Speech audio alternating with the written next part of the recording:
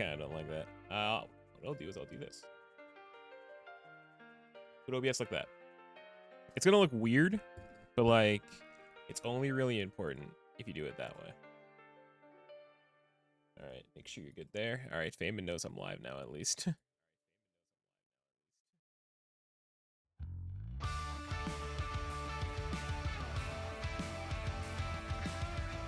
You can minimize that.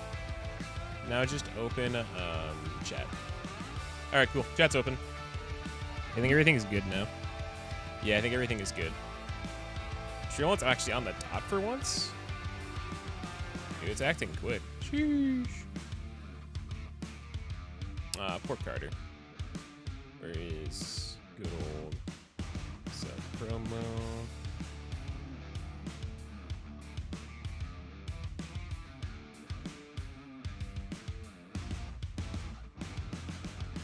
I'm just gonna wait for the raid to happen, and I can go with Feynman's chat and yell at him, like, to raid. Unless Parker's probably gonna tell him to. Yeah, Parker's still in his chat, that is.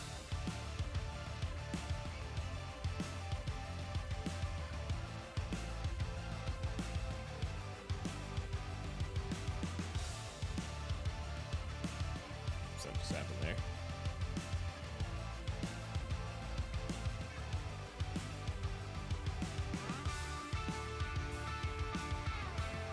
Nuggles, yeah, Nuggles.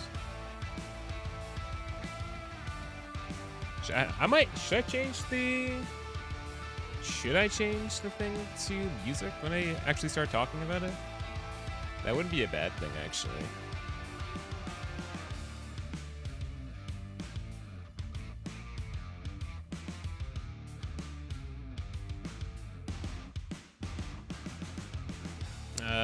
Moose.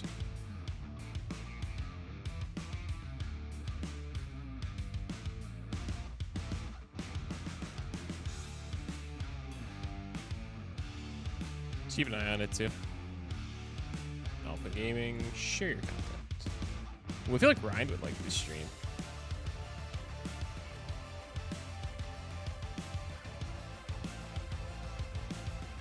I feel like Ryan would like this stream. Hopefully he shows up. It's like what? It's either 2:30 or 1:30 for him. I think he's Mountain Time.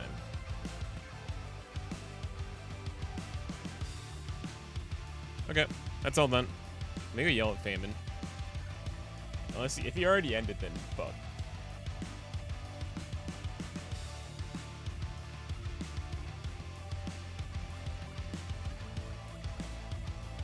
All right, cool. I went in his chat and told him I'm live.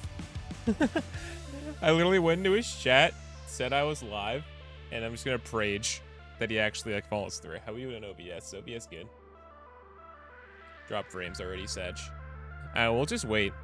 Like, I'll wait because I was just watching Feynman stream over on his channel, twitch.tv/FeynmanKid. I think it's all one word. And I think he said he was going to raid, but he's like been stalling for like the past like 15, 20 minutes minimum, waiting for me to go live. So he's going to raid probably like any second now. And I feel like, well, some of my audience is also over there because, you know, we've all just been chilling. He was doing Mario Sunshine today, a game that we streamed at one point for a bit. We actually never finished the game. Like, we did like a majority of the stuff, to be fair. Like, it was fun. Yeah, it was fun. And look, really, I think the last thing we did was the pachinko machine, which probably actually was like the hardest thing in the game. But, like, we didn't like actually finish the story because I wanted the story as like the last thing that we did. But alas, we just never went back. It's whatever. It was kind of more of a laid back game that we were doing. So it's fine. Also, I realized how outdated my progress bar is. We've lost, like, I think like almost 10 followers this month. Which, yeah, we're pretty much going back to the number we started at for this month. I hate to tell it to you guys. Our follower count this month was very... What's the word? I don't know. Well, we made YouTube content this month at least, so it's not all a loss. Yeah, I guess. All right. I'm just going to wait. I'm just going to be waiting until they actually raid. If you're already here, sup guys? Actually streaming at a reasonable time. Link for East Coast. It's a bit earlier than I was expecting too. A bit earlier than I expected. So, yeah, this is early, gang. What's up, Flea Burns? What up? How's it going today? But yeah, usually I start. Usually I just start. Is that it? Yeah, no, he did it. The stall paid off. Yeah, the stall paid off finally. Payment, thank you for the raid. I don't know why he gives me the Hangman one instead of the actual raid one. Yeah, that's my host notification that plays during that, not like an actual raid one. What up? We were just talking about how you're playing Mario Sunshine. We were kind of just giving the lore of why I was starting early. Flea Burns and I were just kind of starting to talk about Storm. What's up, guys? It's been long since I talked to some of you guys. I feel some of you guys may come from the raid that Fabian just got too. Like literally, as he was stalling, Fabian got another raid as he was going to like just continue playing Bait and Kaidos, which looks like a fun game. I have that game on my flash drive, and then I just haven't really gotten that far in it. I started the game. I did like the tutorial parts, and that's literally all I did. And that's just like back in 2018. It was 2018. I remember. Yeah, it was 2018. So it's just been chilling on one of my USBs over here. Has not been touched yet. What's up, Dizzler? How's everyone's weekend? Because I know how some of our weekends was. I was talking to me this weekend, but well, we had a good weekend, as I was saying. Saturday I didn't stream because Saturday I knew I wasn't going to be around until like nighttime, and I had to work Sunday morning, so I'm just not going to stream. I wanted to do prep for today because today was supposed to be Tactics Tuesday, but because of what happened on Saturday, and then I worked on Sunday, and then yesterday I just didn't stream at all because I got home from work. I'm just kind of like, it just felt like one of those days where I just didn't want to. Like I was fine. Like everything was fine yesterday. There's nothing bad going on. I'm just like worked from 8 to 4:30, came home, I sat down, caught up on content for the day, and I'm just like, I don't know. Just something about today just didn't feel like it. I don't know if that pisses my chat off. Like there's probably a lot of things that piss my chat off today because what we're doing today is going to be pretty fun. This is kind of stemming from the last video that, if you haven't seen the new video that just came out, by the way, actually I don't think I updated the stream element spot for it. The latest video is out, dropped on Saturday while I was away. Yeah, that's the old one. I didn't update it, Feynman. That's the second one. I mean, they're still like not even a week old, but I'm gonna update it right now. Yeah, that's the second most recent video. That's the pre-court awards video that we did.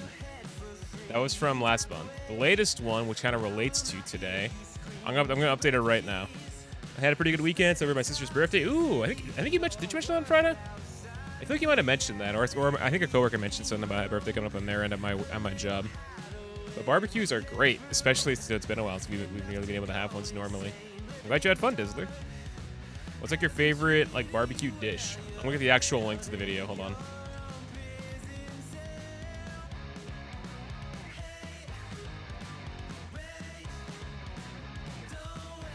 The new video is do the command again now. Try it again now. I just updated the command. Also, burgers are great. Oh yeah, also famous. There's a lurk command now. So if you want to lurk, it actually works now. Back in 20-ish minutes. All right, cool. Sounds good. You just streamed for like almost like 5 hours, I think. Yeah, you were on there for a bit. Yeah, there you go. It works. Yeah, we got a lurk button now. Because I've had like, I think it was Zero and Feynman would constantly come in here. And it's like super late for Feynman, or like Zero was like multitasking. They would always hit lurk, but there's no actual command. But I'm like, sorry, I gotta make one of these. So I was talking to Parker while he was streaming last week, and we finally worked it out. Yeah, burgers are great though. I've been grilling like here and there this summer, and I think the last time I did was about like roughly a month ago, where I bought burgers from work because I work with a place with a grocery department, and I came home and grilled. It was fun. I'm also like a big fan of grilling sausages, which those usually are usually like probably one of my go-to. Actually, I prefer them over hot dogs in my opinion. I'm sorry to any vegetarians I have in my chat. I'm very sorry, because I'm probably just making you guys just go what champ at me, or Madge. Midgar. Oh, someone's talking about a new game that came out too. That's a hard mayhaps. So today, what are we doing today? So today was supposed to be what yesterday was supposed to be. Yesterday was supposed to be what is now today. We are going to show off my entire CD collection, stemming from the Brutal Legend video that came out the other day. I'm gonna pull up a picture of my CD collection. I'm gonna actually do the command for the video right now. Yeah, that's the actual video. That is the actual video. So my CD collection in picture form. Go to React, Andy. looks like this. So yeah, I have 2 full CD racks right here, 2 full CD racks, and then I have like 2 extra stacks of stuff right here. This could take up like a lot of our time. So if we feel like it's taking up a lot of time, then I will understand if we don't want to do Dragon Quest. But if it only takes like, I think if it doesn't take up more than 3 hours, I think we're good with going over to Dragon. I do want to play Dragon Quest. I would like to do that today too. So I think ideally the plan is go through CD collection, talk about my CDs and all that fun stuff. Kind of continue the discussion we had last week during the Brutal Legend stuff. And we will go over to Dragon Quest. That sounds like today's plan. The Tactics Tuesday relating to Summit, it didn't get worked on over the weekend because Saturday Fame was having a drunk stream. And he kind of invited me over into his VC, and I'm like, well, so I should be productive tonight, because what I originally wanted to do on Saturday when I got back to hang out with Chris, because we were in Boston on Saturday, was work on today's slideshow for Tactics Tuesday, and then do Valheim VC and Discord. That's turned to me hanging out in a Discord call with Fame and friends, talking about stuff, whatever was going on. So it was rough. I think we will get to it eventually. Like, we're gonna get to it eventually. It's gonna be no issue. It just sucks that it's been a prompt I've wanted to do since I think like Summit 11 was right before Summit 11, because like it's an Air Yingling stuff happened. There was a lot going on around like who's gonna get in. Roto Rumble was big, and it's just like we haven't really done the slideshow, and I feel really bad. So yeah, I think without further ado, I think we should have some fun with this. And how about we get to showing it off? So as you guys can see one last time, so if you're watching this on YouTube, for example, this goes to YouTube. My CD collection dates back to, I think, 2009. That goes out of it. I did. Hold on. There it is. Yeah, so let's show off one more time for the fans. So we got a lot of stuff. So this is like all of the culmination from like 2009, 2010-ish, like 11 to 12 years to right now. So we're gonna go through stack by stack. Well, also, I don't know if I'll do like individually. It depends. If it's like a combination of CDs from an artist that I really like or don't have much to say about, I'll probably just link them all together. And we'll probably just go from there. Like, there are CDs that have a lot more to say about than others in this collection, so they're kind of like, oh, actually, I was looking at it last night. I'm like, I actually own this CD. That's why I actually had even more CDs too. Because when I was in high school, like my freshman or sophomore, I think it was my freshman year, up until then, I had, like, my stepdad, like, let me collect a bunch of his old CDs when he was, like, an adult. So he kind of let me hold on to them to kind of, like, add to my collection. But there came a time where he actually ended up selling a lot of them. And I'm like, oh, so he actually took a lot of the ones that he owned. He also took some of the ones that I owned, too, in mistake. Like, there are ones here that I definitely owned, but like were unfortunately sold away on accident for my stepdad, which sucks. But like, I know it wasn't a lot of these. There are some in here that I wish I still had, and ones that we'll talk about when we get to respective artists. So this will be fun. I'm ready to get roasted by my chat by some of these picks that I got. Is there a full webcam overlay? No, I'll probably stick to this one. I think I'll just stick to this one because I think you get enough of a shot in this. So I'm just gonna go over here. Okay. So, up first, I think we're just going to go with the first rack. The first rack I have a lot more to say about. So I'm just going to bring her forward. And I'll kind of just, like, bring the rack forward. Please don't fall over. It's going to be kind of weird how I'm going to shoot this. But I think this will be fun. I'm also going to keep OBS open, so I make sure I'm going with it right. Also, I want to change the music up, I will. But I think we'll stick to Stream Beats Rock for right now. I'll probably just put this over here. There we go. What I'll do, yeah, I'll do this. Actually, considering how I'm going to be set up, put chat here. Put chat there. I'm going to minimize Spotify. Sorry, I'm just getting set up for how this is actually going to work. Yeah, because we're not really gaming that much. Also, I also might think about... Also wouldn't be a bad idea. What's like, if I change my category to music, what happens? Musicology, Music Maker, Music Kingdom. I would just do just chatting. I think just chatting is perfectly fine as a category for this. That's what I would do. All right, so kicking off with this. So I think I'll go for each artist that I got. So the first group on the first track, I'll just get like a group of them to make it easy, just to make it easy. Because I know some of the artists here, I actually own more of their CDs in the order that they go in. I think the way that I organized these racks when I was growing up was that I did it in the order like my favorite bands. It's like my top 5 is gonna be on one rack, the next like part of that top like 10 is gonna be on the next track, and then we kind of just go into the etceteras, which are kind of sorted in ABC order. So up first, these are not all the CDs that I own by the same artist. I know that based off like some might be in sleeves. I don't put sleeves or CDs with sleeves on the CD rack because it don't damage the sleeve. So there's some here that are just straight up raw, and there's gonna be more in my piles down below. So up first, it's a band that was was an interesting topic of discussion in the last video. Boys and girls, it's a Motley Crue. So we have a couple albums to go. So this first one, we'll go from top to bottom. So the first one's pretty straightforward. It's just a compilation. So it's just a Decade of Decadence. It's just a compilation album. I think there's like some, yeah, they have some remixes on here of Livewire, PC or Action. Some of their established hits, but they also have some regular ones too. Like a lot of regular tracks, so you can guys just kind of see the back. Don't think you can read that very well, considering like the kind of reflection that it's got. It's it's just a compilation album. This is actually one of my stepdads that he let me have, because he knew I was a big Motley Crue fan. They're still like one of my favorite bands of all time, if not probably still my favorite band of all time. We had to talk about this last time, but it's not really like the most intriguing thing here. I think it's more so in next, because the rest of these are studio albums I own by them. And I made sure I did dust off a lot of these earlier. So the studio albums that I own from this part, there's more that I own. They're just not on this rack. So we got one of their famous albums, Girls, Girls, Girls. So you can get a good shot. Yeah, it sucks that my glare is there. If I can turn on my brightness, that probably would be good. So Girls, Girls, Girls, it is probably one of their more famous albums. It's not like the album from them, but still it's like one of their like biggest ones. What's on here? So you got Wild Side, which is a great song. It's also a, what's the word? A pep move in Dragon Quest, as I found out as I was playing that last night, just doing side quests. Title track, which is famous. It's also the track that got some notoriety lately because Vince Neil called off his show he was playing recently because he lost his voice, and I'm like, oh, not great. That's not a good sign. Everything else here, pretty standard stuff.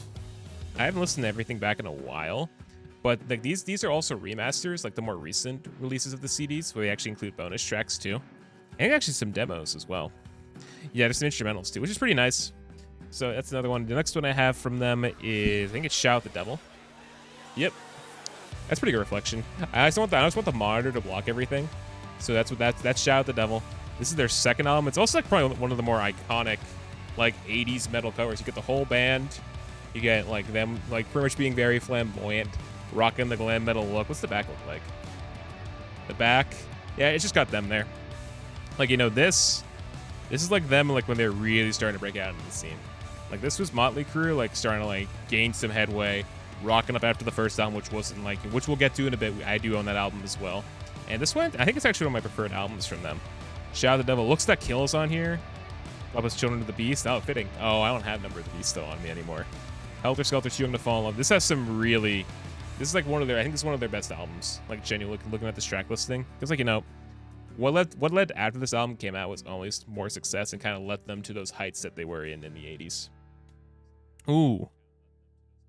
Interesting backstory up next for this next one. So this next one is the album that followed Shout the Devil. It's Theater of Pain. So the lore behind Theater of Pain is that in the mid 80s, Motley Crue has obviously gained a lot of popularity by this point. A lot of people love them. But the thing about Motley Crue that made them so well remembered is that they like to party.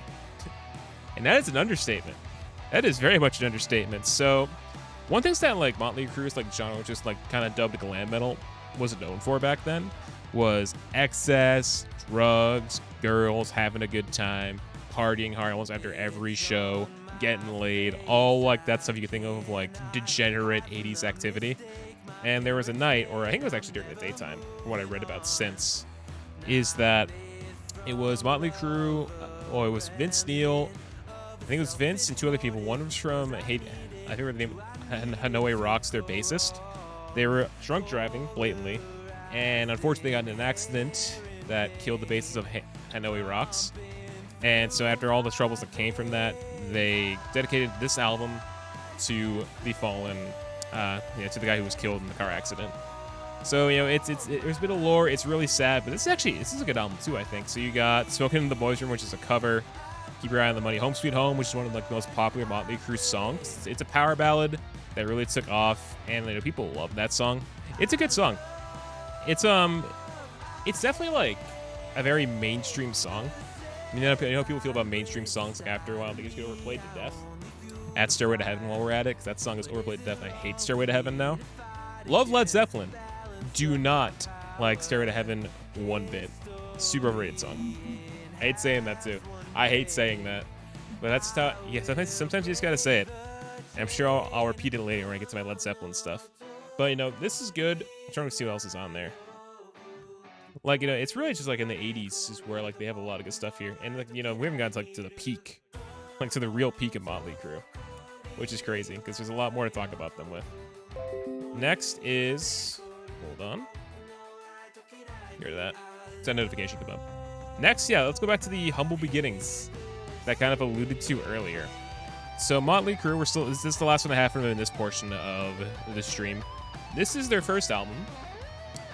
Too Fast for Love. We briefly touched upon this album in the Brutal Legend video because a song from this album, Livewire, first track on the album, is the one that plays first. That is probably is that the best song on the album? I personally don't believe in this being overrated, but I understand where you're coming from. I mean, I genuinely think Stairway to Heaven is an overrated song, because I just think, I love Led Zeppelin, but I just think Stairway to Heaven is overplayed so much, and it's gotten to the point where people are just sick of hearing it. Plus, I get led to guitar stores, or like instrument stores, just putting up signs saying no Stairway to Heaven or Smoke on the Water, and I'm like, yeah, I feel that. They have so much better songs you can listen to. That's how I feel. Back to the ones at hand, though. And I'm sure I'll get yelled at later when more people come in. Is this the Stel Hotel? I heard this is where the best content creator is. You would be correct, according to the not most recent video, but one of the more recent videos. What's up, Bert? Hey, welcome back, by the way. I know it's been a while since we've seen you. How's your time off? I know you mentioned you'd be gone for a while. We're going through my CD collection right now. We're having a good time. And hope you've been good. Welcome back as always. Everyone say hi to Bert. He's a regular here. Or they, I should say. I keep referring, I forget. I always forget. But, hey, nice to see you. So, yeah, back to this. This is first album from Motley Crue. I think it's really, really strong. This is probably like in their top 4 at least. Like, at least top 4 albums. It's a great debut album, because this is made in 1980, I believe. 1981 this album came out in. So, this kind of set the trend forward of what would eventually become the glam metal movement and influence like so many artists to eventually become musicians similar to Motley Crue. Like, the thing to also remember is that these albums, which came out in the 80s and even earlier in some other cases, like, they are responsible for some success that we have today. So just keep that in mind. So that's gonna wrap up for the Motley Crue. Let's just shift for a recap. So we got Too Fast for Love, Theater of Pain, Shout at the Devil, Girls, Girls, Girls, one of the most popular albums, and just a compilation album, we got Decade of Decadence. Okay.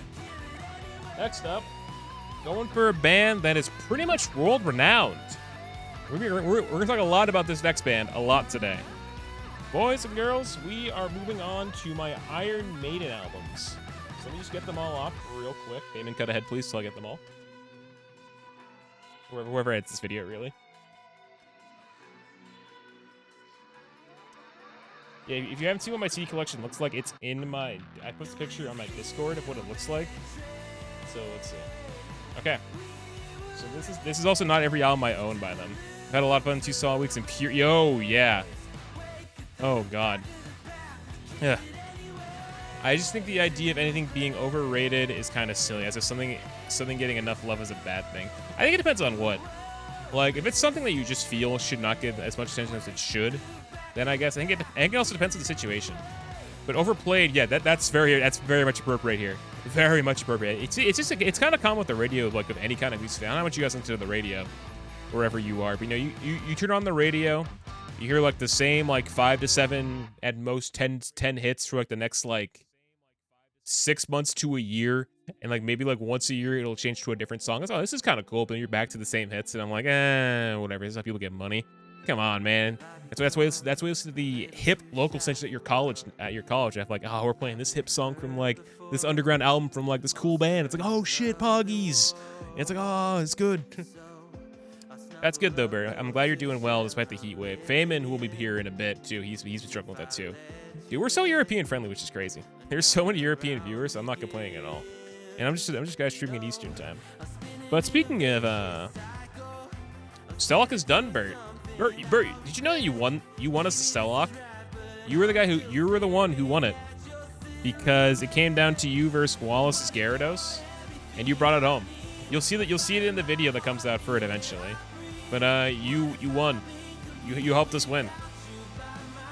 Yeah, we're proud of you, Bert. All right. But speaking of Europe, let's talk about world-renowned band Iron Maiden. Up close, Iron Maiden, one of my favorite bands, probably my second favorite band at the very least. So we have a lot of albums. This is, I think, one of their more recent releases. This is the Book of Souls. I'm actually have listened to in full. I remember this was really well received, but you know it has really like more progressive tones. I know Maiden has kind of taken that in more modern times. So I don't have much to say about this album, but it's one that I bought I think when it was new, because I did want to get this. Is it a 2-disc album? Yeah, it's a 2-disc album. This is 2 discs, I believe, because when you open it up, yeah, it has like this flap, because I think it does. Yeah, it's 2 discs, so when you open it up, there's a CD here and a CD here. Also, look at that disc art. Look at that disc art. Isn't that pretty cool? If Iron Maiden does something incredibly well, it is their art. I love their art design. We'll see like the contrast in each album, but like this is one of the more recent works. It has some really good art on it. All right, next we're going to go up to an album I have really good memories of. And it is an album that kind of happened at the start of Millennium. And this is a really strong one, I think. Brave New World. I think it's based off the book. There's some relation to the book, Brave New World, as well. And this has some great tracks, I think. The Wicker Man, Ghost of the Navigator, Brave... Oh, the first four... The first 4 tracks, if you're an Iron Maiden fan, either watch this video or in my chat right now. Your first 4 tracks are The Wicker Man, Ghost of the Navigator, Brave New World, and Blood Brothers. All incredible tracks. And then we also have Dream of Mirrors, which is great. Fallen Angel, which is solid. There's some really, really good stuff in this album. This is like a little bit after Bruce came back to the band too.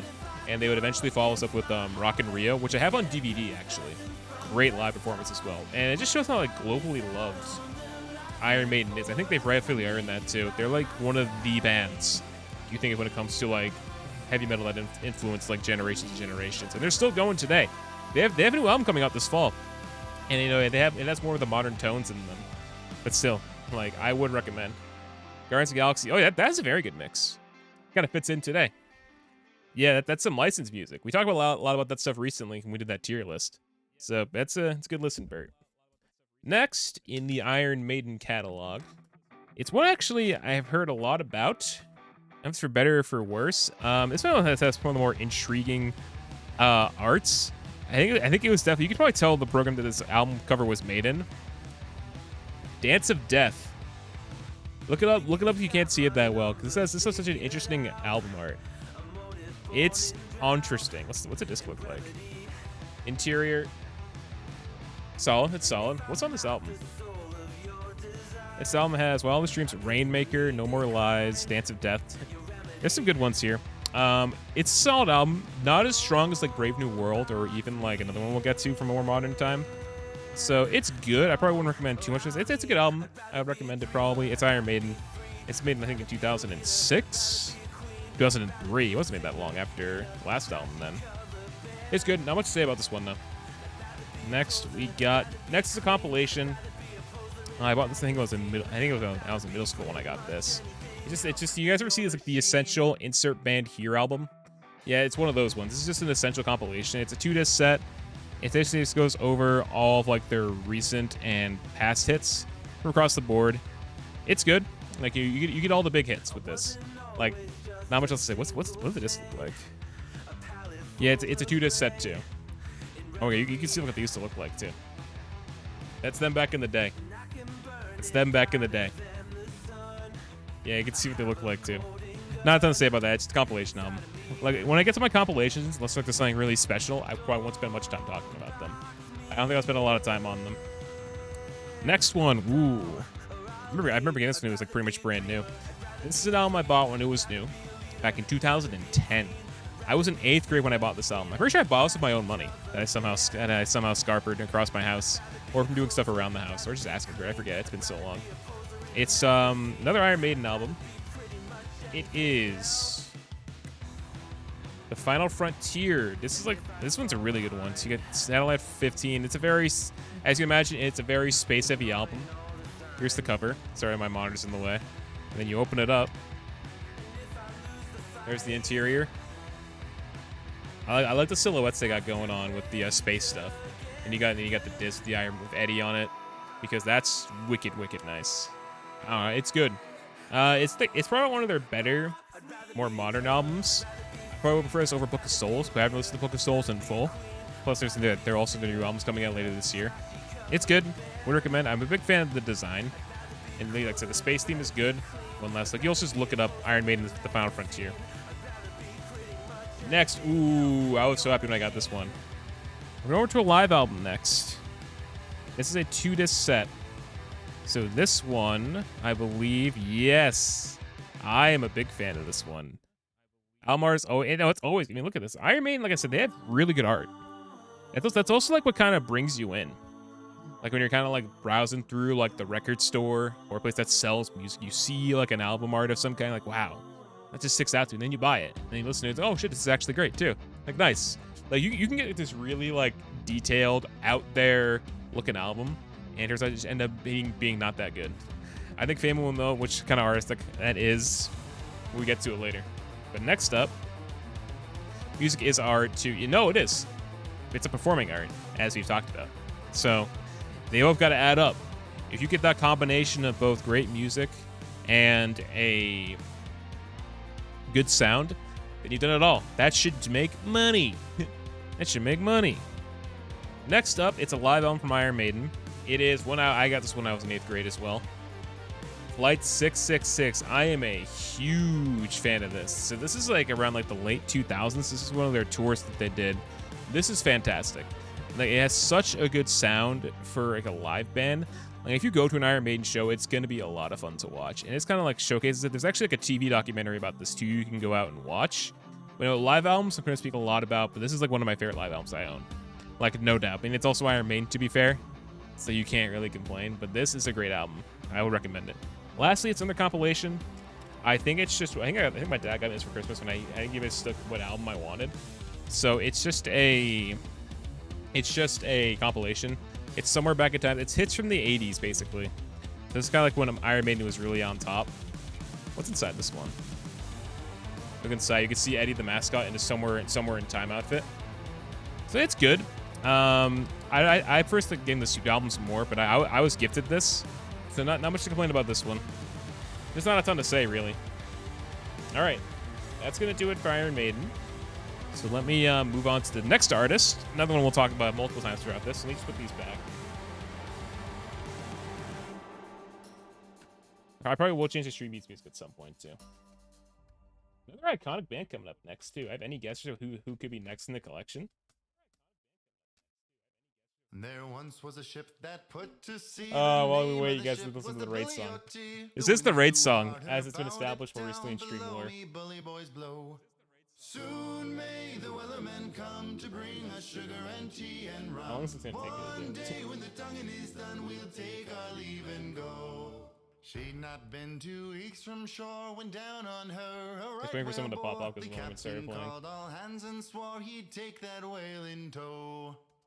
Also, what also sucks about this is that before I like kind of dusted these off today, these things were covered in dust.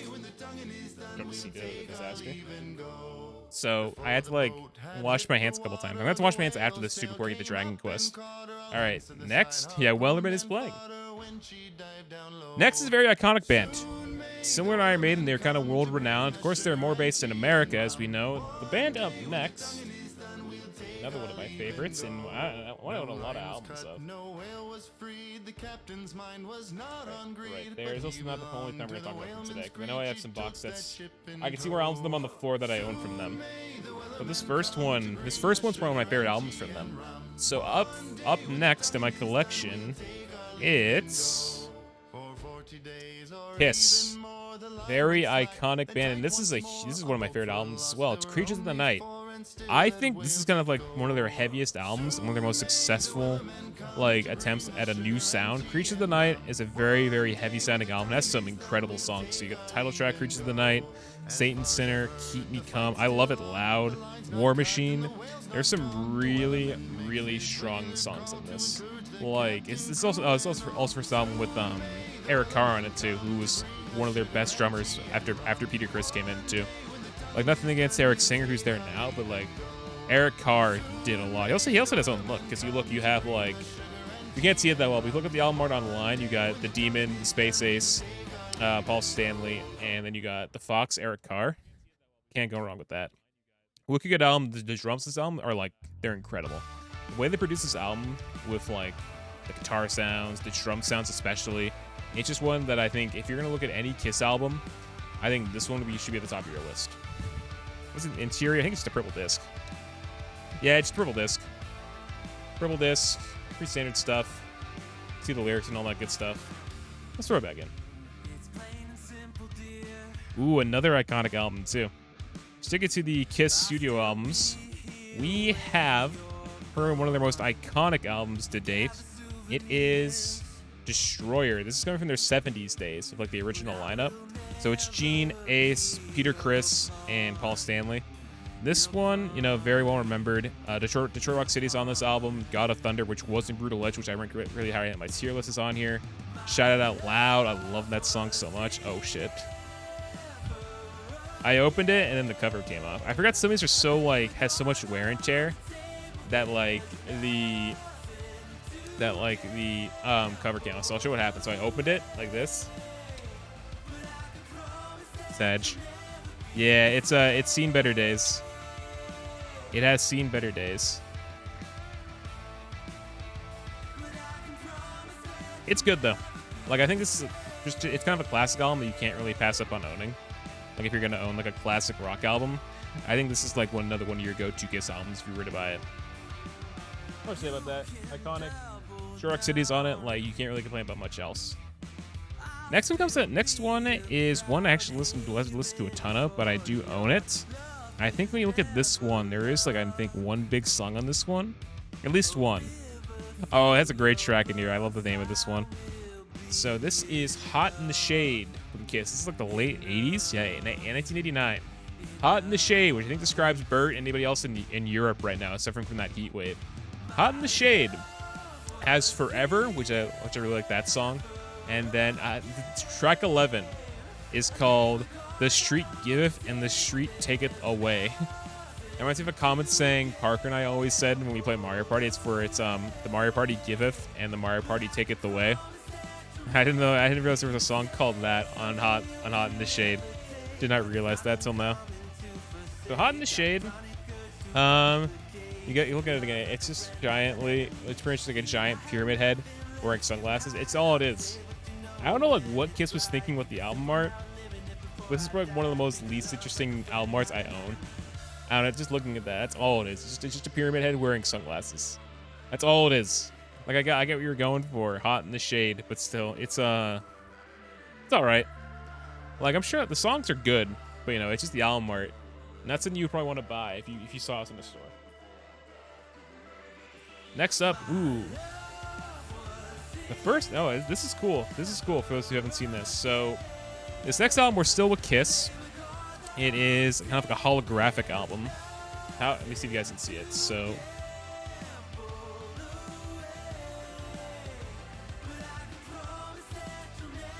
Yeah, the current set open up.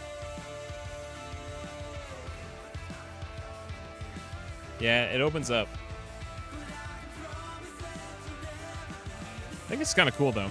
Yeah, Psycho Circus is a very good one. What has come out? 2000? I think it was yeah, 1998.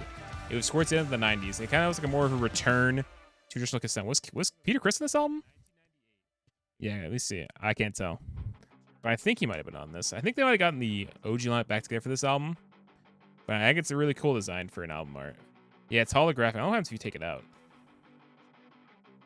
Yeah, I'm not going to do it. It also might be stuck in there because of the album case. But it's super cool. Holographic. Psycho Circus, the track is good. Pledge Leads Into the Void, We Are One. I think it's mostly the first one, the title track, which is good. Good album. Not too much to say about it, though. It's good. Like, there are better Kiss albums out there. Next one. Ooh. I think it's like an early 90s one up next. It is Kiss Revenge. Kiss Revenge is good. I think the big one about... Oh, this came when they were on Mask Days. Yeah, there was a period where Kiss didn't wear makeup. This is during that era. So it's like the 80s. 92, it was 92. They weren't wearing makeup at this time. Unholy, which is great. God Gave Rock and Roll to You. That's a classic. Dominoes on here. Like, there's some of that traditional Kiss sound, which is great. I think it's not too long after Eric Carr died as well. But this is probably one of their better albums from this period too. Like, this is right before grunge took off and kind of took over the world for a bit and kind of made rock and roll kind of like a secondary, more passe. Like, that's what I think of like when you see this one. Which, you know, and that's how trends change. I mean, today, obviously it's not the biggest thing in the world right now either. But it's solid. Gotta say it's solid. Good listen, good listen. Moving on. Get back to the classics. So the last one that's like a studio album here is a really influential album cover. I think one of my favorite album covers they've made too. Rock and Roll Over.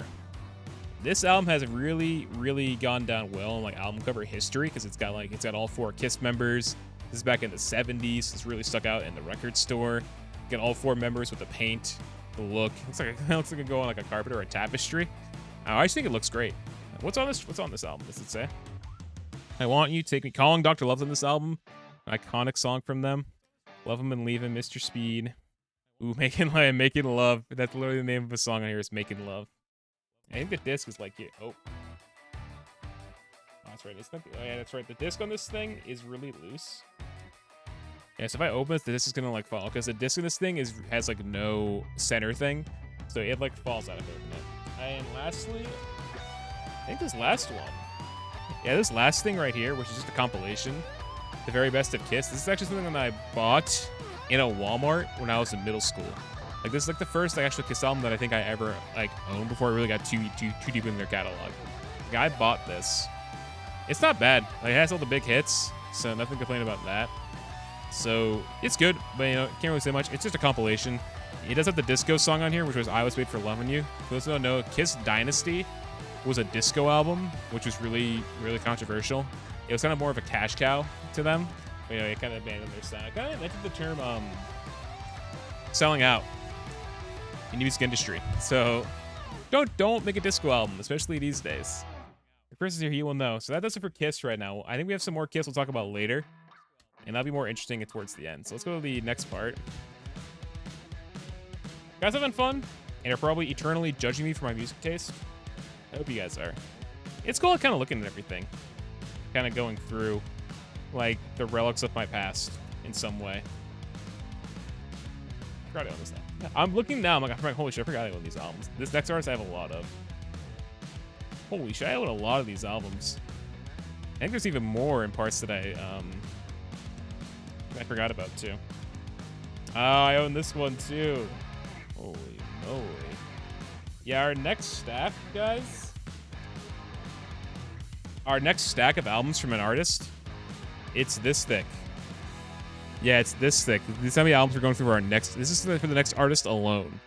Like, that is 1, 2, 3, 4, 5, 6, 7, 8, 9, 10, 11, 12. That's 13, I think. That's 13 albums right here, if I counted that right. So that's a lot, wouldn't you guys say? I'd say that's a fair amount. But up next. Oh, let's do it right here. Up next, we have a band going back to Europe for this one. Band that was talked about in the Brutal Legend video. I only like 1 or 2 songs. I'm sorry, Bert. I mean, like, everyone's different when it comes to these days. I like collecting them. That's my thing. I'm a collector. So there may be songs that I only know like 1 or 2 off the album, but I still own it just to have like, oh, I own this album. That's really cool. Plus, it's like where they originally came from. I can say I own the album. Plus, there are bands I've owned like the full studio collection of them, but I don't know. I just like owning them. I actually have more music heads in my chat. That's the thing. So Judas Priest is up next, and we're gonna go to an album that they released in like this millennium. One that kind of like put them back on the radar in terms of popularity. Angel of Retribution. The thing about this album, look up close. That's what it looks like. It's a dual disc. Guys remember the dual disc where it's like that's a burn CD. Yeah. So on one side it's a CD, and the other side it's a DVD. So you get like kind of like the combination with this one. Yeah, it's a dual disc album. That's what it looks like when you open it. Just a blank CD. I actually burned the soundtrack onto a blank CD, which is this. This is the actual album on a disc. But yeah, that's it. So when I bought this when I was younger, back in the day, I listened to all my music off my 360, which I can see in the background, right behind my water bottle right there. Yeah, right there. Like my 360 has all of my music that I burned all my CDs on. I didn't have a PC back then or a laptop with a disc drive that worked. So I burned everything onto my Xbox, and I would play my music off that. I couldn't use headphones, just had to play it loud and hope that nobody would yell at me. Fortunately, nobody really did, which was nice.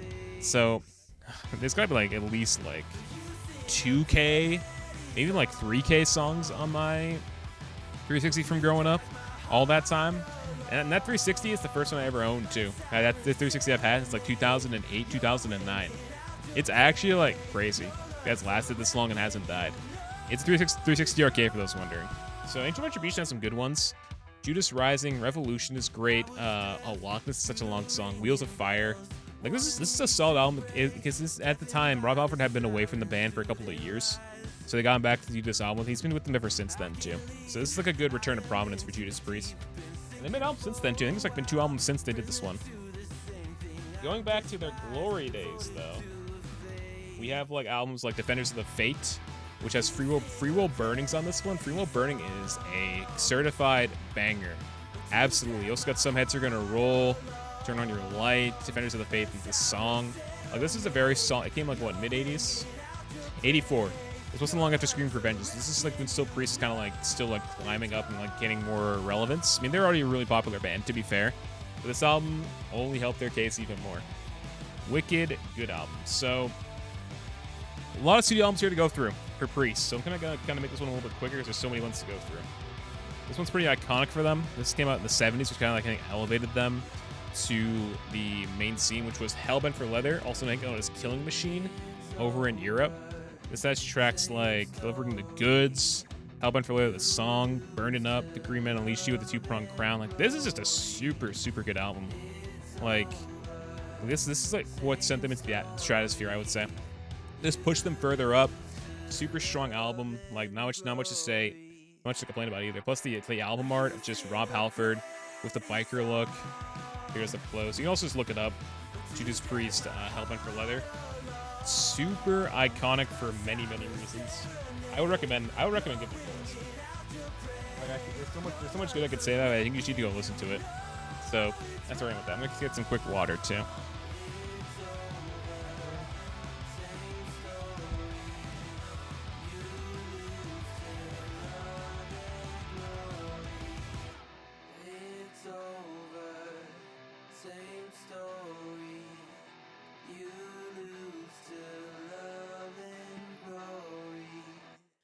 I'm gonna switch over to Stream Beats. Synthwave.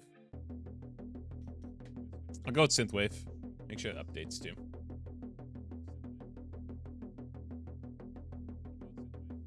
One second.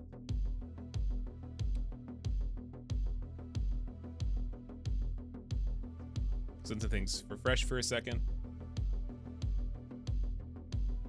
Oh, cool. Got an achievement. Nice. Oh, it's right. Yeah, because Stream Beats is still in the middle of a rebrand right now. A lot of the stuff, the icons you see here are not going to pop up because they're still in the midst of a rebrand. Sorry guys, you can see the fancy album art that comes with them. All right, back to Judas Priest. Next is a concept album of them, which has a very, like, split opinion. I feel like this album is very polarizing. I personally like the album for the most part. The next one is Nostradamus. This is a 2-disc album. Let's open her up. As you guys know, Nostradamus was I forget what exactly was described, but he's a guy who's like, I think he's a foreteller or a prophet who predicted like the future end of the world, stuff like that, and how like it'll come about. So they did a whole thing, like talking about all these different things, like talking about the end of the world, mankind, revelations, the 4 horsemen, war. Yeah, there's some good stuff on here, genuinely. There's, you know, this album for the sound, people weren't really too big into it. There's a concept album too, which, you know, that could be hit or miss with some people. I think it's a good album. Is it my favorite from them? No, I wouldn't say so. There are better albums from them out there, but I don't think this is a bad album at all. Like, you know, it's a very divisive album. End of the day. But I think you should give it, if you want to listen to like some music talking about like the end of the world and shit, give it a listen. Maybe you guys will like it. I'm not sure. That's Nostradamus though. Next is, we talked about it last time. We talked about this album very, very highly last time. It is for a good reason. Fama will know why. Because up next, I am a huge fan of this one. It's Painkiller. The final boss song of Brutal Legend comes from this album. It's the title track, Painkiller. And this had one of the most distinct sounds for an album when it came out, and I think it still holds up incredibly well today. The drums in this thing just go incredibly hard. The guitars are screeching. Rob Halford was on another level in this album came out. It's like it's the start of the 90s they dropped this album. Like this. Like if you want like a definitive Judas Priest album that isn't like British Steel or something else, you should absolutely buy Painkiller because this album is incredible. I think it's one of the most influential metal albums that's been released. It's one of their best albums, period. Like, there's so much good about this album. You got Painkiller, the track, as I said, Final Boss Theme, Brutal Legend, Hell Patrol, All Guns Blazing, Leather Rebel, Between the Hammer and the Anvil, A Touch of Evil, and then Battle Hymn and One Shot of Glory. A good song, by the way, Feynman. I'm still mad you fucking dunked on that song in the video. I'm mad about that. So, this album I cannot speak more good words about it. I think you should go listen to it. Great album art, great songs. It's iconic for so many reasons. The production is fantastic. Like, there's just too much good in this one. 10 out of 10. One of my favorite albums that I own, probably. I bought this one early, too. So, like, one of the first Priest albums I ever bought, too. It's great. Now, I think it's actually the original release, too. This is the original release of Point of Entry. Yeah, it's a very bare bones cover. It's super bare bones. It's like I think one of their earliest albums from the 80s. Yeah, it has Heading Out to the Highway, Solar Angels, Desert Plains, You Say Yes. It's very straightforward. I was hoping you open it up. Yeah. Oh, look at that. The most like generic disc design, just a blank Judas Priest Point of Entry. It's a very standard album. Yeah, this isn't like the remaster. I think this is the original release of the album, which is crazy. Yeah, it's actually wild seeing it like this. Like it has like the traditional like spine Judas Priest Point of Entry. It's good. I probably should have bought the remaster of this one though. I couldn't find the remaster of this when I was shopping for it. If I see it again one day, maybe I will. It's a good one. Heading Out to the Highway is on it, so I can't complain. That's a great song from them. It's more like of their British Steel sound before they really like took it to the next level with one of their later albums, which we'll get to. But still. All right. Stick in the Priest. We'll try and get through these quicker because I know there's a lot of Priest stuff here. Ram It Down. One I don't know much about, but Ram It Down also has stickers on it. Best value, by the way. Get more for your dollar.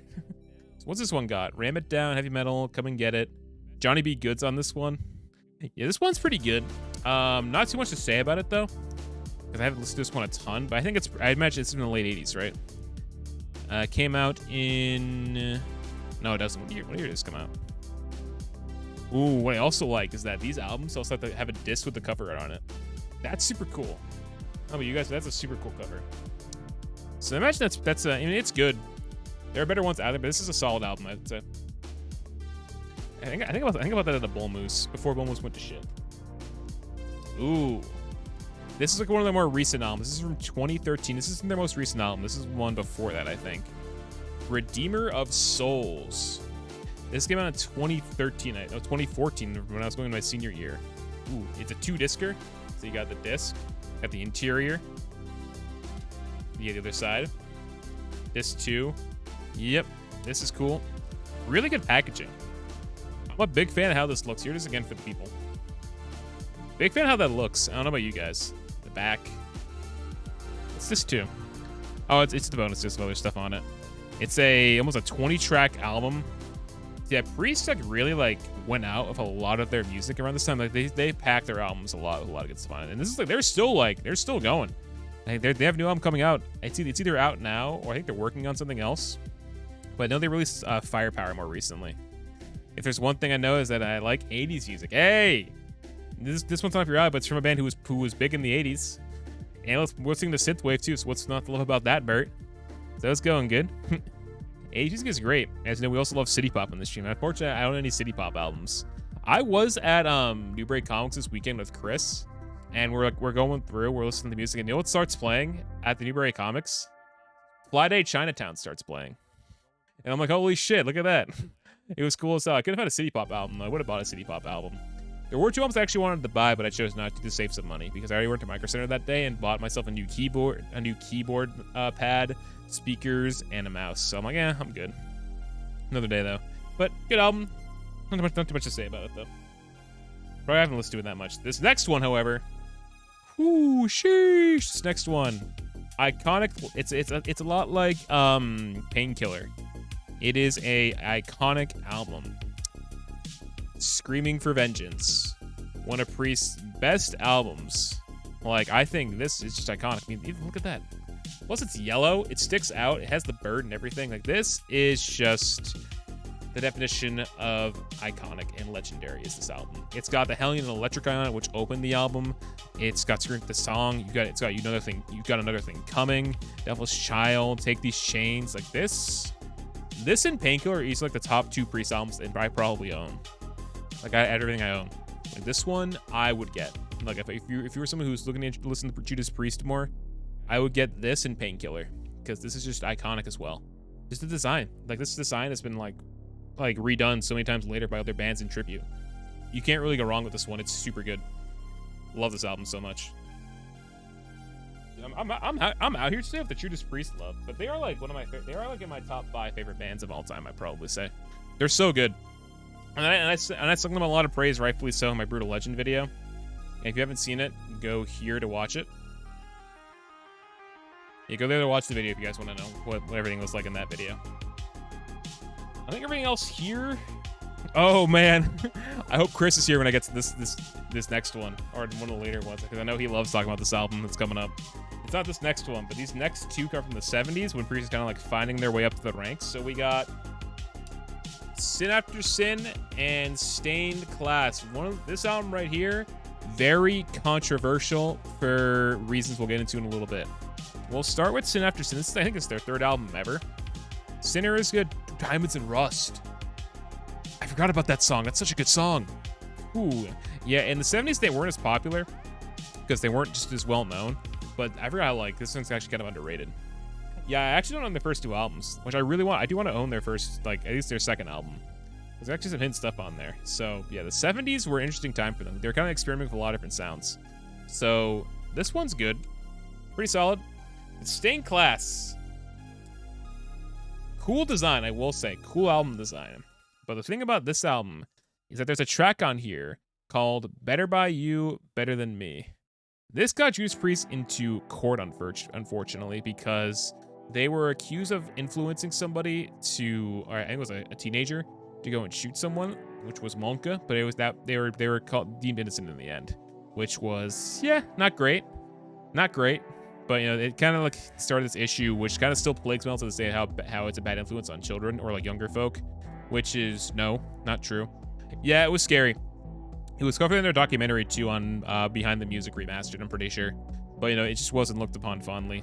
Like looking back, that was just a really hard time for them. They prevailed in the end, and they only went to higher status since. You know, this album, it has controversy on it. They were innocent, but, you know, it wasn't a good look for them because, you know, it just was proven not to be true. But it just shows how like lawmakers and like the GOP were very against metal music because they just thought the themes would corrupt people and like make them do these horrible things when it really wasn't the case. Yeah. All right.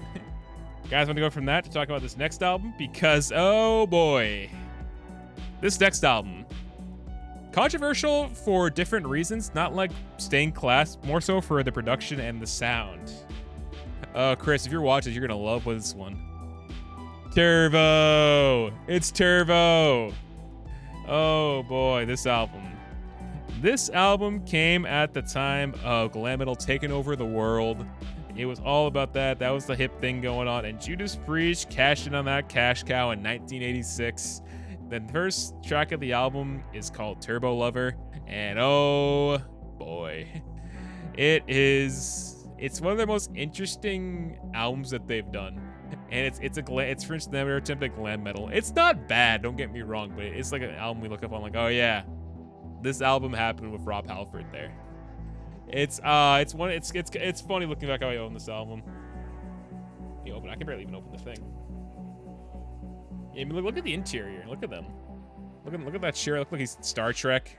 There's the disc. I do love the disc on this thing of how they are pretty much like the album art on a disc, which I love that.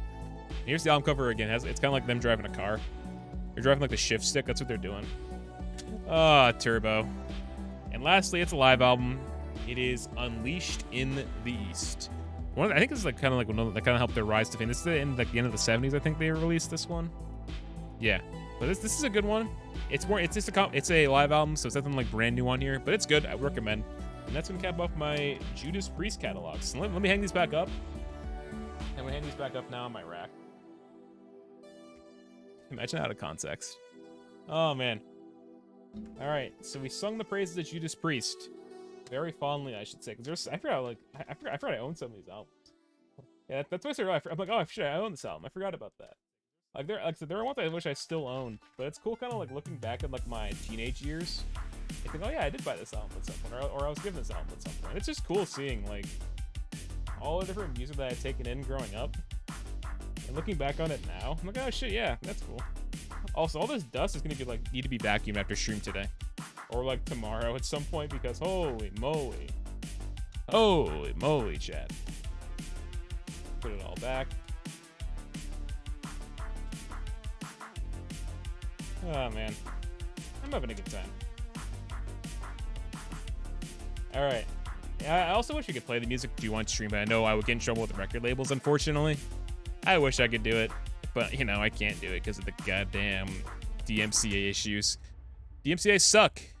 You guys listen to stream beats. You should do that, which I'm doing right now. All right. Next, much smaller catalog here. I know these guys are gonna come up again later because of something else. Wait, did that emote not work? I'm kind of surprised by that. Okay. Yeah, so up next, we have a band which I grew up to love in middle school, and I still do love them for a lot of reasons. Up next, it's a very small catalog of albums, but oh my god, they don't miss. A band that really, like, once they got their groove going, keyword groove, they just didn't miss. Up first from this band, Pantera, Cowboys from Hell. Pantera, a band who have gone down in metal legacy as a very, very strong group at a time where metal was kind of at its low points. And this album, Cowboys from Hell, is one example of how they kept it going. Pantera was a band that kind of took like the sounds of thrash metal and power metal and kind of meshed them together into like a very one that makes you want to tap your foot, move around a bit, called groove metal. And this album like kind of showed like what they were going for. It's probably my favorite album that they've made, because you got tracks like the title track, Cowboys from Hell, Primal Concrete Sledge, Cemetery Gates, Domination, Messages in Blood, The Art of Shredding. There's so many good tracks in this one. And of course, it includes one of my favorite guitarists ever in Dimebag Darrell. We miss you, Dime. It sucks that, both him and Vinny are gone now. But, this album, incredible. Another one of my favorite albums that I own. So happy that I own this one. Next up, it's their second album.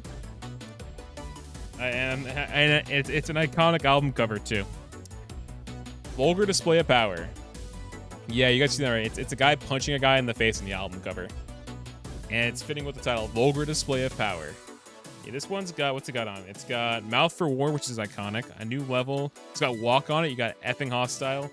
This Love, Rise. There's just these, like reading these albums back, it's like, holy shit. These albums, like, no wonder Pantera were so popular.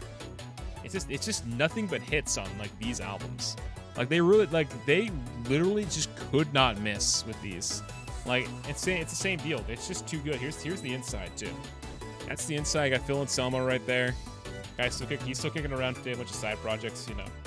He seems alright. I know him, the band. Yeah, let's say. Oh, Chris, you missed it. Chris, you missed everyone's favorite album. Turbo, you missed it. We just talked about it. I'm sorry you missed it, but here it is, Turbo, your favorite. Turbo. Yeah, you just missed it. But fortunately, you weren't too far behind. We're going through it. We're having fun. I'm having a good time. Hope everyone else is here is having fun. I don't own Risk actually. I don't own that album. I know of the album. I just don't own it. We haven't gotten to Megadeth yet. We're gonna get to Megadeth in a little bit. We're on Pantera right now, so we should have Cowboys from Hell and we should have Vulgar Display of Power. Next up is also Bert's back. He's back from his break. He was gone for a little bit. He's getting through the heat. He's getting through it. So next up is sticking with Pantera and not missing. It's their third album from this time, or from like this period. Far Beyond Driven. This is probably coming at this is one of their this is probably at their peak of their popularity, I would say. So Far Beyond Driven has Strength Beyond Strength, Becoming, 5 Minutes Alone. Holy shit, I forgot that was on here. I'm Broken. Oh yeah, Good Friends with a Bottle of Pills. That song is something else. That's something else. But this one, the cover was an anus from the record company that was like, wait, was it actually? It was an anus, and the company was like, not. It looks like a skull. Yeah, it looks like a skull when you look at it right here. That's funny as fuck, actually. You look at it, it looks like a skull. Far Beyond Driven. Yeah, that's, hey. It makes a lot of sense, doesn't it? It makes a lot of sense. But hey, pelvis bone. Yeah, oh, it does look like that. Yeah, that makes a lot of sense. Hey, but great album. Fantastic album. Like I said, these three albums, when they came out, these three albums, all three, Vulgar Display of Power, Cowboys from Hell, all three of these are some of this is metal history right here that I'm holding in my hands from the 90s. In the 90s, the metal was kind of falling in popularity due to grunge, but Pantera kept it going in some way, which we appreciate. Next is an album I really, really like owning. This is a live album from them, and I had a shirt of this album too. Oh, let's read this from the wiki, and I quote: "The original album cover shows a drill going into someone's anus, but the record label rejecting it, where it would harm sales and be rejected by stores like Walmart and Target. The band then changed to a drill put in the frontal lobe of a human skull." That makes a lot more sense. That makes a lot more sense. Can you just imagine you're just shopping at a Walmart or a Target? You see you see oh cool, there's Nirvana, there's Soundgarden, there's Run DMCA, or what was it? Run DMC. I don't know why I got DMCA. DMC. There's Aerosmith. Then you see Far Beyond Driven. It's what the fuck am I looking at? Then you tell the manager a fucking Karen. I mean, being Bert, it actually it does feel like that kind of. Except I know what I'm talking about. There have been moments where I'm oh, I own this album. I forgot that I own some of these albums. Holy shit, I own this album, because this is from 2009, 2010 all the way to now from collecting. We're only on the first rack too. We still got another rack after this one, and a bunch of extra ones too. So next one, Chris probably likes this one too. It is Live 101 Proof, Pantera. This live album it's a live album. Not much to say about it, but still, this is fantastic. I will say it's pretty much everything covering up until I think it's everything they had released at this point. So all their albums from the 90s and anything else. So this is just a good album. I love this performance a lot, and I recommend it. I had a shirt of this show, or of this album cover, but I don't think I have it anymore because it became a little bit too small. It's a great. This is awesome. Would recommend this though. That's Pantera done for now. Yeah, but Pantera, unlike Priest, didn't have many albums that were popular because of their lifespan. They were only really around in the 90s. Then they kind of went away for a bit in the early 2000s, and Damage Plan happened, and then Dimebag passed away in 2004. Rest in peace, brother. Okay, let's finish off this rack before we get to the next one. It's the first couple of a band that is the reason we have a lot of these albums now. There are more of these on the second rack, so let's just get into look what's up first. Any guesses at what band is up next? Any guesses? Leave up to Chris. Anybody else who's interested? Anybody want to guess what's next? Hint, it's kind of the reason we have everything else in metal right now.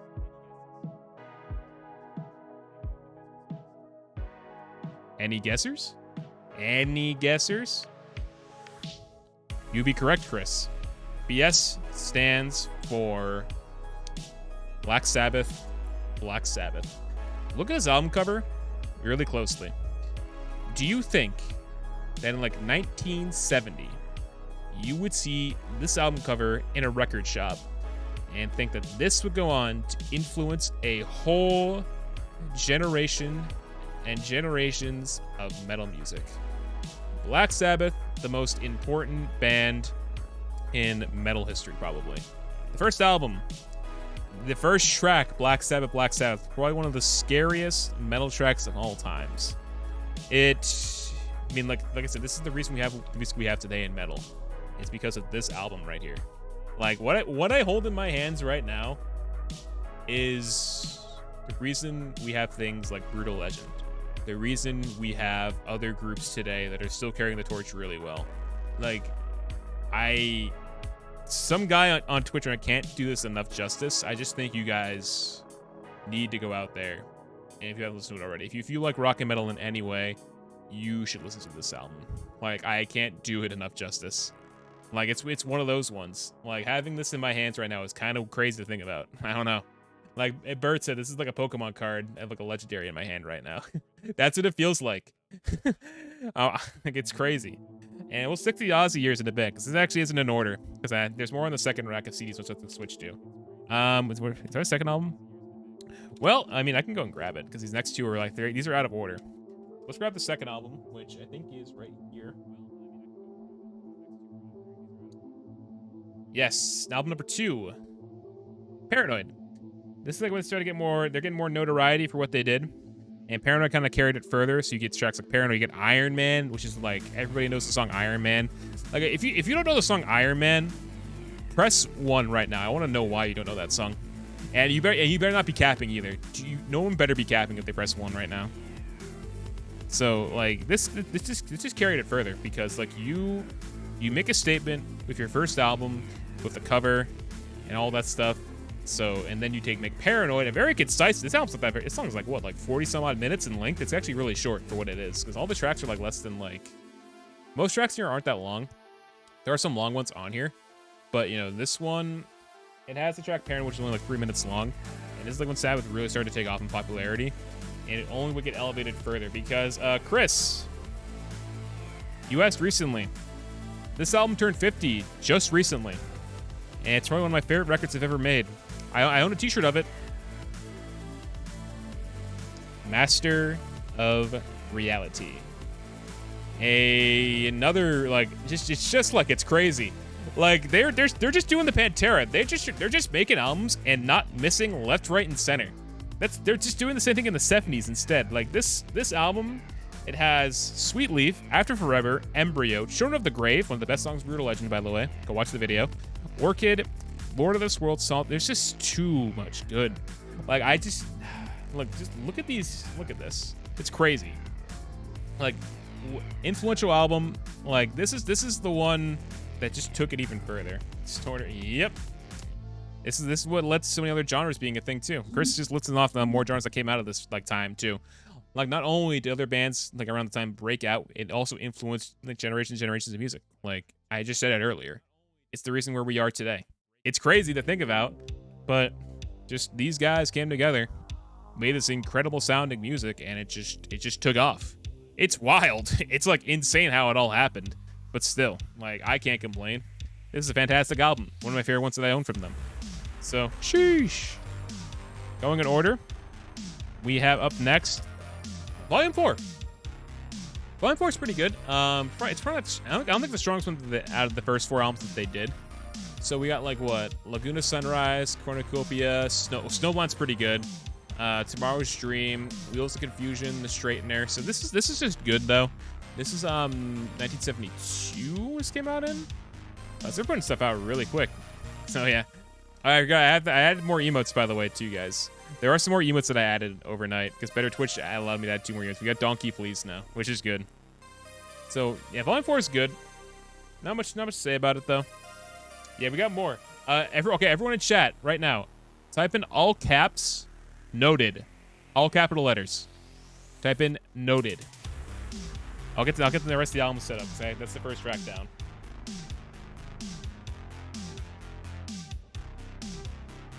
Hey, we've had that one. Yeah, I love that. I love that new emote. It's great. It's just like an animated Peepo G. It's great. Yeah, Flying. Oh, no, that's just Riley. Yeah, Riley. Because there's also Flying Riley, which is like the Fly-In channel version of that. Yeah, Wicked Arrive. Wicked Arrive's great. Or just type Wicked. All right, let's get the next track up.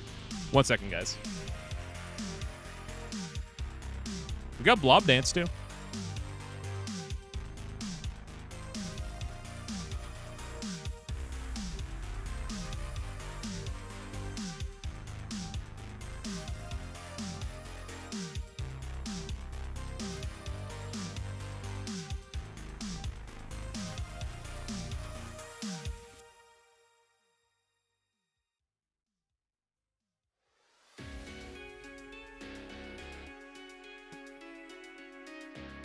All right.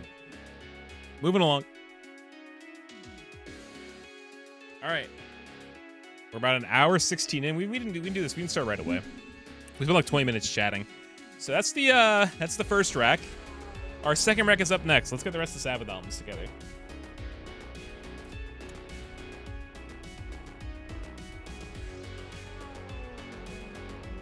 Okay. Got the rest of them together. Also, all the dust that I have here, I'm gonna have to fucking clean up I'm gonna have to vacuum my room later for all this dust that I'm getting everywhere. And like probably to get some wipes after this too. Because sheesh, there's so much. Alright, let's start with we'll start with an interesting one. We're gonna talk about like interesting album like production. Let's look into this next one. I have Monka Gun and Monka H. I love that combo. Next up is very interesting one. We got Technical Ecstasy up next. A very interesting album. Also, that cover, yeah, don't get me banned, please, for that. So let's look at this. You got Backstreet Kids, You Won't Change Me, It's Alright, Gypsy, Rock and Roll Doctor, She's Gone, and Dirty Women. This is one I don't have a lot to say about. It's kind of like one that kind of exists in the catalog. It's not a bad album, don't get me wrong. It's just one of the more interesting ones that they made. Nothing bad about it, but you know, these next couple, maybe you can forget about it. Yes, sir. Yes, sir. Piss. True. Okay, let's fix things up with this next one though. Pretty suggestive album cover, but it's one that is iconic. I feel like it is Sabbath, Bloody Sabbath. This is a great album. Got a title track, Sabbath, Bloody Sabbath, Killing Yourself to Live. Who Are You? Ooh. Hey, Lana, thanks for the follow. We're talking about music right now. Also, let me check the audio sounds. Talked to you earlier. How's it going? We're having a good Tuesday. Checking some audio right now. I think my audio might be a bit loud. Also, Chris, the speakers that we got, they work perfectly fine with OBS too. You just gotta plug in your headphones to it. Hope you guys are having a good time watching this. I'm having a good time. So this album, it's just too good. Like, this is just fantastic. So this is like a time where, like I said, they aren't missing because they're just influencing a whole genre. Sad Bloody Sabbath, National Acrobat, Fluff, I love the name Sabracadabra. I love that. What's the interior look like when you open it? Here's the interior. Look at that art. Look at that art over here. Like that. Is that suggestive at all? I can't tell. There's like the OG disc design. Look at that back in the day. You can see the reflection in it too. Look, I'm doxing myself by looking at the monitor. No, I'm just kidding. I'm not doxing myself. But yeah, this was made in 1974. This album. Bit crazy, I know, but hey, good album nonetheless. Oh, Chris, you know what? I think you know album. I talk about this album a lot. A incredible album from their lineup up next. One that pretty much influenced thrash metal to be a thing after this happened. Iconic design on the album cover. Great track listing coming up with this one. It is Sabotage. This album had one of the most angriest sounding songs the band has probably ever written. Because starting out, you got Hole in the Sky, which, I wish I could play it on stream, but I know I will get in trouble for playing that song. Like, it's probably the most angriest Ozzy has sounded, aside from like something happened in the house with Sharon, or like when his daughter listened to NSYNC. Sabotage? Oh yeah, shit. Wait, Among Us! This album created Among Us! It created Among Us! Think about it! You think so? I think maybe it did. But, you know, there's more to it than that. So you got... Oh, Symphony of the Universe is on here too. Like, there's just so much that's good about this album. Yeah, Sabbath really thought in, like, 1975 that... Yeah, let's make an album called Sabotage that will eventually become popular enough where a tactic in a game called Among Us in 2018 will yoink that name from and put it in their game. Five-head, like actual five-head play. It's wild. So, I don't know, but like if you like this is also like probably in their top 3 albums ever, I would say. Iconic for so many reasons. Thrash metal kind of like came more of a thing after this was created, but plus the design is so simple too. That design is so simple. What's the interior look like? The disc fell out. There's the disc. Pretty standard stuff. Yeah, also the mirror is like in reverse when you actually open it up. It's just a great album. Like, there isn't much else to say. There's just too much good to say about this album. That seems science enough to work. Hey, see the guys who made the music? Who you complain? All right, finally, in the Ozzy Osbourne 1970 lineup of Black Sabbath, we have an album that we talked about most recently.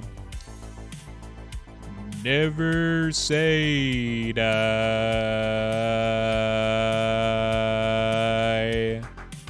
Never Say Die. A very happy sounding album. Because they knew how Ozzy would leave and then taking his career go very up and down after that. So yeah, this album is good. It's kind of like a tribute to what they did in the 70s. It's from 1978. It's good. You got Never Say Die. Ooh, Air Dance is great too. Junior's Eye, Swinging the Chain. Like a lot of good in this one. Is it their best album? No. It's not a bad album. Black Sabbath would see much worse days after Ozzy and the next guy we'll talk about in a bit left the band. But there's nothing wrong with this album. Here's the interior for those wondering. It's a very good album. Like I just think it's a good tribute. It's like the standard Black Sabbath album of the year, pretty much. They were dropping albums left, right, and center at this time. Ooh, Chris, an unpopular take. What are you gonna say, Chris? You saying I'm wrong? Pulling the Feynman from last week or 2 weeks ago, I should say. Why the fuck do you own that album? Pause champ. I'm getting called out.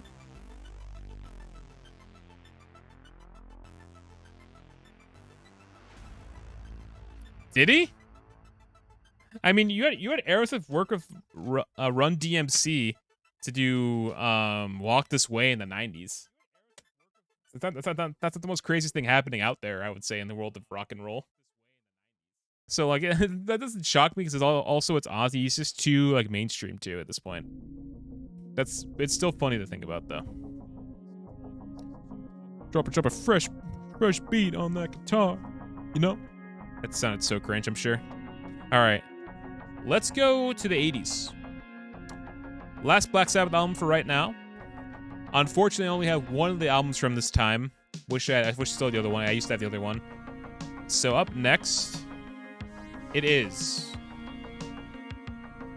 The Mob Rules by Black Sabbath. This album is the second one to feature Ronnie James Dio, also known as in my opinion, the best metal vocalist who ever lived. God, you know what's funny about that, Bert? So do you remember when we played Chrono Trigger back in October and we met Robo? And then someone in chat mentioned something about Rick Astley. I named him Rick. Yeah, this whole time I didn't know that those two songs actually sound almost identical. And I'm like, wait, what? This is actually a thing? And then I found, I don't care if I get DMCA for this. I'm going to pause the music real quick. Then I found this today. Go to Twitter. Also, my hands are so dusty right now. Go to React Andy. React Andy. Just listen to... I'm going to get in trouble for this probably, but I know it might be okay.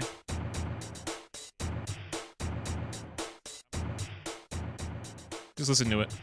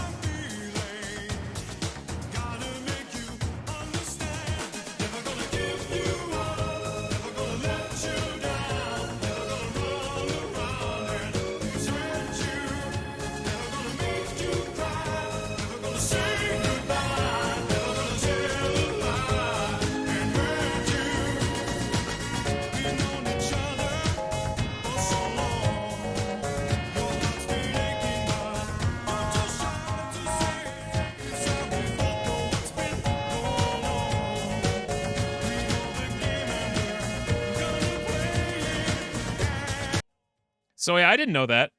I didn't know that. I'm a fucking moron for not putting that. It's funny that the music student didn't put 2 and 2 together all that time ago. Isn't that like hilarious, guys? Like, I'm so stupid for that. But yeah, that's actually like, it generally sounds like great. Anyway, Mob Rules from Black Sabbath. Great fucking album, by the way. So yeah, Dio.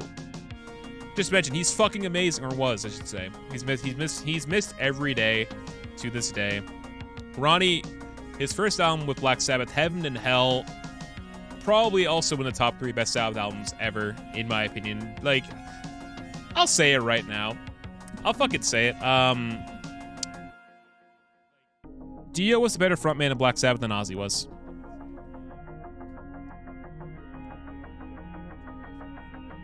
Just let that sink in.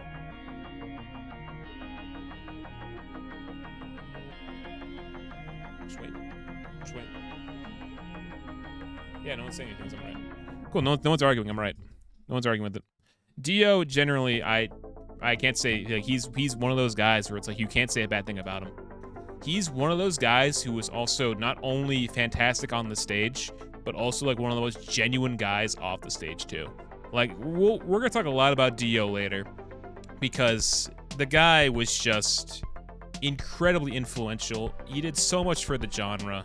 Like, there just isn't like a bad thing you can really say about him. At least I think so. And like this album, like, it only like, bro, what the fuck are you talking about? Can I get that purge from my chat? No, I'm just kidding. That's cringe.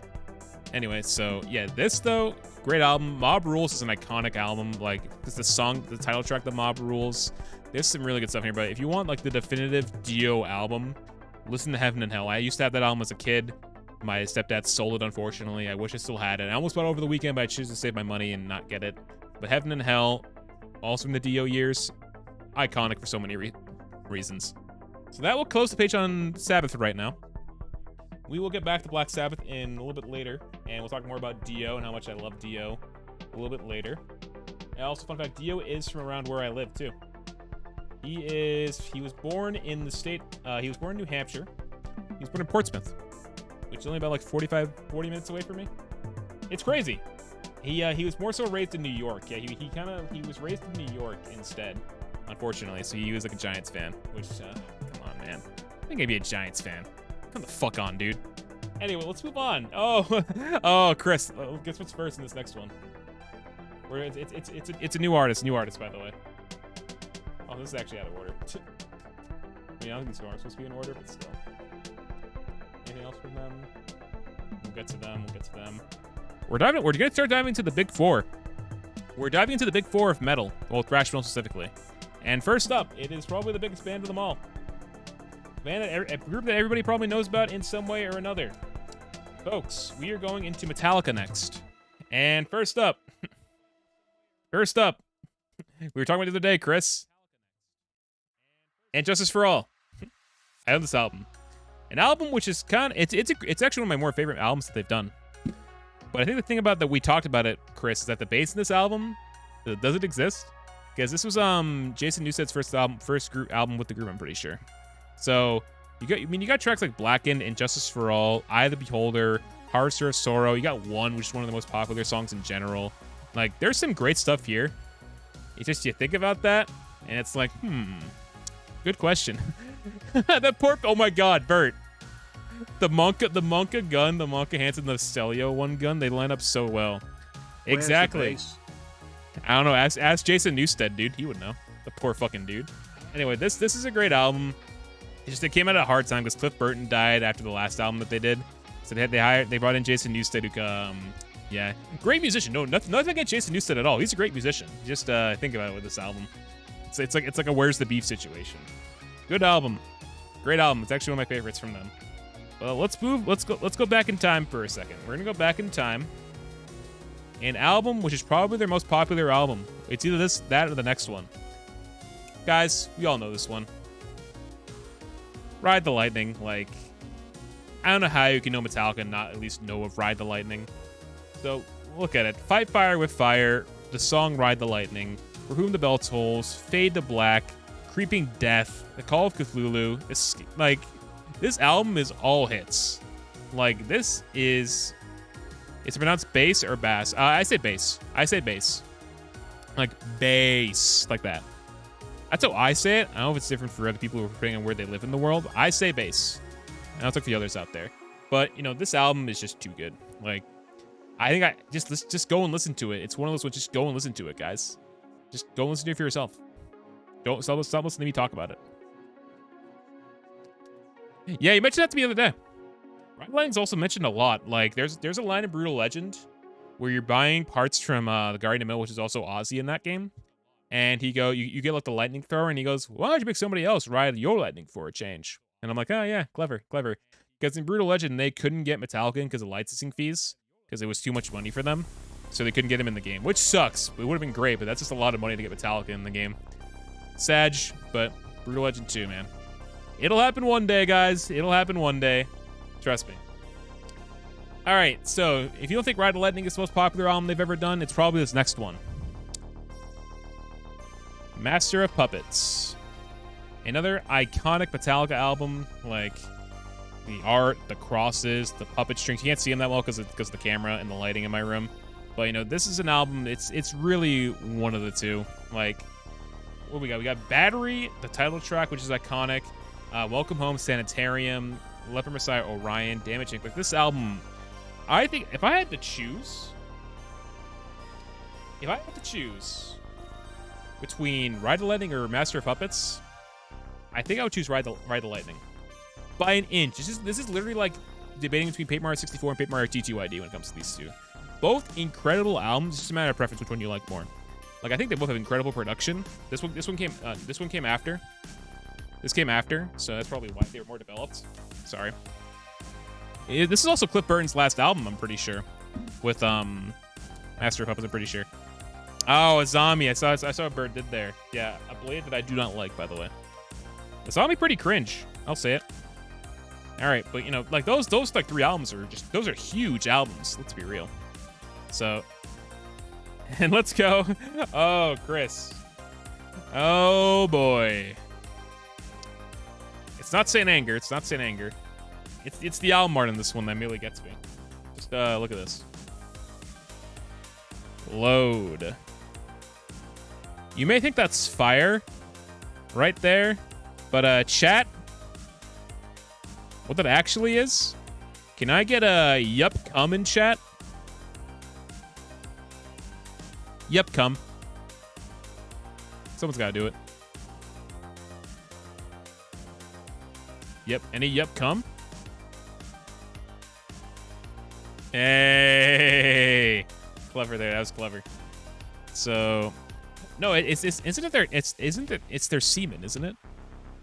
I'm pretty sure it's established that was their semen on the album cover. Like, and then they was edited in some. I'm pretty sure that's what it is. It's not blood. I don't think that's blood.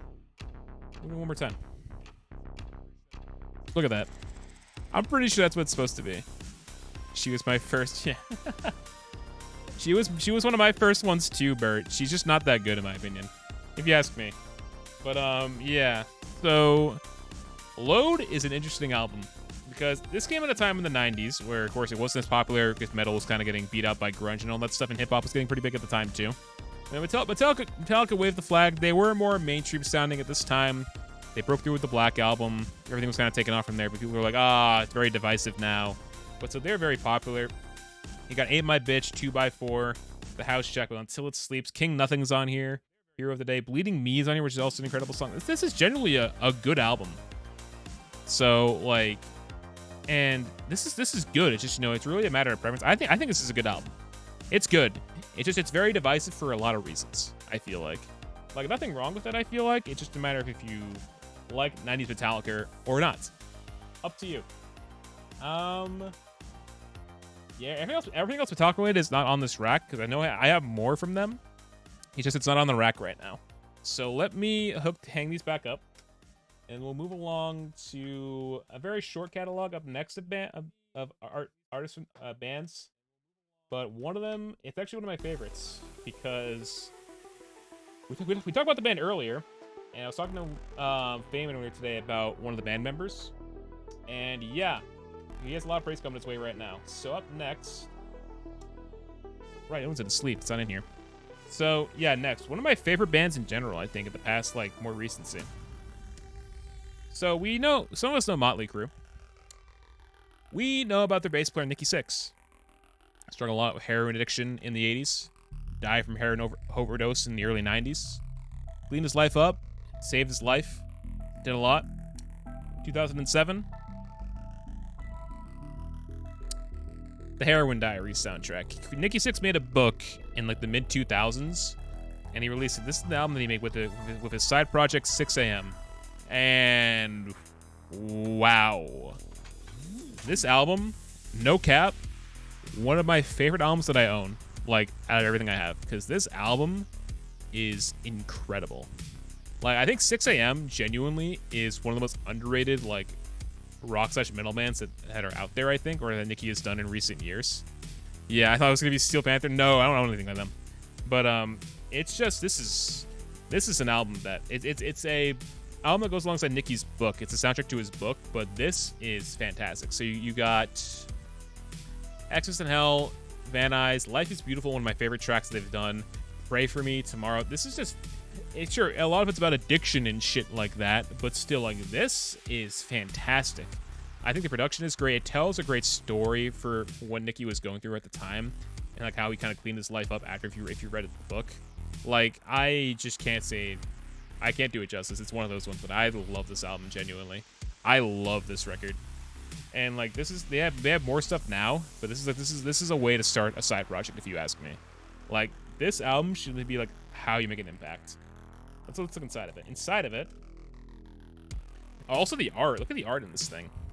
The art design of this thing is crazy. And I'm pretty sure it's taken from like his book illustrations, but still, that's a really cool design. I don't know what you guys think, but I think it's great. Huge fan of this album. Huge fan. Huge, as some people would say.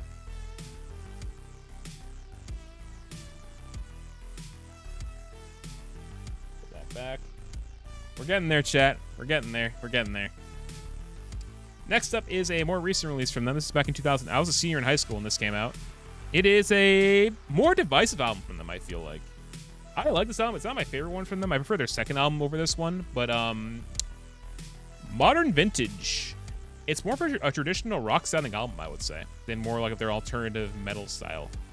This is still, it has a good mix of like classic rock / alternative metal, I'd say. But it's more so like in the classic rock-sounding era. And actually a little bit of pop too, especially in the first track. Or the second track, I should say.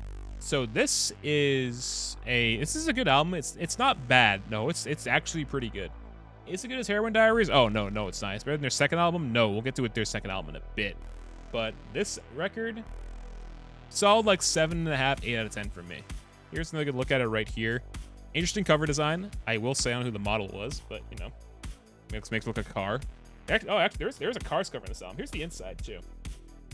Yeah, going flowing with the whiteout too. I kind of like it though. I'm a big fan of that whiteout design. If you see my desk, Chris, you know what I'm talking about. See, Stars is a great song.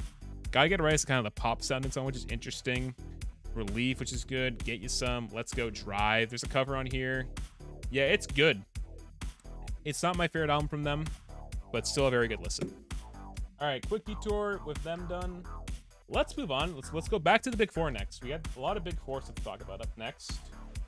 Let's go in. So we've done Metallica. We've covered Metallica. Which of the Big Four you guys think we're talking about next? Do you think we're talking about Anthrax, Megadeth, or Slayer next?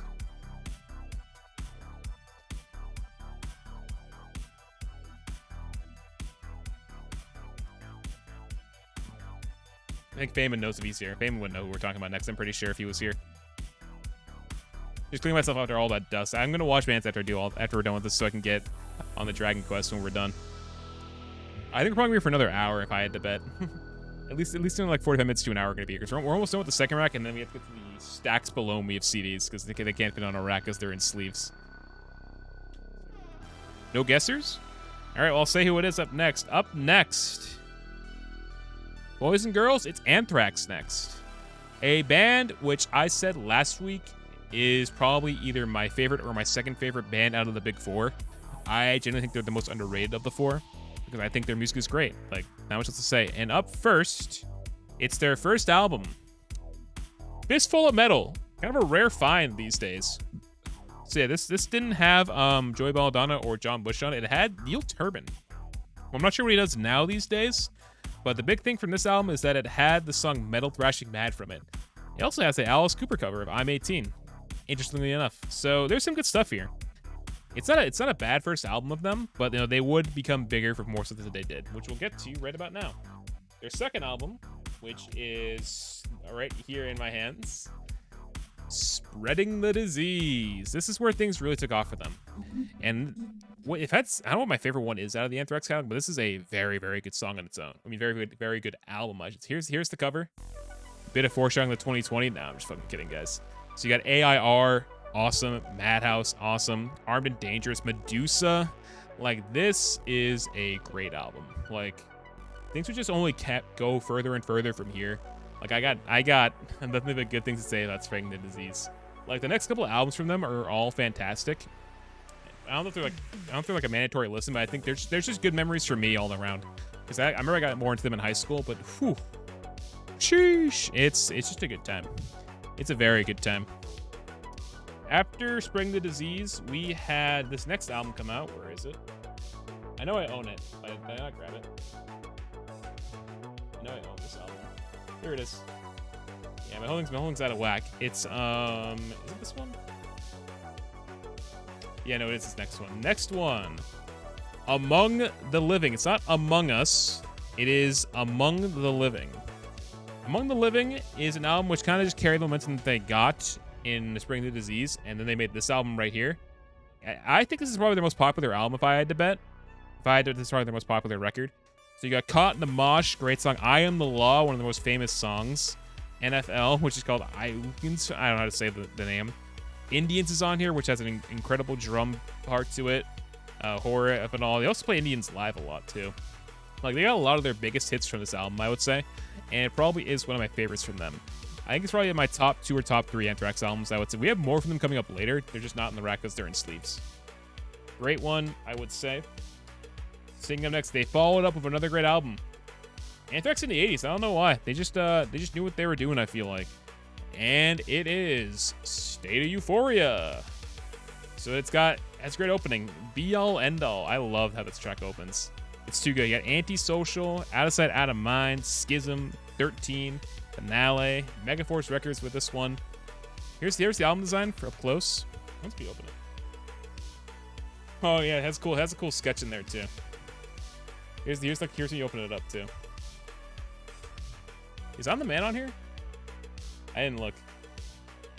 Yeah, they got their mascot in there and everything. It's a good album. Is On the Man on here? I don't see it on here. No. What? Well, what album was On the Man off of? On the Man is pretty much like kind of like a comedy song that they did. It's like a rap song, but they're just like shooting the shit in it.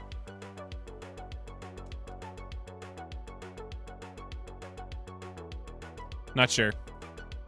He does look like Wario. You're right. No, you're right, bro. He does kind of look like Wario. Look, the face and the mustache, and like he's a bigger dude.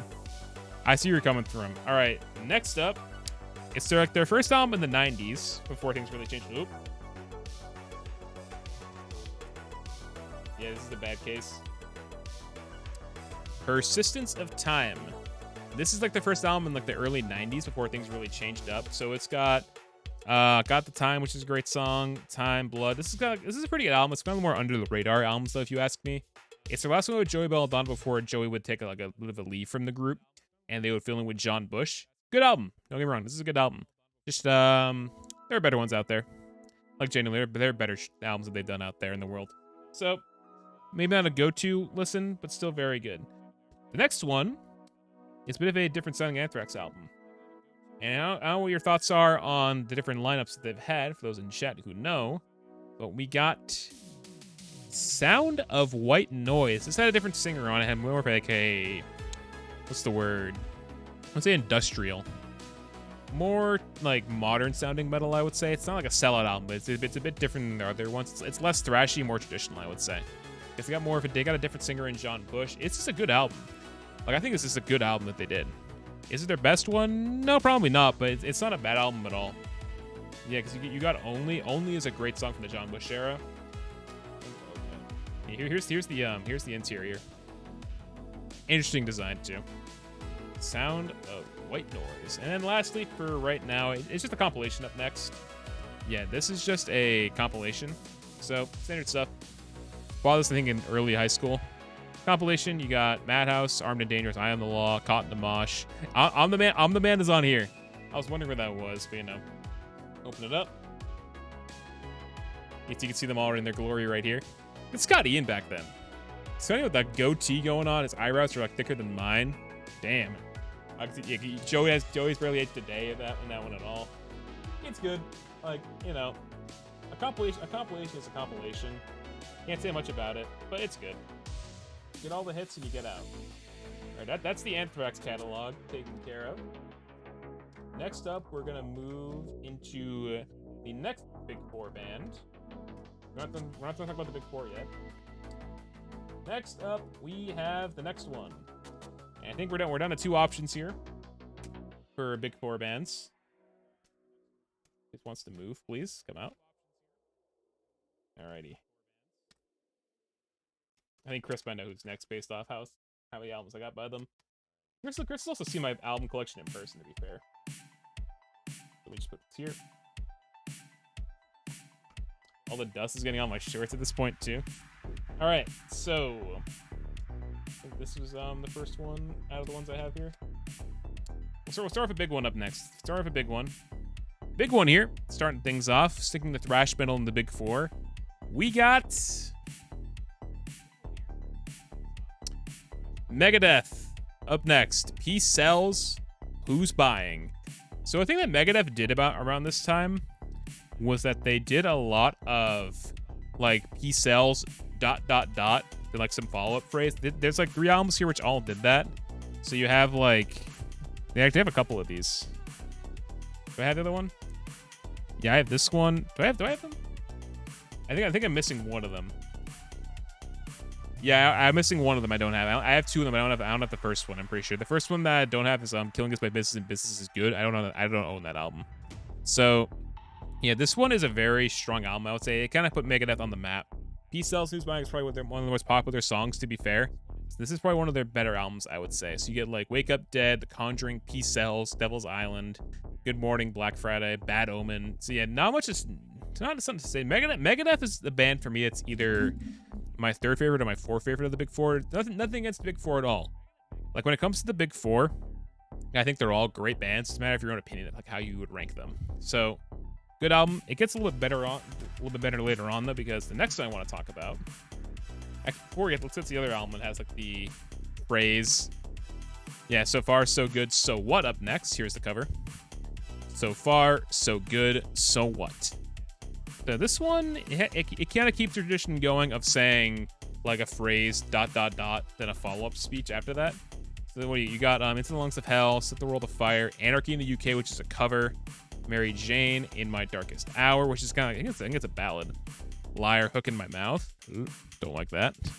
So this is a good one too. Nothing to say about it though, because I haven't listened to these ones as closely as the Anthrax ones that I own, but still one I would probably recommend. Moving along though to where is it? Yeah, those who watched my Brutal Legend video know that I own this album. It's one that is probably well remembered as probably their best one, or one of their best ones. It is Rust in Peace.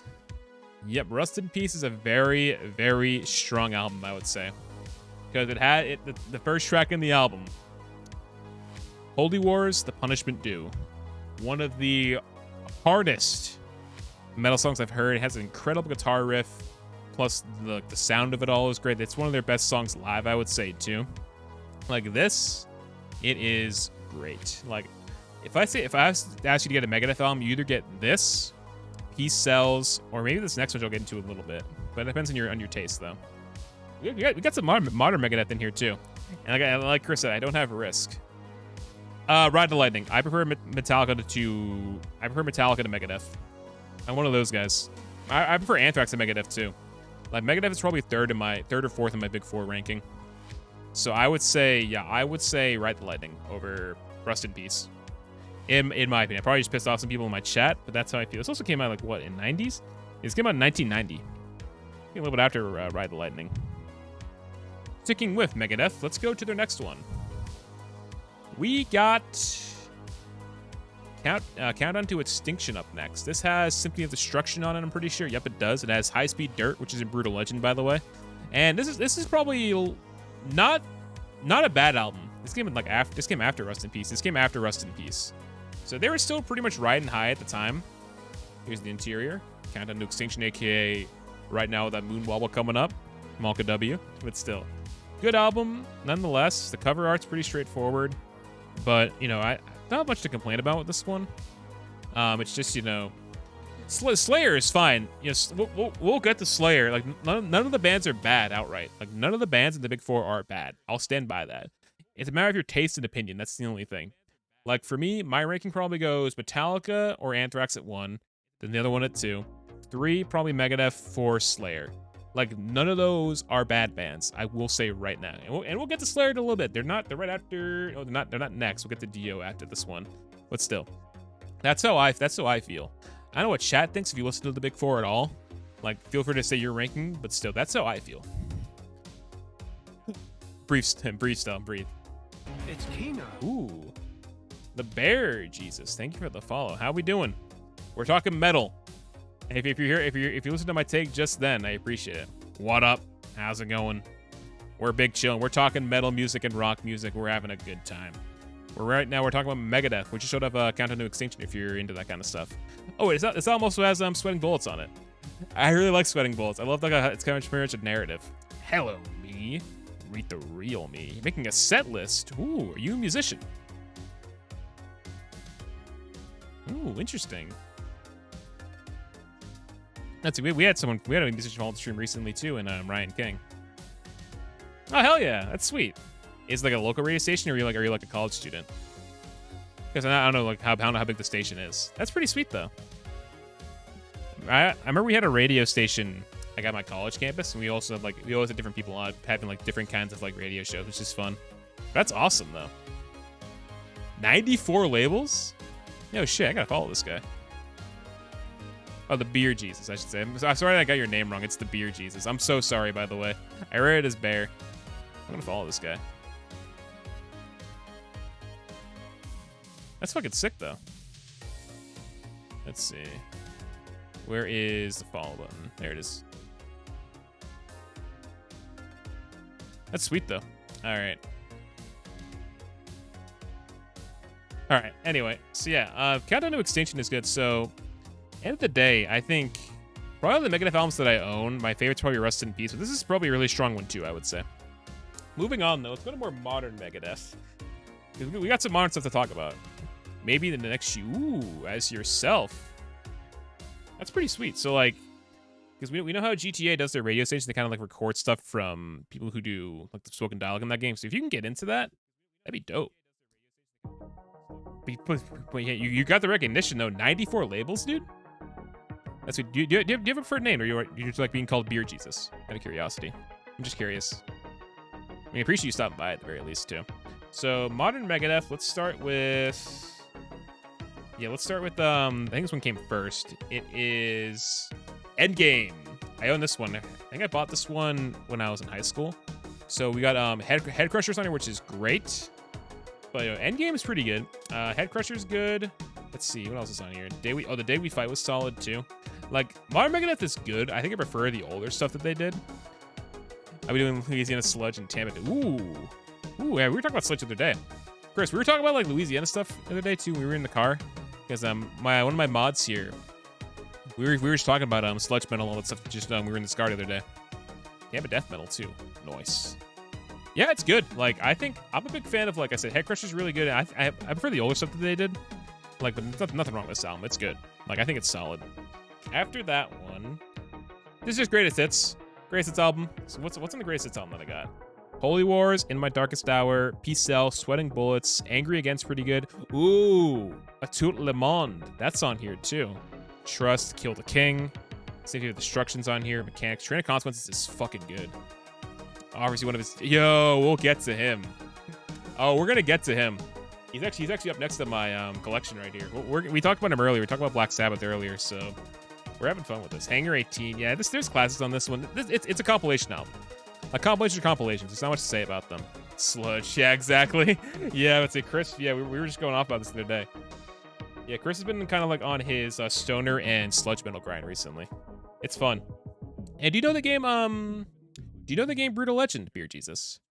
We were just we did a tier list on the soundtrack recently. If you want to check it out, it's right in here if you're interested.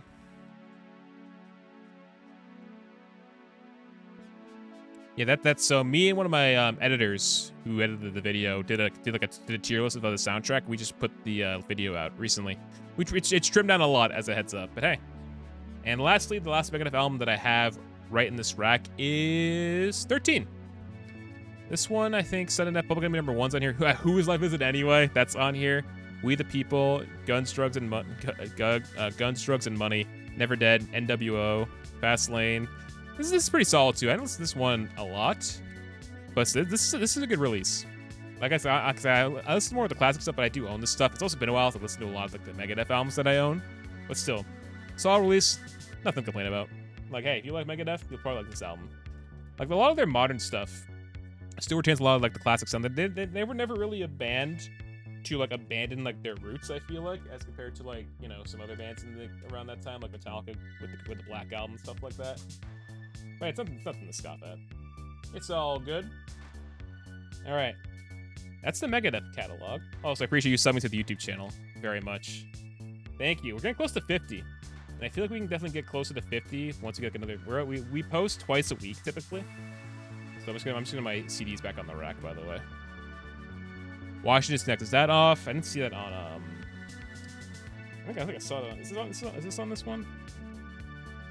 Yeah, because it can be a very political band at times, considering like how Dave has kind of talked about his like own thoughts on political commentary and stuff like that. So I could see why. So let's get to the next artist on here, and it's a guy we've already praised a lot today. It is an artist who we still think about today. We miss him every day. You guys know who we're talking about. United Abominations Cup. That's what it was. Yes. So I was talking about my Big Four ranking earlier before you. I don't know if you were here for that. Like, do you have any big plans for your channel and content? So the big plans. So Dizzler, I think the big things coming up are I need to shoot a video that I've been talking with my editors about, which is recapping the charity stream and how I did it. No, we already talked about Pantera. You missed that earlier, Beer Jesus. We talked about them earlier. You indirectly mentioned them, I think, just now. But we're talking about next. Dio's up next. And we're also going to talk about Rainbow, because they're both in this. They're very similar to each other. But back to what Dizzler asked. So Dragon Quest videos are going to start being edited probably as early as next week. There's a new Pokemon video coming out this week for the Stel Lock is coming. It's episode 3. Once I get the next video video record, we'll have that. Then we'll probably start seeing. What's the word? I lost my train of thought. And once we get... Oh, why am I blanking? I'm like blank because we're talking about so many things right now. I'm blanking right now. Once we get Tactics Tuesday done for the best Smash Summit campaigns, that's still not ready to present yet. That'll be a video from Zach. There's a lot of stuff that's going to be done alongside the currently stuff that's being edited. It's a matter of like when it's all going to come out. Because we post twice a week. The bird is the word. Oh my god. Yeah, we're posting all the throwbacks right now. When everyone says about the bird. How about we start back in the set? We'll kind of go chronologically with this. Let's start with when Dio first came on the radar, at least like in this band. Richie Blackmore's Rainbow. So Richie Blackmore recently left Deep Purple at the time, and then he got a new band together called Rainbow, and he got this together. So, this is where things get really, really fun. I'm such a big fan of like these albums. Like these are great records, I think. So you got Man in the Silver Mountain, you got Black Sheep of the Family, Catch the Rainbow. Oh my god. So Catch the Rainbow is fucking amazing, I will say right now. And there's gonna be an album I have later on in the collection that I'm gonna fucking go insane for. But Catch the Rainbow is fucking awesome, I will say. Temple of the King is awesome. Like I can't like this group, it's like Black Sabbath, where they also kind of influence a lot of people to kind of like step up and like eventually come into the scene later on. But like, oh my god, I can't get it wrong with it. It's so good. Like they have a lot more of the fantasy themes opposed to Sabbath's like more like. I mean, Sabbath has some stuff in there too, but this is like more of like the fantasy stuff out there. Like in this album, this is the first one they did. There's much more coming. Like, this is just, I love this album. And there's even better stuff coming up next, because this next album is like one of the best ones of all time, I'd say. And one of them I'm very happy that I own. And you probably know this one, Jesus. It's Rainbow Rising. This one. Oh my god. Rising is an album that I think just lives, it has its own category, basically. There it is. So you got a great fucking song. Tear It Woman, Run with the Wolf, Starstruck, which I know Motorhead did in that album that they did. A Stargazer. Oh my fucking god, Stargazer. I can't get over how good that is. The drum intro, Brian's performance, it's a long song. It's a long one, but oh my god. Like, you guys can see how much I love Dio by just looking at these records alone, because like this trio of albums that we're going through right now is like metal legend. Like, this is like, you know, we were talking about Pokemon cards earlier with this stuff. Like, all of this stuff, like these three albums right here, these like the legendary birds of like Gen 1 Pokemon right here. You're at 43. Thank you for that, Disler.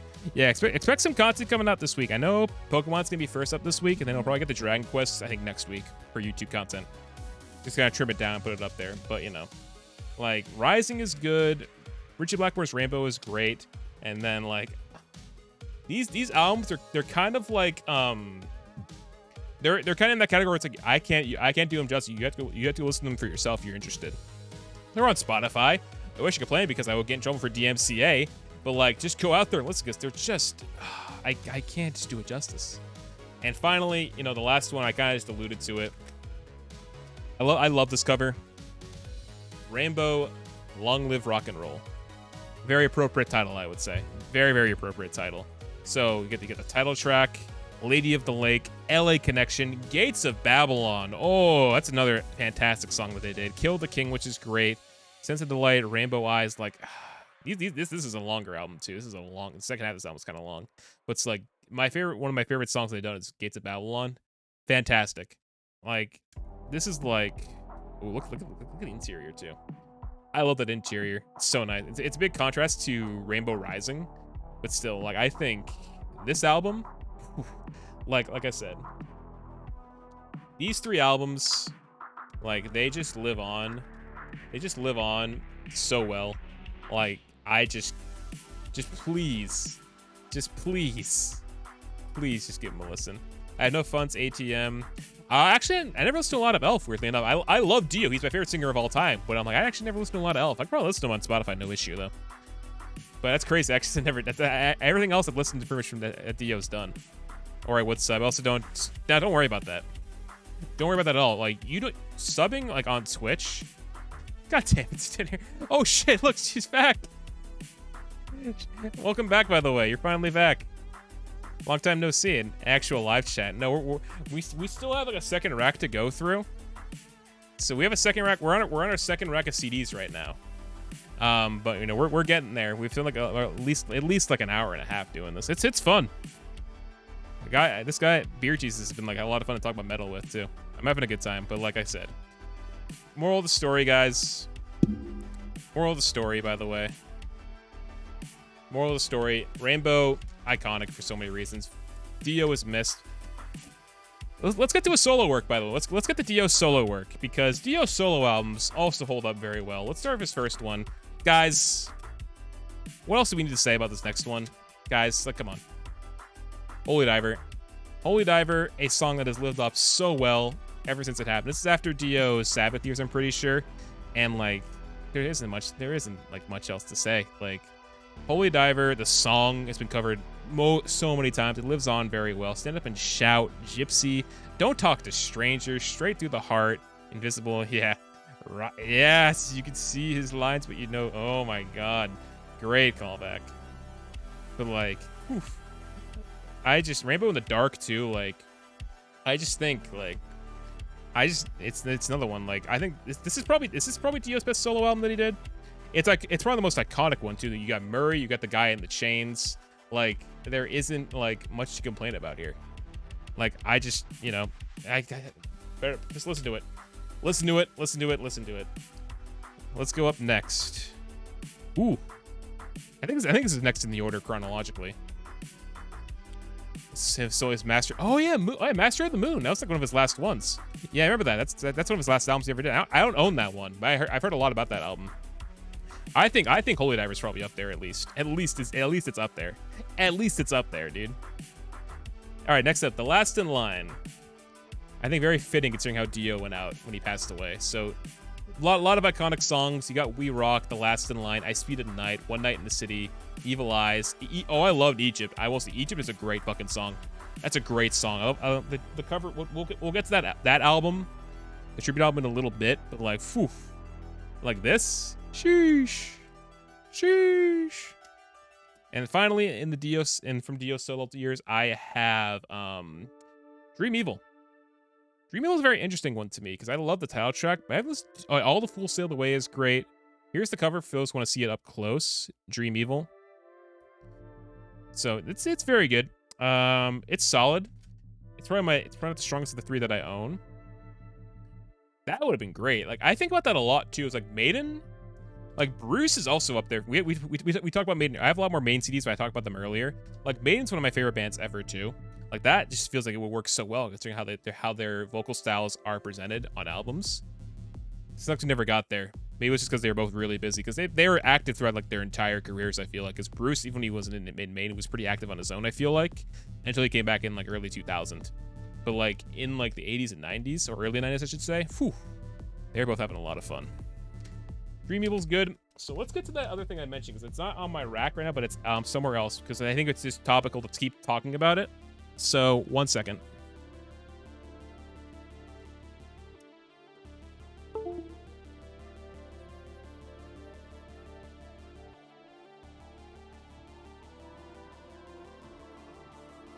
Right, I found it. Queenstrike, yeah. Queenstrike is one I hear a lot about. How do you feel about Dream Theater? I don't know anything by them, but I hear a lot about them in like Dream Theater. So yeah, what I wanted to show off because it's not on my rack, but it's just appropriate right now.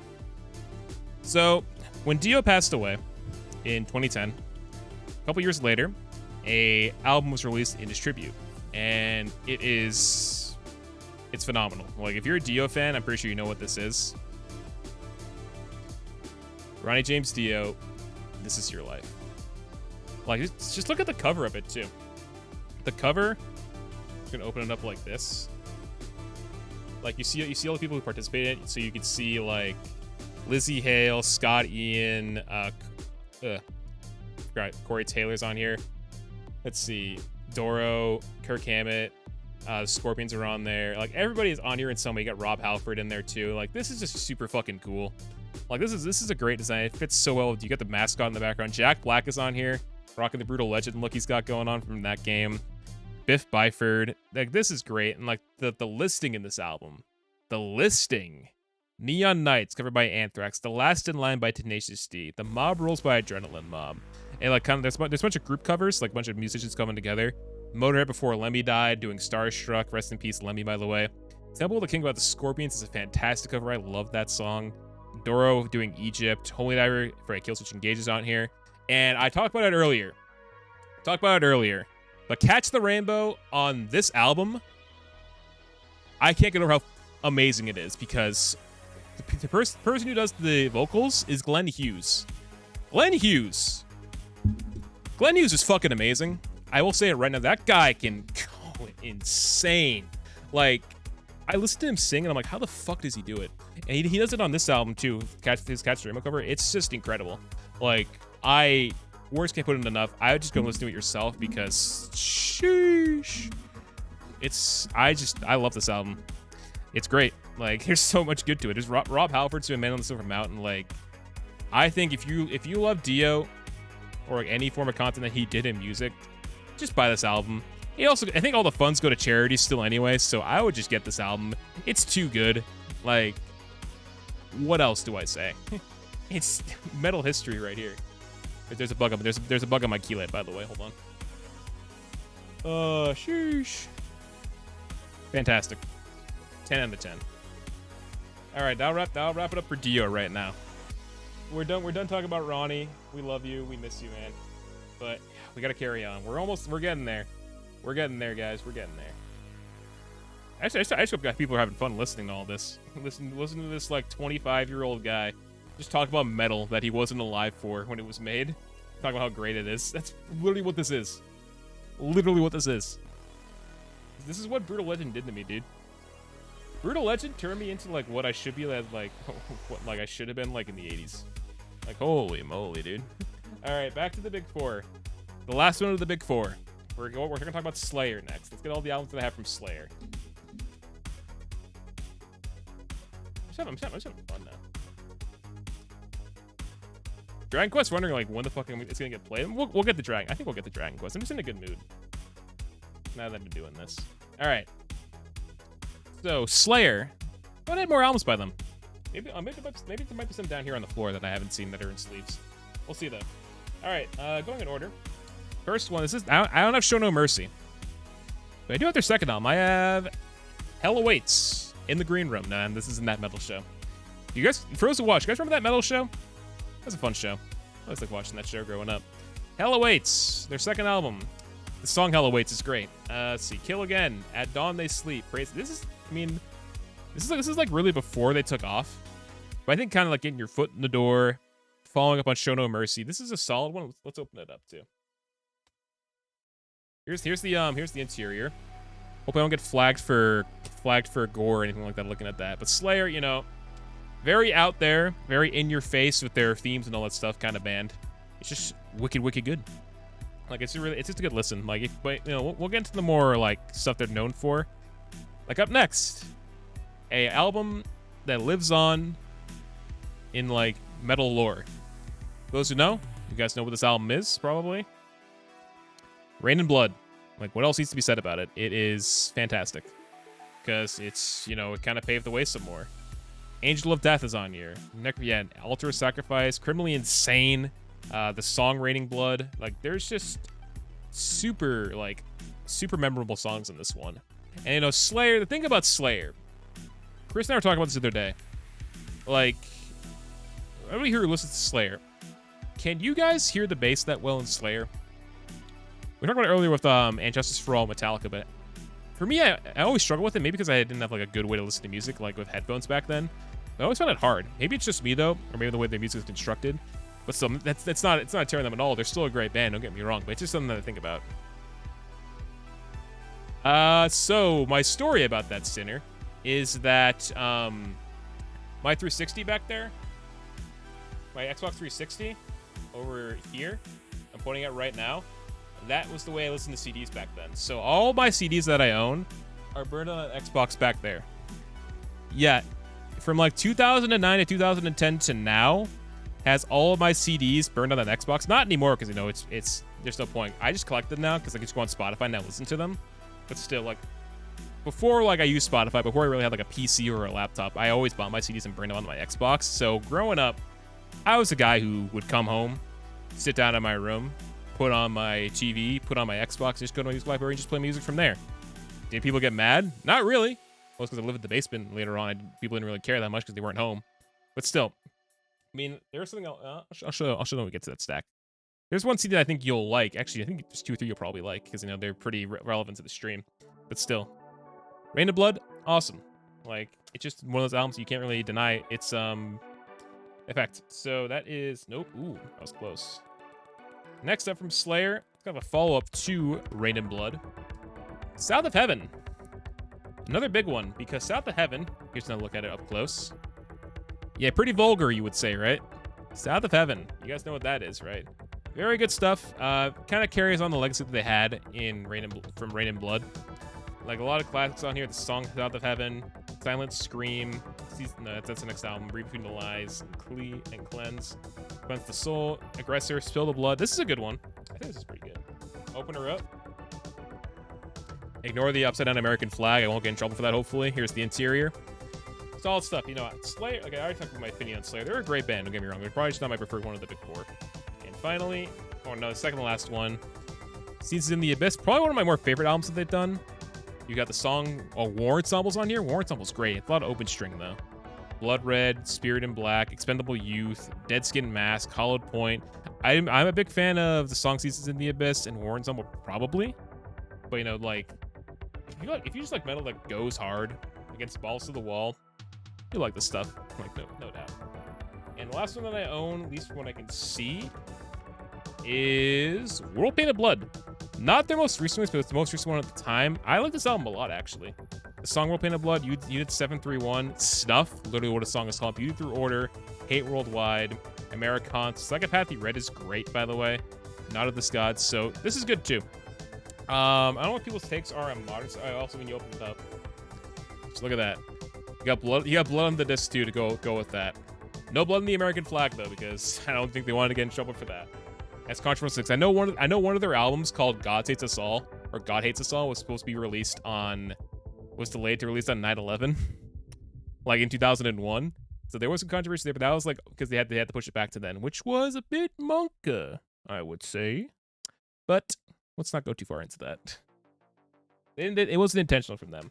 Don't worry about it, guys. Don't look too far into it. They aren't supposed to be that controversial. That's gonna do it for Slayer, though. Now that's kind of like the last like big bulk one that I think I have for a little bit. I know there's someone in this collection who hasn't aged that well, which I'm not looking forward to talking about. So let's get on to the next one. The last one on this rack that we'll get into before we get to the bottom, the ones that aren't really on racks. Let's just grab both of them all done at once. So I used to have more of these ones. When I was younger, until my stepdad sold all the CDs that we had. You've returned! Welcome back, Disney. We're still going, as you can see. We're almost done with the second rack. So we're almost done with, I guess, like the real part of this stream, or like the big part of the stream. So we're talking about, next up we're talking about a band that people probably know very well. Van Halen. These are the David Lee Roth years of Van Halen. I used to have a lot more of their albums. I used to have the first album, self-titled album. I used to have 1984. I used to have Diver Down. I used to have 5150. I think I had OU 812 or 182, I should say. Or it's OU 812. I think it's what it's called. Because I thought I heard 182. So I wish I had more of their albums, but I don't have them anymore, unfortunately. Van Halen 2, probably the better of these ones that I have right now. So, really quick, I mean, Van Halen is Van Halen. Like, I just think they're iconic for a lot of reasons. I mean, rest in peace, Eddie, by the way. We lost him not too long ago. It sucks, but still.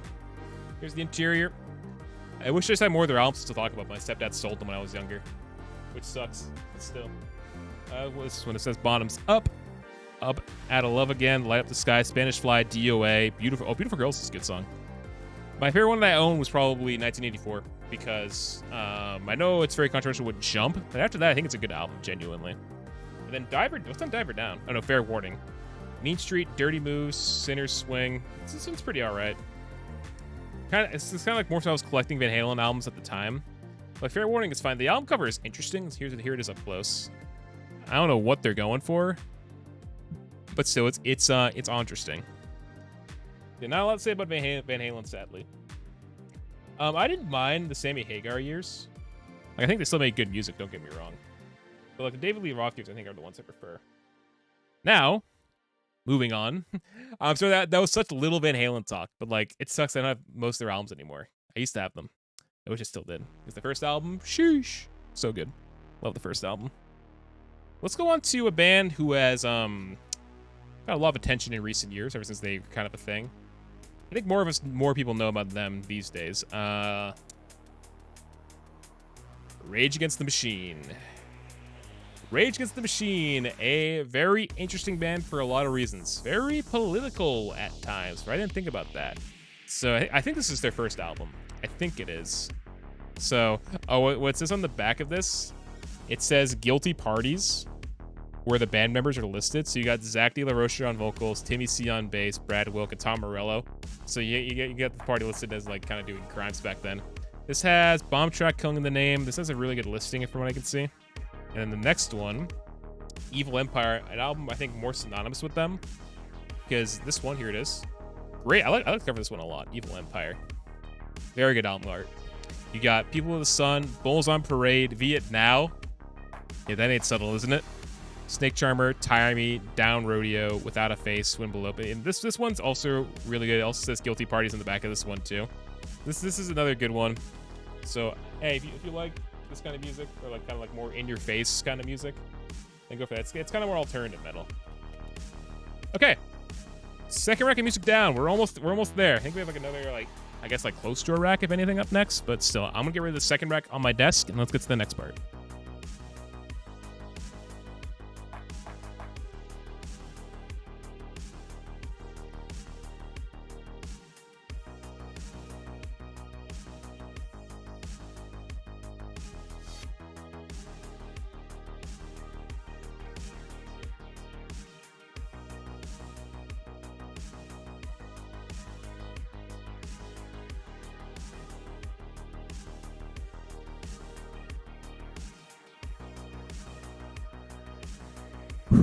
Almost there.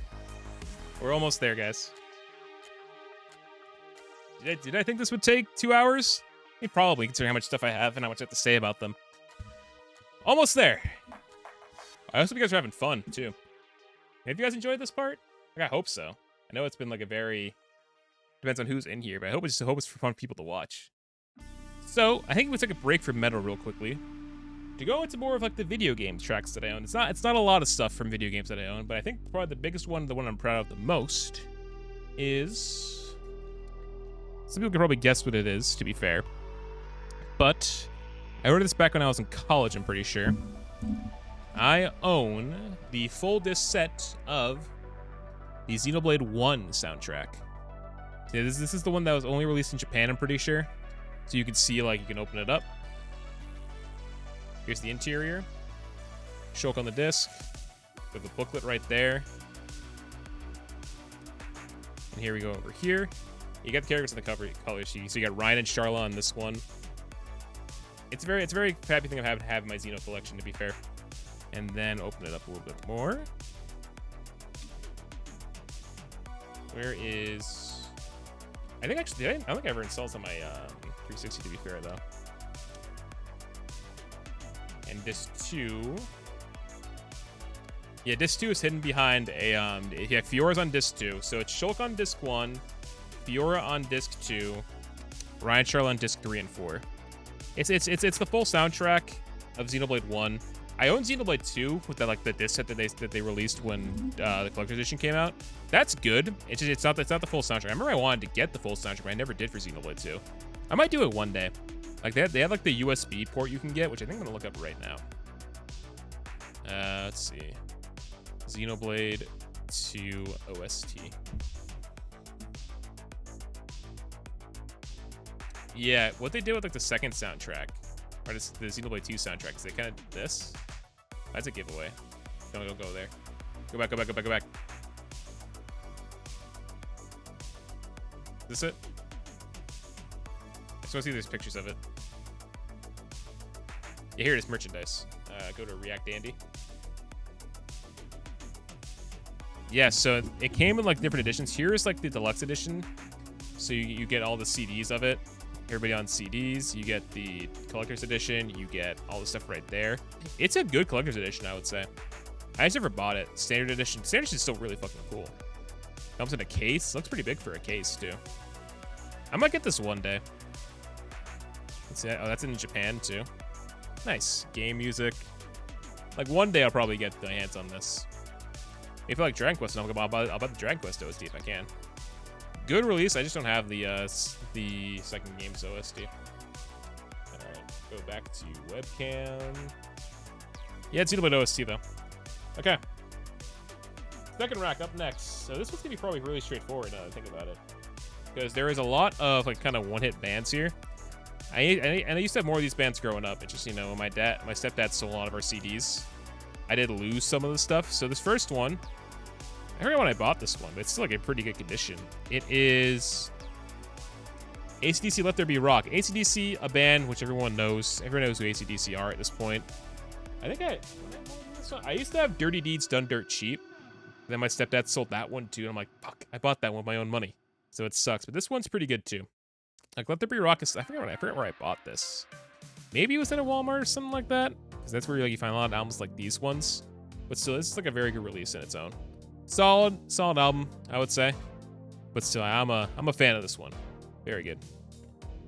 Hey, next one. It's the one on my shirt. I'm wearing my shirt.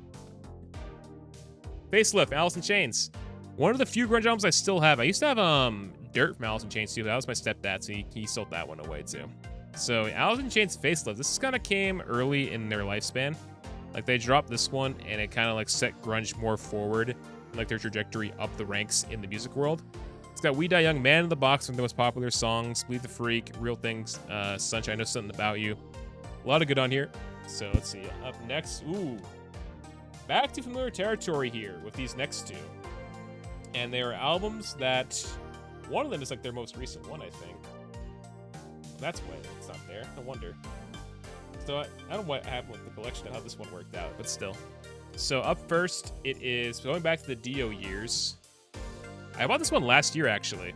It is Dehumanizer, the like modern re-release of Black Sabbath's Dehumanizer from the 90s. Here's the inside. See some of the band.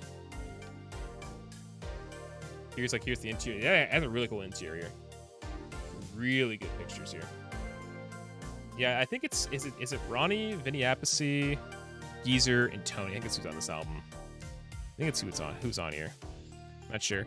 But you know, this one has bonus tracks, has more of like unreleased live content too. It's good. Like, big fan of this. I haven't listened to it in full, but I know this is like Dio's last like full album with the group before they founded Heaven and Hell in the mid-2000s. That didn't really last long because Dio passed away long after that one. Well, let's look at the cover. Pretty grim, don't you think? Yeah, I'd say so. And the other one that I have, it's kind of like that Kiss one I had earlier, where it's a moving picture. Yeah, okay, it's kind of on fire. Oh, there it is. Yeah, Black Sabbath 13. The last Ozzy album that they made. Yeah, it's a lot in here. It's a album that marked the end, pretty much, of Sabbath and, like, making reach. This is, like, made in 2013. Yeah, the last one. 13. Oh, cool. You can see, like, actually move here. It's cool that I own this one. I got this at Bull Moose, I remember. Also, before Bull Moose went to shit, by the way, Chris. This is a good one. Very good release. You know, it's Ozzy. It's everyone but Bill Ward, I think. It's Bill Ward. I think he just couldn't come back for something like that. But it was Ozzy, Tony, Geezer. I forget who the drums were in this album. But still, this is a video. We'll edit who did the drums below. That's who did it. Thank you. All right. So yeah, good album. Nothing to say about that one, but it's still like a really good one. I think they stopped after that. We're gonna take a return to a band we talked about earlier. Up next, let's go back to Anthrax for a second, because a lot of these albums can be put up there because of their in sleeves. Anthrax, I absolutely love this album. Worship Music. Released in 2011, my freshman year of high school. I fucking love this album.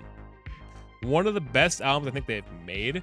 This is a great example of Anthrax's modern sound still holding up really well today. Like, I think this is awesome. I love this album. Great track listing. Worship, Earth on Hell, The Devil You Know. Whew. The Final So You Can is a great single. I'm Alive, In the End. Judas Priest, the song on here, is one of the best intros to a metal song I've heard, in my opinion. I adore this album. Is it like a mandatory listen? If you listen to Anthrax, I would highly recommend this album for their modern stuff. But this album, one of my favorite albums that got get me through like my freshman and sophomore year. Fantastic stuff. Sticking to that, here's their next album that they did. For All Kings. This was released, I think, in 2014, was it? 2016. I haven't listened to this one in full, but I remember hearing about it when it was released. Here's like the other one. That's what it looks like. This is the deluxe edition. I don't think it's the deluxe edition. You know, it's an album that was, I think, one of the more recent ones, I'm pretty sure. So, this is a good one. I haven't listened to this one in full in a while, I think. Gotta Believe is good. For All Kings, the song is good. Like, this is a really solid listen, I would say. Not a ton to say about it, but worship music and this are like some good examples of what they're going on with. And this is an EP up next. This is Anthrax Anthem. What's with this fucking thing inside of it? Oh, that's what it is. I'll show what it is in a second. I was wondering what that thing was. Anthem. Yeah, this one is it's an EP. Yeah. So this Anthem one, it is a EP of covers of this. So they did a bunch of... So they did like Jailbreak by Thin Lizzy. They did TNT by AC/DC, Smokin', Keep on Running. And when you take it out of the sleeve... I think they got a waifu. No, yeah, look at that. They got the Cheap Trick thing going on here. Yo, Anthrax got a waifu. Also, Booba. You get a Booba for that, by the way. That's what they got. And then here they are in the back. That's them. Interesting design. Interesting designs. Yeah, it has all the names on here. You know, this is real. This is actually real. This is a release that they did.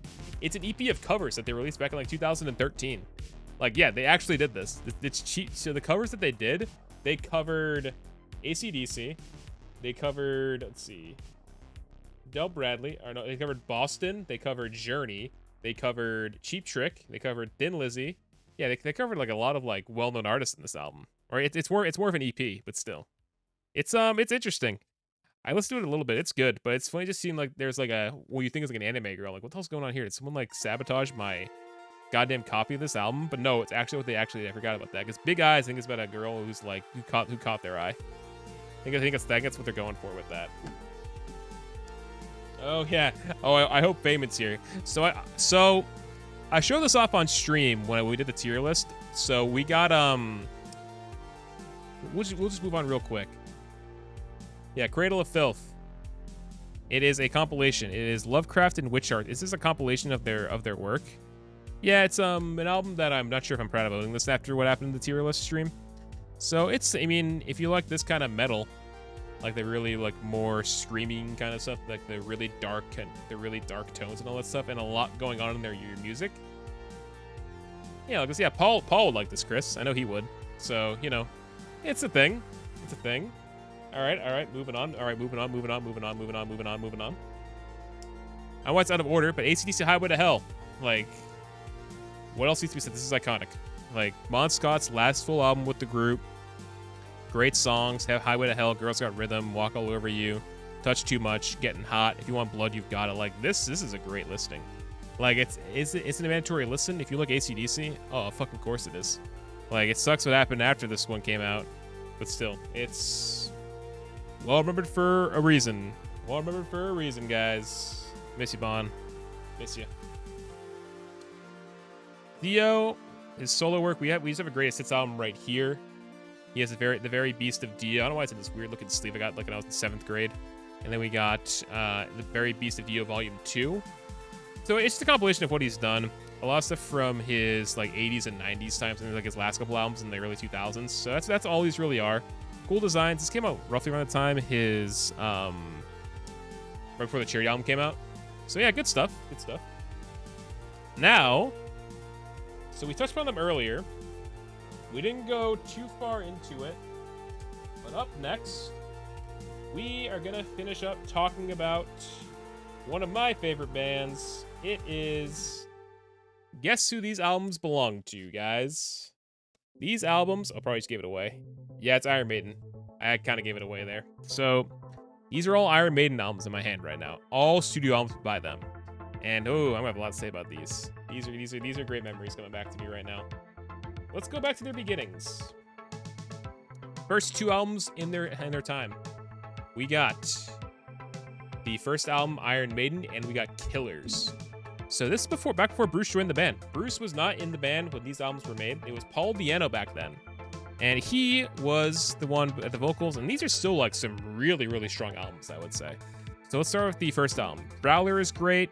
Sanctuary is pretty good. Remember Tomorrow is great. Running Free is awesome, I will say. Bruce plays that. They play that song live with Bruce these days too.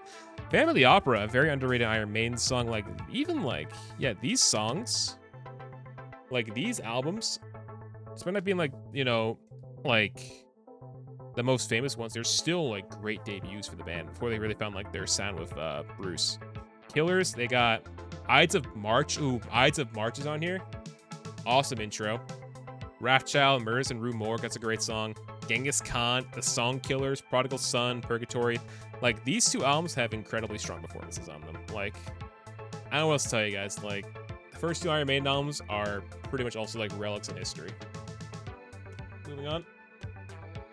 Now, what's the next one in the order? Next up, unfortunately, guys, I used to have Number of the Beast. Used to have it. Stepdad sold it. Almost bought it on Saturday, but I chose not to save my money after the Micro Center visit and paying my editors and all that jazz. So, move on next. Peace of Mind. Up next here. What's it like when you open these? When you open it up, it wants to open. Yeah, piece of, oh my god, if you look at the disc, yeah, if you look at the plate, it's like a brain on a plate. So yeah, it's good. Peace of Mind is a very strong album, I would say. It's got Where Eagles Dare, Revelations is on here. Flight of Icarus. Oh, I love Flight of Icarus. It's super good. Like, if you were to play any song from Iron Maiden in Brutal Edge, I actually would have said Flight of Icarus. Can kind of go Eddie Gets Wings. That actually would have been perfect for that. Damn it, that would have been perfect for that game. Oh well, licensing fees, and plus they pulled out of the game, to be fair, because they didn't think it would succeed. But unfortunately, Iron Maiden, you fucked up with that one. That's a rare fuck up from a great band. So, like, this is like some like these are like some of the golden Iron Maiden albums, I would say, that you should get if you're gonna listen to Iron Maiden. Ooh. Love this album art for many, many reasons. Absolutely love this album. Our Slave. Great album. Ace is High. 2 Minutes to Midnight. I Am the Ancient Mariner. Back in the Village. Flash of the Blade. Awesome album.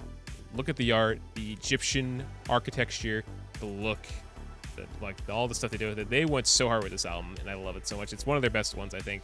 One of their best ones. Definitely one of their best of the 80s.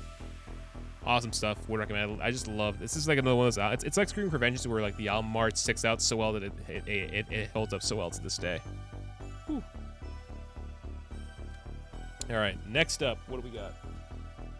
So I think next one. Another well-known one, Somewhere in Time. Yep, this one has Caught Somewhere in Time. Wasted Years is on here. Heaven Can Wait. Stranger in a Strange Land. Deja Vu, Alex. And not as strong as Power Step, but still a very, very good album. Like, they really couldn't miss back at this time, because like the 80s were a very good time for metal, as we all know. We've all read the history about it. It's all really successful stuff, to be fair, but still, like, awesome stuff. Like, all these albums that I own are just great. Like all these Maiden albums that I have from this time are pretty much all hits, no misses. Because look at the last three that I have here. The last three that I have here for Maiden in these sleeves, we got Fear of the Dark, great album. Seventh Son of a Seventh Son, awesome album.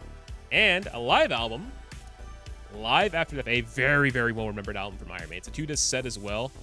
This is great. Like, I wish I said number. The only thing I'm really missing is Number of the Beast and, like, No Prayer for the Dying. It's like the only thing I'm really missing at this point. Because, like, No Prayer for the Dying, I think, was the last album that he did before he went on his own. Or maybe that was Fear of the Dark. I forget what the order was. But still. Like, I'm so glad I just own all these albums, to be fair. Like, this is, like, over a decade of collecting right here, all paying off. All right, good night, Bert. Appreciate you hanging out for all this time. I'm sorry you're probably going to miss Dragon Quest, but I appreciate you stopping by. And it's good to have you back, too. It's already 7 o'clock. Holy shit, I've been live for longer than I thought. I went live like at 4:30 or 4:45-ish. Holy shit, it's going quick. At least for me, it's been going quick. I don't know how much of a drag it is for you guys. And I'm sorry if you guys aren't into metal that much. Just, you know, this is the music I grew up on. So it's like, you know, getting to kind of share like my thoughts and all this stuff. It's just been a lot of fun, you know? But good night, Bert. Hopefully we'll see you again later this week. All right, this next album is one I don't own. And less said about it, the better.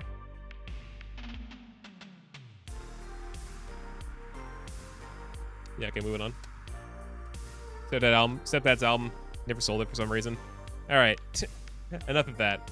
So next up, it's one of my last Kiss-related ones. It's Kiss Icons. So this is a box set full of Kiss stuff. It has a disc for each member of the band, so you can see when you open it up. It's a foldable box set. You got the Catman, Space Ace, Starchild, and the Demon. So Gene Simmons, Paul Stanley, Ace Frehley, and Peter Criss. Yeah, it's just a bunch of their biggest hits. It's a glorified greatest hits album, but it covers each member of the band's like biggest moments really well. It kind of like, it also references the time they all made their own solo albums, kind of released them all together. That's what this is about. It's very good because it covers pretty much everything from their catalog. So nothing to really complain about there. We're talking about it's a compilation. Complete your compilations. You know, it's fine. I think this is the last Kiss album that I have right here. It's a more recent release from them. It's not their most recent one because there are a lot more that they did. So it's Sonic Boom. This is like, I think, an album from 2009, I want to say, because I bought this when it was new, I'm pretty sure. And the way they did it is that they It's a 3-disc set, by the way, too. They're big into like really like reselling a lot of merch, but they also like re-record a bunch of stuff here. So yeah, one's a DVD too. Not a bad track listing either, but what they did for bonus audio from the other disc is that they re-recorded a bunch of their classics and re-released it. Here's the album art again, Sonic Boom. It's good. Not their best album release ever, but I think it's not bad at all. There are worse ones out there. Crazy Nights, but still. All right. Now, let's go back into the 70s. We're on our last group of albums coming up. So let's go to, well, a band that I think we all know very well. Led Zeppelin. I used to have a lot more Led Zeppelin albums when I was younger. Fortunately, those were sold away, and I don't get to see them again anymore. Disco Graffiti. Iconic for a lot of reasons. Like, you know, what else is there to say about it? It's awesome.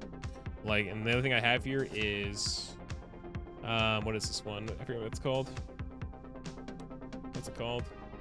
The Song Remains the Same. I had the double album, The Song Remains the Same, too. This is a live album, too. Like, there is just a lot of good stuff here. Plus, it's Led Zeppelin, guys. Like, they're a band that live on forever, basically. So, yeah, the Rover, Kashmir's on here, too. Like, there's just a lot of good stuff here.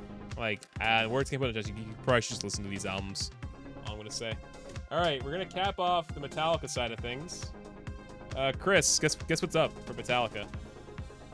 If you're still here. It's Saint Anger, baby! Everyone's favorite Metallica release. So, yeah, this album is, what's the word here? Controversial? Polarizing? Interesting? Yeah, Chris, we talk about this album a lot. So, yeah, Saint Anger. An album that has, yeah, beer keg snare. So, the drum production in Saint Anger has the sound of someone hitting their trash can in the garage.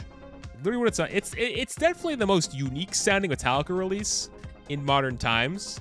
But is it for the better? It's a fine album for me. I don't have anything against it. Plus it's got Frantic, which it goes frantic tick tick tick tick tock. It's like that going on. It's like, what is going on here? There's a lot going on in this album. And is it bad? I don't know. It's really depending on who you ask, if you ask me. It's fine. I got nothing against it. Here's the other album. Death Magnetic is the other one right here.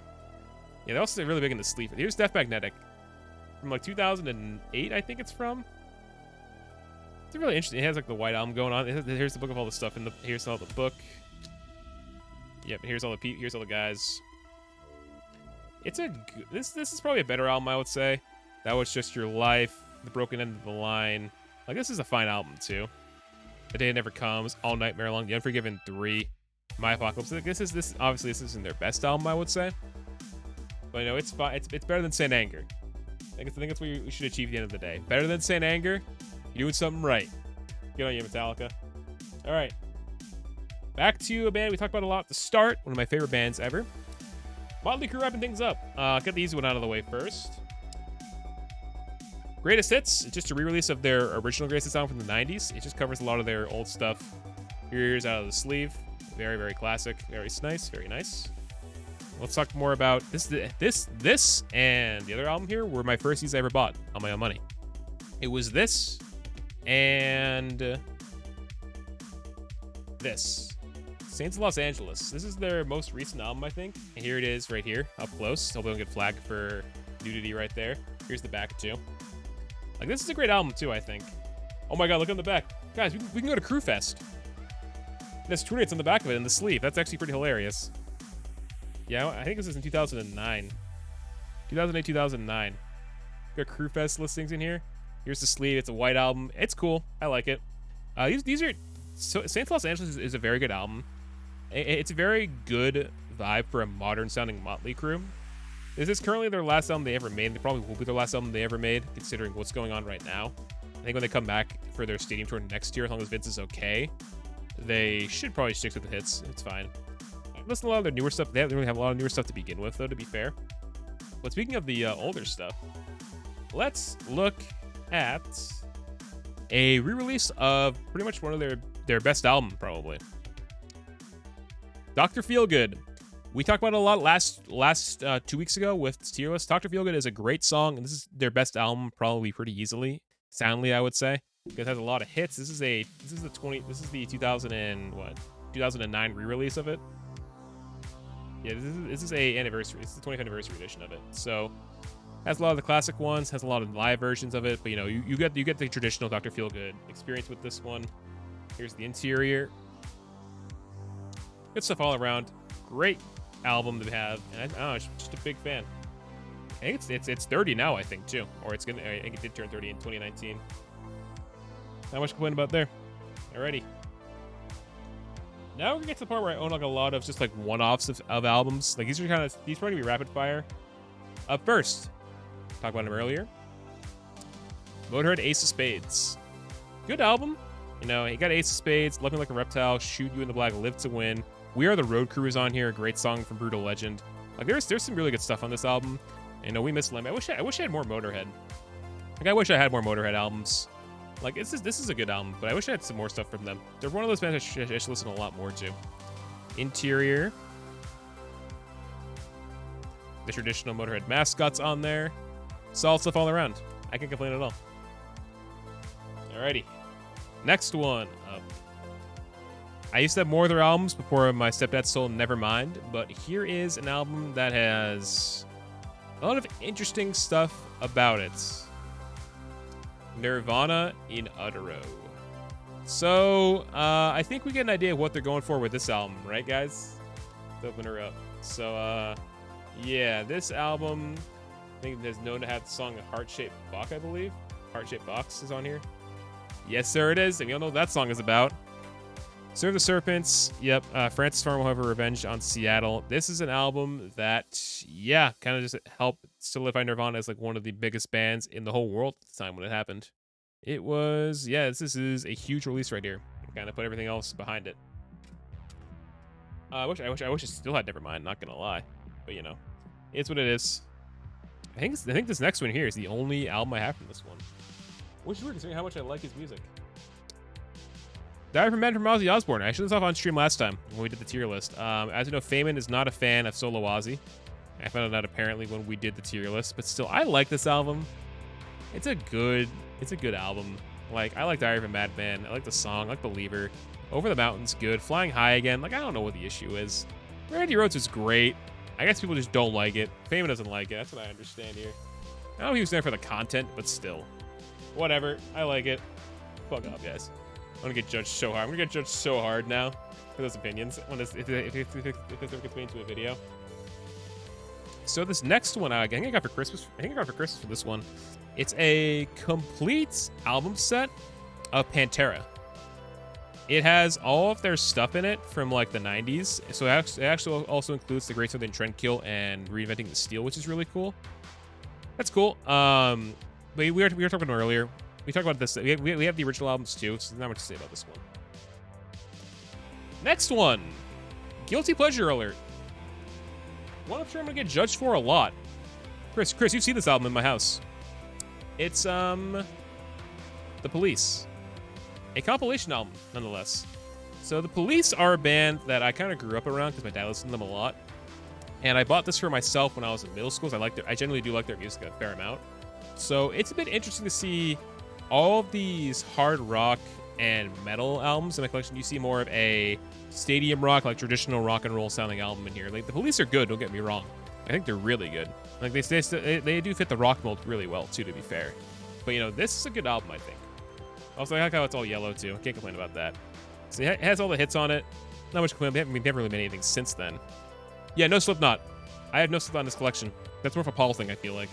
Yeah, if you want Slipknot, I would talk to Paul if I were you, Chris. I don't have any Slipknot in my collection. Not one. I think it gives you more of an idea of what I'm about. At least I would say so. Yeah, but this album, it's a compilation, so not much to write home about, but it's good. Ooh, we talked about him earlier, guys. Back to a side project of which we just talked about his main project, Motley Crue. 6 a.m. This is gonna hurt. Fucking credible album from the boys. I really like this album. Like, this is great, I would say. It has a very circus-like thing going on for it in like the marketing. but this album is awesome. It's probably the most heaviest 6 a.m. has ever sounded in release, but this album is great. I love the sound of it. By the way, WAF is gone, if I recall correctly. Oh, is it? That sucks too. Let's see. Oh god, let's get the good times in now before I talk about what's coming up in a little bit. So, this album has everything going. It's very hard. Has some ballads on it too. Has some like more like songs related to like the person. But this is just like super hard hitting, more alternative metal sounding. This is like the loudest, the hardest I've ever gone. Looking at side 2, that is interesting to say the least. But probably one of my favorite albums I've done next to Heroin Diaries. Love this album. Okay, I listened to this album really recently, and it's a band that we talked about a little bit in the tier list. Skid Row, Slave to the Grind. This song has an incredibly underrated song on it, which is Quicksand Jesus. An incredible song, if you ask me. But there's some good stuff on here too. Living on a Chain Gang is great, but I wish I had their original release, which is Skid Row's self-titled album, which is awesome too, but that got sold, unfortunately, which I wish I still had. Oh well, but it's fine. The album was great too. Youth Gone Wild, 18 and Life, all that good stuff. But Skid Row, Slave to the Grind, no slouch in its own right. Has some good stuff on there. Quicksand Jesus is the main one. I love that song so much, and Sebastian Bach really went hard on that one. And yeah, not Johann Sebastian Bach, but Sebastian Bach, the rock musician. That's who we're talking about here. Yeah, I wish they were kind of still doing more, but oh well. It is what it is. Let's make this next one brief, because I have a lot of these albums. I didn't know how much of an asshole he was at the time. But we got Chris. Let's make this quick, shall we? Ted Nugent Cat's Red Fever is good. Double F Gonzo is great. It's a great live album. Free for All, solid too. Dream is great. That's a compilation. Ted Nugent is solid. It's a great first album from him. Strangholds on it. And Weekend Warriors, pretty good. Probably the weakest one out of the ones, but still. So, well, you have to, I think that's because they're really cheap. Plus, this is also when I was still in high school, I'm pretty sure, too. But there's some good stuff in here, I genuinely think. It's just, you know, the person Ted Nugent we don't want to talk about that much. Like, there's some good stuff in here genuinely. I genuinely think that. But, you know, is, unfortunately looking back on it, unfortunate. Best way to put it is just, unfortunate. Has not aged well. Probably think has not aged well the most in my collection. Yeah, I have more Ted Nugent than I do, I think, Skid Row and anything else in my collection. I have more of that than 6 AM. I think this have a lot in their collection, to be fair. It's just deep cuts, right? Yeah. How about we finish strong? How about we finish strong? Chris, I didn't know. I was in high school at the time. This was before everything went bad. This was before the bad time. This was before the bad time. Less said about that. It's slowly getting. Oh. Yeah, Chris, that's a good point.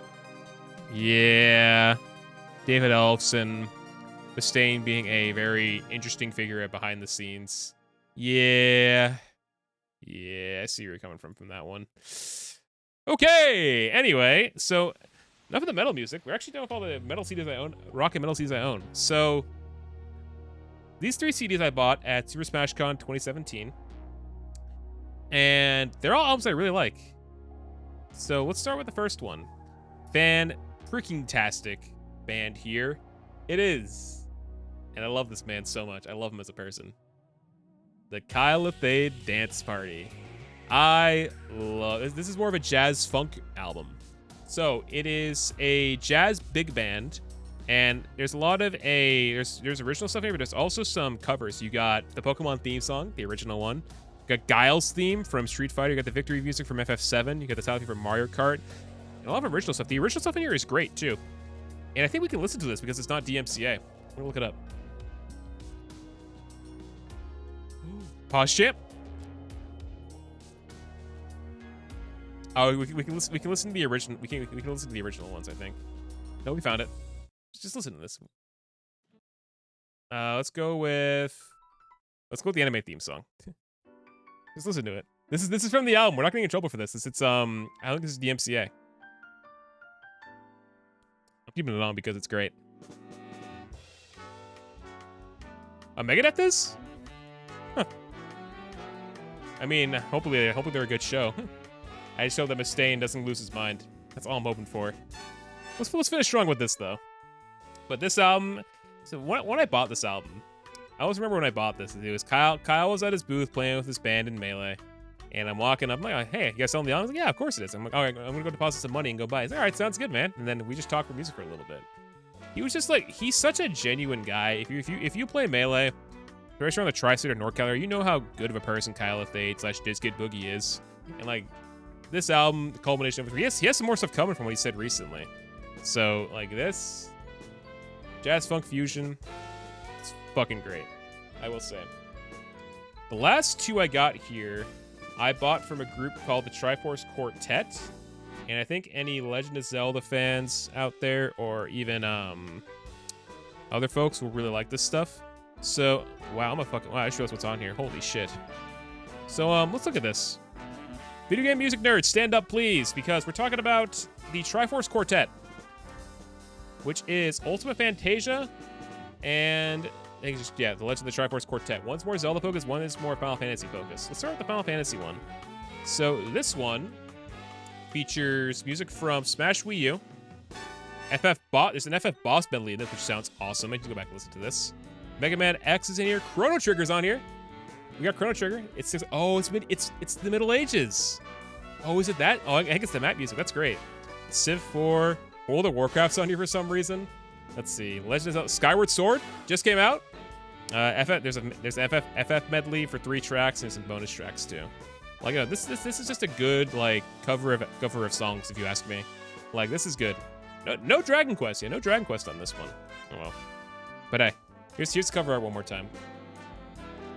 I have a poster of this in my room somewhere, so that's good.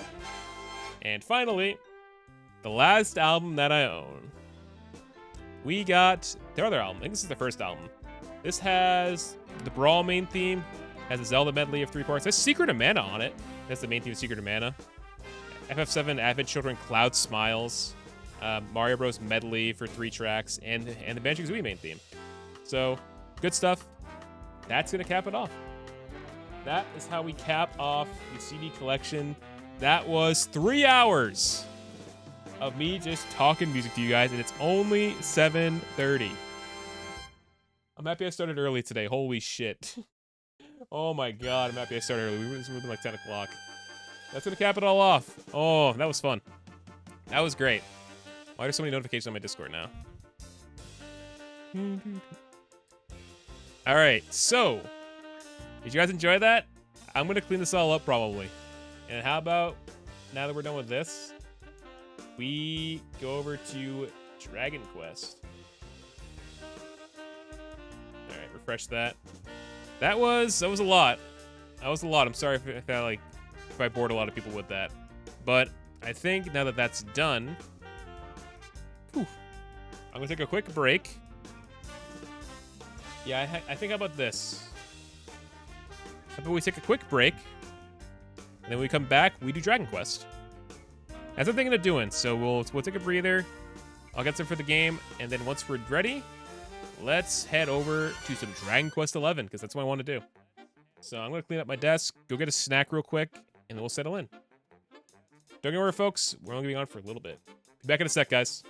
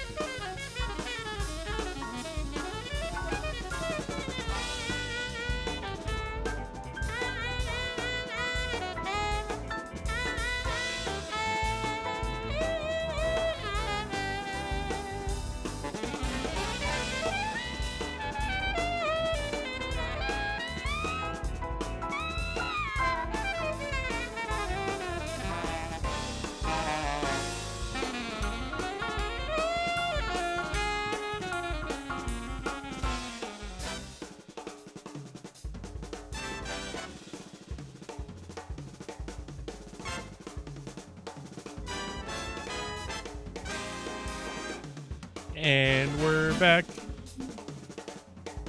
for some Dragon Quest 11 blind. That was probably terrible. Okay, that was an attempt at something. Okay, we are back from break, and we are gonna head into some Dragon Quest 11 next. So as a reminder, this is blind, and we are not having any spoilers in chat. Otherwise, that is a timeout/ban.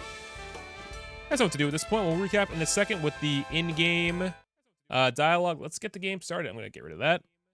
Play Dragon Quest. Let's do it. Game should be everything should be updated on stream, I'm pretty sure. Oh god, no, come back. Full screen game. Dragon Quest. It's been a little bit. I'm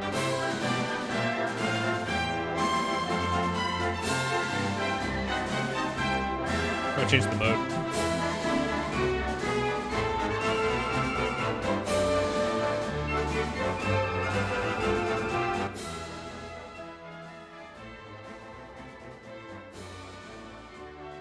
Yeah, I figured the second I changed the title to say what it says right now, Dizzler, I'm like, I know they're gonna come back for this. Because I put in, hopefully there won't be a whoopsie, as Sylvando would say. Let me just reformat chat because my speakers are in the way. Yeah, you're back. Did I think that first part would take 3 hours? No, I didn't. But we're back for some Dragon. How's audio, by the way? Is audio good? I think it is from what I can see. Let's do it though. Let's continue, and we will recap where we left off. It doesn't matter which one. I really did much. I just did some side questing off stream, but let's do the recap.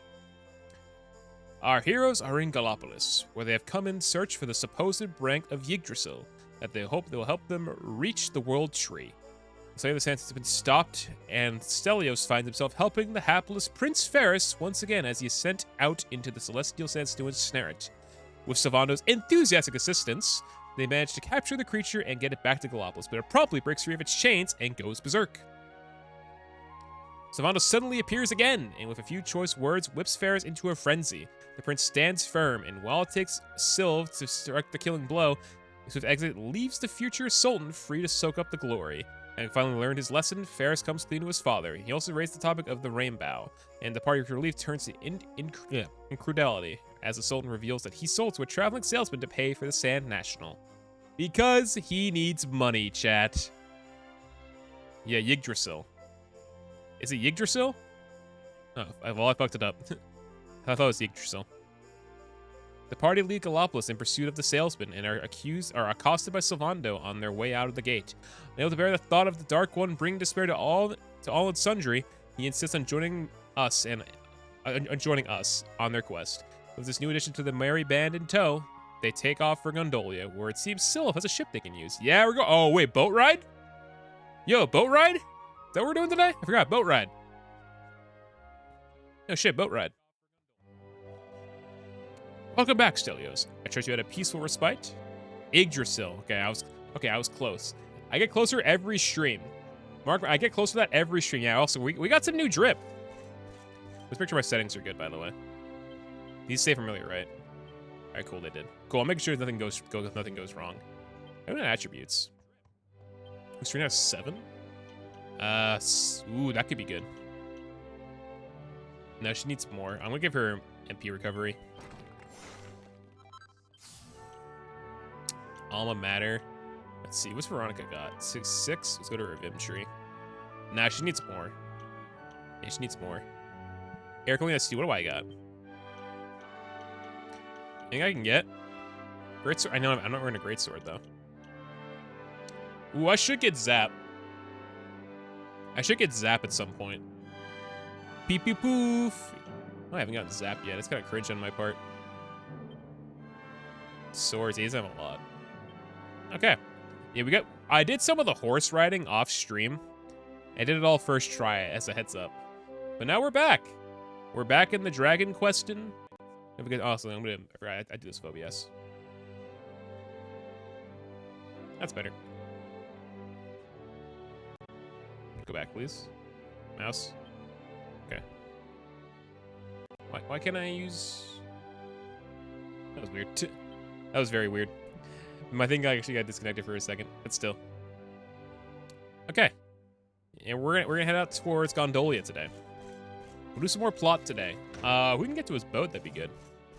Yeah, the only quest I have to do. Oh, what the fuck? That was weird. My game like, dude, it did the Valheim. Where like I'll start running, and it just makes me go automatically in one direction, which was weird. All right, so yeah, the only thing I have left to do is the quest over at the bar, and I think it's what do you have to do for that one? It is this one. You gotta find that cactus, a golden globe, in order to get your hands on a golden global. Apparently they appear every so often along the fellow cactiballs. So we can probably go and camp out for one, just fight the cactus enemies out in the desert. We could go and do that. That's what I'm thinking of doing. So let's go about that. Also, I'm gonna change the music back to the one in the game. No, camera. Is it this one? No. Audio settings. I'm gonna put it back to Dragon Quest 11. Confirm. There we go. Back to the actual game soundtrack, not Dragon Quest 8. We're not playing 8. Let's get our horse. We got data from Sylv too, which allows us to call our horse whenever we want. So let me find those cactiballs. Balls. I said balls. Is that one it? Oh, yeah, also we have that crossbow now from the king, so we could probably deal with that more. If Shipyard's acting up, let me know, because my game won't really act up otherwise. It's more so on the stream. I didn't tweak the graphics settings the best I could, though. Oh, mini medal. This is way you explore, chat. Let's see. Yeah, no, I'm probably gonna go back and forth, honestly. I like both. Like, Dragon Quest 8 music is really good, but I'll stick to the original one for now. Or I'll just, like, take turns. Like, maybe one session I'll use it, one session I won't. Let's see, chunk of gold ore. I'm sure I'll see when I get to this half 2. We're still very much in half 1, though, to be fair. We're not gonna see half 2 for a while, it seems like, anyway. Get on this. Let's go over here. Well, I do like both songs, too, genuinely. They're both great. At least I think so. Yeah, we gotta find some cactiballs, I feel like. Oh, it's Act 2. Well, I think we're still very much in Act 1, though, to be fair. Like, I think we're still in Act 1. I could be wrong, but still. Alright, horse. These things enemies? Those look like enemies to me. Okay, woke up at least. I'll probably start throwing Sylv in the party in a little bit too to get him better down. I might switch out us for him actually. Not gonna lie. Sizz? Oh, I didn't die from that. Wow. Yeah, we gotta find a golden global. It is. You know, we'll just whoosh them.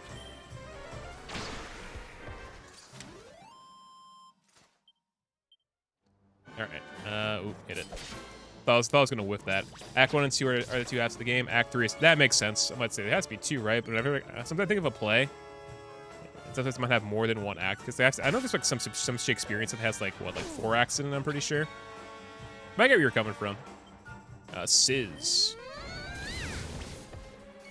Let's see. Hit you. Ow. It's Serena. I'll just hit it. Fuck it. I want to use the MP right now. Eric just finished off. Yeah, I feel like using the MP. Alright.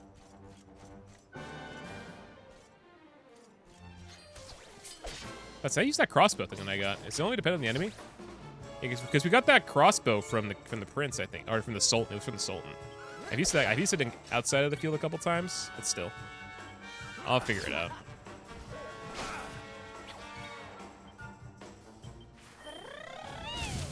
Yeah, she rolled her R's that time. Kind of like how she, I like how she says it.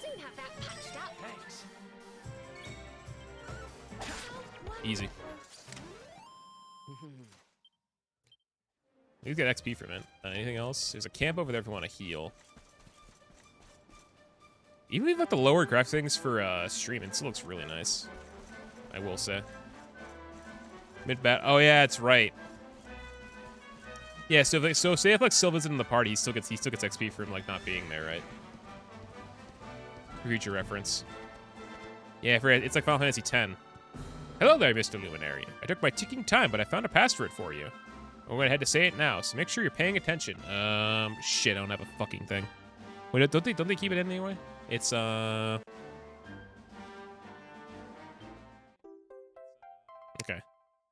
Password it's found, okay.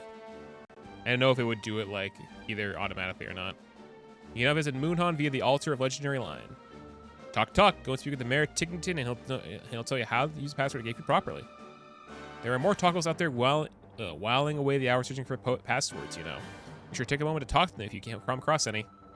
And with that, I'm clocking off and turning back to Tickington. It was lovely meeting you. Good luck with the rest of your adventure. TikTok. Not a TikTok, I would say. Yeah, so go to miscellaneous. Go to catalog? No. Info? Yep, we got the one there. So I'm guessing you don't have to do that. So how about we get a lineup? Yeah, it sucks us to change your character in the field. Does it get to a point where you can use any character in the field to walk around with? That's what I do really like about Final Fantasy VII, is that you're always Cloud. Except when he's not there for that one period, but still. Playing as Eric first.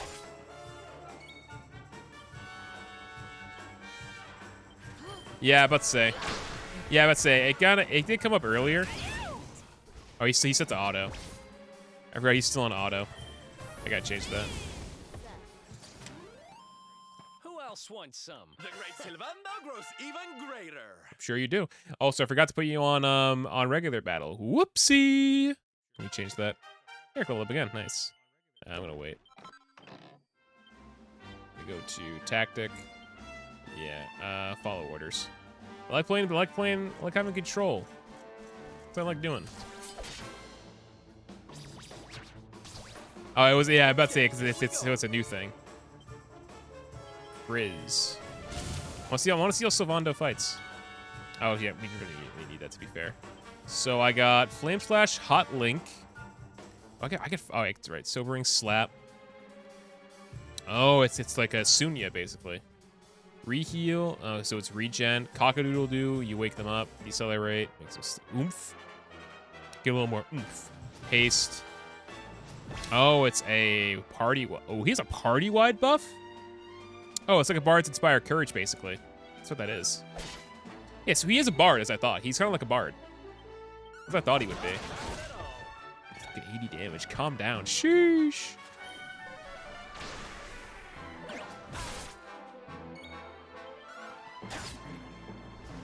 Can I get that Golden Globe somehow, dude? Who else wants some? I probably should do this off stream. Let's say, like, why aren't I hitting it? Why aren't I hitting it? Sizz.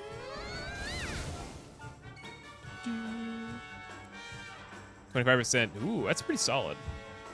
I mean, I'll take it. It's better than nothing. That's better than nothing. So.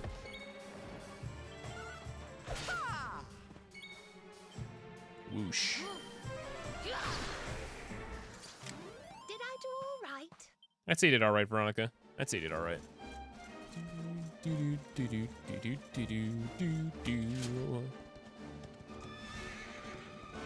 Yeah, let's go. Oh, yeah, it takes us right to it. There's a side quest over here, it looks like. Let's talk to this guy before we go in. What troubles you? Greetings, traveler. My name is Hakim. Please pardon my impertinence, but I assume you're making your journey to Gondolia. So I have a favor I'd like to ask of you. I have a sister, you see. Her name is Akia, and she works in a bakery in the city. She's been very busy as of late, and has been able to come home and visit as a result. As such, I have written her a letter. Unfortunately, I am not permitted to leave my post. Would you be so good as to deliver the letter to Akia on my behalf? Yeah, sure, definitely. I normally switch Sylv with Eric. Eric is really good single target, meanwhile Sylv is just nice support. Yeah, that's fair. Because, like, our character, I mean, the hero, he kind of can do, like, both things pretty well. Like, Eric is, like, he's kind of like the thief/crit dealer of the party. I mean, it's always, you can just do it, it's like FF10. You can just switch in battle, though. You just cost your turn. That's fine with me. Yes, I am. The Laguna da Gondolia is totally different to the desert. Everything is green and leafy. Oh, it's about to be a whole different area. Okay, the merchant did go this way. It's true. I want to look for that golden globe thingamajig, not the award. Hit the thing. All right. Horse, let's keep moving.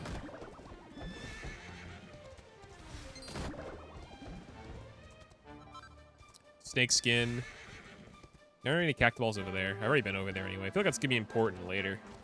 I know we're going to come back to places. I know we're going to come back to Hotto for that volcano when the time is right. But not right now, obviously. All right, let us through, please. Beyond this checkpoint lies the Laguna de Gondolia, or de Gondolia. Only those with express permission from His Excellency, the most exalted Sultan, may pass. The hero is really nice all around. I think someone doesn't mesh well with, but I guess that's the point. Yeah, because I know Jade is kind of like the damage dealer of the party. Well, she's high offense. She's not really a monk. She has a spear though. But you know, she's like the high damage dealer of the party when she joins. But she's the only character I really know about beyond the current party. Because I saw a bit of her action in another stream. Let's see. Do you possess evidence that he is granted such permission? Yes, I do. I shall show you the letter. Well, now, let's see. Yes, this is His Excellency's seal. Then you may pass. Once you leave this checkpoint and pass through the cave, you will arrive in Laguna de Gondolia. It is a lush and bountiful region. Continue along the road. Eventually, you will come to Gondolia itself, the world's greatest trading post. I wish you a safe journey. Thanks, man. Don't worry about Beer J's. We just finished up doing the collection show-off, but I'm pretty sure you at least lurking. All right, let's go through here. We're playing some Dragon Quest. I don't know how big you are into video games themselves, but, you know, we're switching over to Dragon Quest. This is another thing we're usually doing. Wow, this is a big change, by the way. A lot more tropical. Yeah, I think that's a huge change in environment. Ooh. I think I'm good right now, though. I had a granola bar when I was on break. Thank you for the offer. We got some snakes, got some crabbles. That sounds great. I'm a big fan of spicy foods, to be fair. I haven't had like cordon bleu, but Nashville hots, whew, can't go wrong with that. I think I had a Nashville hot chicken sandwich not too long ago. I made buffalo chicken sandwiches over the weekend here at home. I just formed some stuff up. So Sylve, Bite, Spells. Here, I'll use Rubber Rouser on that. You guys like spicy foods in chat? I know Dizzler had a barbecue this weekend, so yeah, I know he's probably still thinking about that kind of stuff. I'll give Erica oomph. Let's see, Sizz.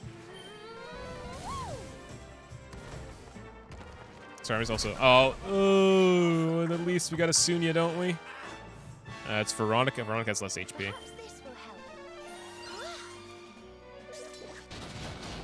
Crits? You gotta be kidding me. That's such bad luck. Fuck off. I can't do spicy. I can't do 2 spicy things for a food challenge. Oh, okay. About to say, ooh, another one coming up soon. Nice, nice. Exciting, exciting. Let's see. Reheal. That's only for sleep. Decelerate. Yeah. Sorry, let's do a flame slash and kill that thing. I haven't grilled in a while. I should grill sometime. Maybe when I get paid next week. I've been kind of on that DoorDash grind lately. Or I get like DoorDash like once a week usually. Veronica wins again. 1.5 mil. Oh my god. That is so much. My friend Parker, who's a mod here, he's doing this Pokemon Nuzlocke challenge where each time a Pokemon dies, he has to like eat a chip with like covered like in this really hot sauce that he has. And you know, he's had like 3 or 4 Pokemon die. He's in like a couple chips with it. And he's been in pain. Parker, if you're here, you can confirm that, but I think he's doing something else right now. So yeah, it's spice foods can really fuck you up. I had last night for dinner, we had like this rotisserie chicken left over, so I tore up a bunch of the pieces of it and made these habanero chicken wraps or chicken burritos basically. Came out pretty good. Big fan. I'm a big fan of like mango habanero too. That's a bit different though, but still very good. And there's this place nearby called It's Just Wings, which is like this delivery exclusive place. They do like a bunch of different like chickens for like a really good price too. Let's see, that's just a stop. All right, got a cave over here. Nope. Oh, well, sorry, horse. Guess we're on your own. Where did Flython go? Oh, well. Jump up here. But 15 of those? Whew. I don't know how. God bless. That is a challenge and a half. I've done challenges sometimes too. I haven't like done anything like that. I think for my next Pokemon Nuzlocke I'll do. Yep, Just Wings. Oh, okay. Yeah, let's say it seems familiar. I did look into that. Here's what I did for it. I did it off. I think I did it off stream. He's rocking mostly in the this area right here. Type of when wielding. That's for knives though. Flame slash. He already has that. Hypno whip. That's for whips though. Knives, lithness, knives. What else? He has swords. He's got the swords. That would probably be good. Cheers from Cincinnati. Appreciated. Cheers from Mass. That's what I'll say. Never been over there actually. Feels like a cool place. But yeah, it's solid. I mean, for what it is, it's not that expensive. And what you get, look, yeah, this is good. We have like a Wingstop around here too, which I haven't had before. I hear good things about it. I think my friend Tim, who lives over in Chicago, has had it once or twice. Seems good. Maybe one day. She needs more. Yeah, she needs more. Let's see. We're good for health. Yeah, let's keep going. I should make like a cheers emote. That'd be kind of cool. Yeah, but recently I'm telling my editors this off stream. I'm currently in the process of recruiting an editor to the stream. No, recruiting a artist slash graphic designer. I did Wingstop Atomic, tastes like bell peppers. I haven't really had bell peppers before actually. It sounds alright though. I feel like that would work pretty well. But he seems alright. Like, I feel like he'll get more into it later in the game. Like, I feel like late game, I feel like Veronica's gonna be insane late game. I feel like Hero late game's gonna be really good. I feel like Eric's gonna be a crit machine the rest of the way. And I feel like once we get Jade, she's gonna be like pretty much our main damage dealer. Next to Eric, I feel like they're kind of interchangeable. What is that? Like goop hand. You guys see that? Oh shit, my defense went down. Splatty pump. Oh, never mind. Nobody showed up. Nerd, no one. You have no friends. Sizz. Serena, how about you cast buff on Veronica? Yeah, I'm sure he's already pretty good right now, to be fair. Let's see. Take care of him. All right, how do you with this hand thing? I'm so intrigued by this thing. I feel like it's weak to magic. Not great. Muddy hand B. Let's go against ground. Ice? I did good damage. What else do I like? We're talking about the game and the food right now, so I'm kind of cool with that. I had Mexican food. I used to have Mexican food at least once a week. Mex's family made the best food. She was Jamaican and sweet. Ooh, what's a good combo? Her sister married a Pakistani. Ooh. That's such a cool, like, that's actually a really good, like, combo you got going on there. Or they had going on there. Jamaican with Swedish ancestry, so you feel like a good variety there already. You got a Pakistani man. Oh my god. I've never had curry before, actually. I've had, like, a bunch of ramen and stuff like that, but never really had curry.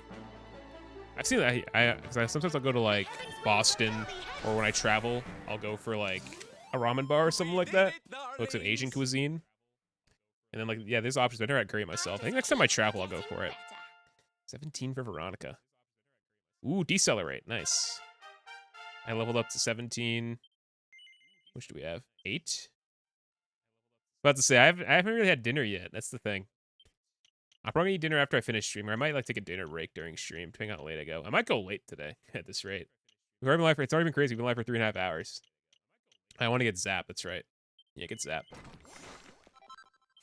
Yeah. Unfortunately, you gotta have to move on. That's the shitty thing. So you can like you can hit really well with somebody, but then there comes a time where it's gonna move on. So that's how it be. Harmonies. Ooh, that sounds good. You know, I want to try chimichangas. I know I've had chimichangas. I want to try enchiladas sometime. Parker knows this, but there's this. My friend knows this. There's this local place which I got on like a 50% off discount back in January. It was like a local place. They made these jalapeno chimichangas, and I'm like, these are pretty good. And I kept talking about it the rest of the night. Like, those things were great. He's like, yeah, I'm sure you're still talking about them. And I was in his stream last week. And we were talking about food again. He's like, oh, spicy foods are great. And I mentioned that. And then I mentioned again those jalapeno chimichangas. Yeah, you should get them again. You're still talking about them. I'm like, hey, sometime soon, I'm sure. What is that? What am I looking at? That thing is... Why is it shiny? Did I find a shiny Pokemon in Dragon Quest? A Midnight Hork Knight. Shrimp shimmer. Ooh. Ooh. I'm a black beans fan, but that still sounds great. When I get a burrito, I usually get black beans with it. All right, crack. All right, thank God that thing died. I was so wrong. What is that? No, he called Muddy Hand C. Oh, I forgot about that. I forgot about that entirely. I'm like, wait. It's been a while since we've had one of those. I totally forgot. I fucking did it like twice in this game and I forgot. You can tell it's been too long.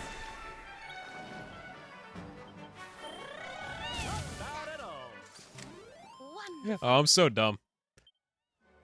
Yeah, there you go. It would tell me afterward anyway. No, I'm just one of you. Just one of you. Don't worry, I'm just one of you. Do I just press it up repeatedly? Ooh, a chest. A seed of skill. Sorry we get to the islands around the area. That makes sense now. I got invisible walled.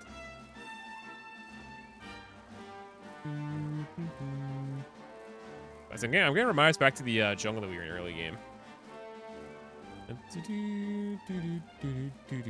I see something over there. Go over here. Celestial Skein. How you say it. Toxicor, T234, Silhouette of Death, Twilight Records, Buried. God, A Piece of Flesh, Merciless Record, Defense. Oh. Oh, okay. I was wondering what this was for a second. Bands for Friday. Hypnos. Okay. A lot of bands actually don't know that well in that one, surprisingly enough. So, for the show that you do, I mean, it's a radio show, so, like, you have, like, a theme each week you go for, like, the set list that you make? Like, one week you do this kind of music, this week you do this kind of music, or it's whatever you're vibing with, whatever you're doing that time. Just get an idea of what the life is like for someone who does that kind of stuff. Because I've never personally done radio shows like that, or, like, some kind of show like that, but it's always, like, interested me. Will I do it? I don't know, maybe one day. Let's see. I'm just keep writing this B.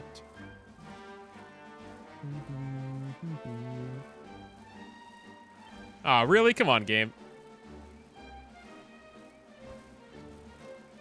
You mean not talking to playing? Oh, okay. So you're just chilling. Nice. I mean, if you're not talking to person, that's fine. If you're just doing it for fun, yeah. See, you gotta get through all those labels. I get it. 94 though. God, oh, is a knight here? Hey, props though. If you like doing it, that's what matters the most. You should remember that. If you like being able to express the kind of different metal you like in some way for a radio show, more power to you, dude. It sounds like a pretty sweet gig, if I'm being honest. Let's see. I'll just whoosh. Just whoosh. Oh, we hit that one? Oh, they're separate, that's why. All Black Death and Thrash Metal, I do announce who was playing. Yeah, that makes sense. That's a lot of radio hosts do.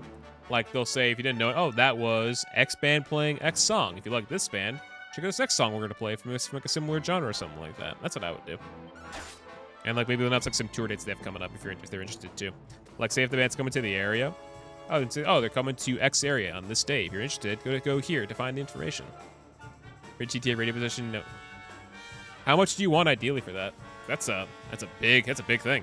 If you get that, that'd be insane. Gotta get in there somehow whenever they want to release the game, you know? So yeah, these things do big damage. That's Eric. Sag. Let's see. Still growing? How long have you been doing it? I must mention it earlier. I might have forgotten already. I'm gonna go towards the other way.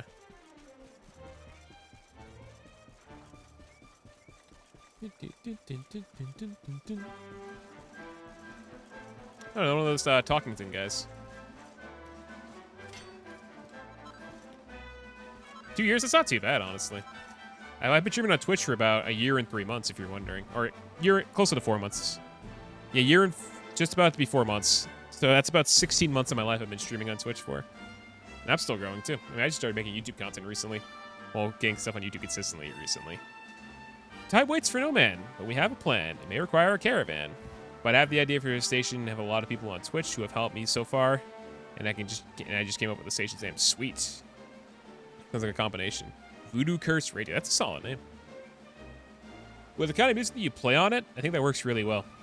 Like, considering the variety you got going on, that's kind of stuff you go for each week. I think it works really well. Why, this is the Luminary. I was just indulging in a spot of singing. Helps lift the spirits. Hey, speaking of music, did you know? Allow me to pass on a password that I found. Balls. That's what it is. Or you're adopted. It's one of those two. Talk. Go and speak with the mayor of Ticketon. He'll tell you how to use the password he gave you properly. Yep, I know what to do. All right, cool. That's you pretty close together, too. Feast on Beast is Twitch. Works pretty well. Let's see. I'm just going to heal real quickly. Heal. Vice City Extreme Radio.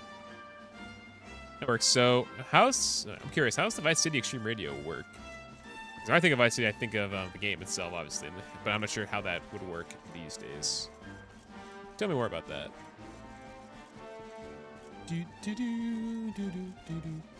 Seeing if my buddy can boost your page on YouTube since he has. Ooh. that was insults cool. You're adopted. True. That's like a middle school insult. But it's true. I mean, is it true in this game? Considering, you know, we were watching upon it, we fell out. We got separated from our mother, who left us a letter. We ended up with Amber and all that stuff. More obnoxious. Yeah, true. True. We did get hit with a lot of those insults back in the day. There's that one, and then there's insert any your mom joke here. Oh, two people are dancing. Let's see, Sizz. No. Yeah, she's boogieing. He's fucking like got a hit with a crit, and he's still getting down. God damn. Dick slit. Vice City means oh, that's what it is. That's what it was. Gaylord is pretty bad too. Yeah, anything like that, like any homophobic stuff like that, is just like really, really cringe. Like it's so bad looking back on back then, because it does not age well at all. Let's see. That's not gonna work. I don't think so. Magic barrier. Give a bang. Sylvando's back. Alright, cool. I'm gonna think here for a second.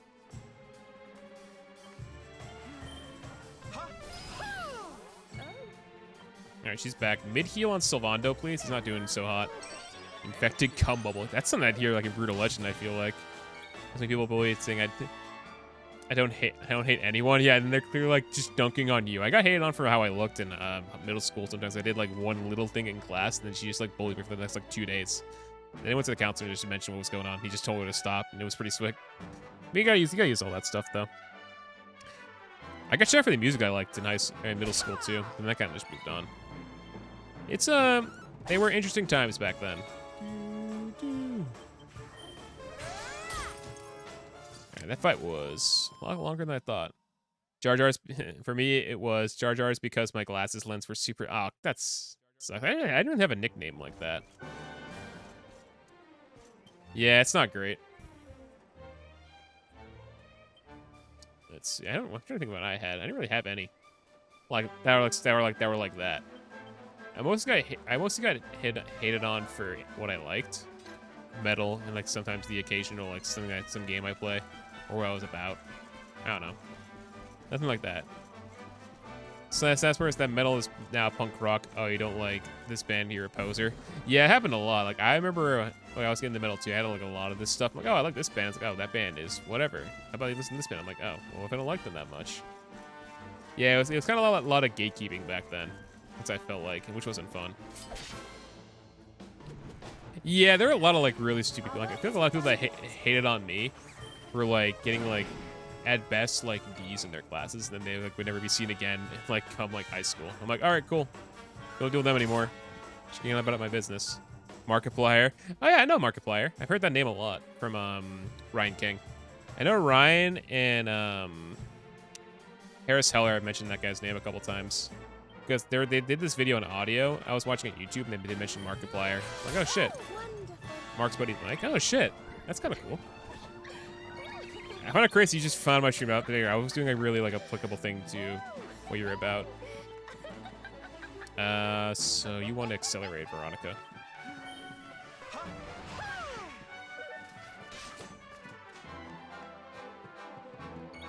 Oh, you need Mark? That's cool. I think it's kind of cool. It's a small world sometimes.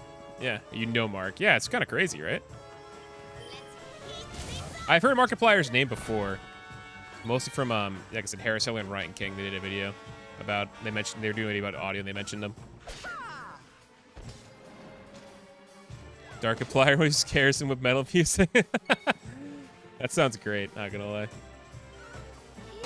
I'll have to ask Ryan if they're in here about it. Oh, shit, you know him. But see, my big thing is that I've known Ludwig, if you know who that is, since before he started streaming back in like 2015. He was a local around where I was. He's from around where I live. That's where I got to my name though. Let's see. He's kind of annoying though, to be fair. Alright, it's dead. What the heck am I doing? Good question, Eric. What are you doing? Now fight, please, because I kind of need you. I'll heal. Actually, I'll whoosh him. Yeah, it's a very small world. We got a Markiplier. Guy's friend of Markiplier. I've known Ludwig for a long time. I consider him a friend, not like a good friend though. He's more of a friend at this point. I've told a lot of stories here about like other people I've met from the community, like from like Melee and stuff like that. Let's see. I drank Absinthe one night and then made Amnesia custom story based on Jack the Ripper. I remember Amnesia. I don't think I ever played that game, but I've seen like videos of it too, which seemed interesting. I'm not too big into horror though, so that's probably why I never did. Savando's defense went down. That's a lot of muddy hands. Don't go for muddy hand D, please. I'll take a pep up though. It's very good. Let's see.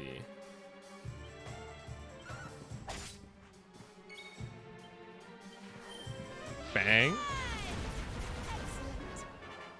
She's getting aggro though. Ow. Whoosh them.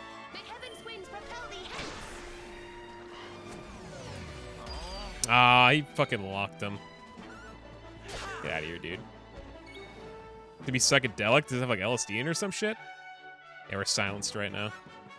I wouldn't know. I've never really done drugs before. This was a few years ago, but I would be flipping out. But now I know that celebrities or celebrity culture sucks. No matter how famous someone is, they are human. This is true. They're still like us at the end of the day.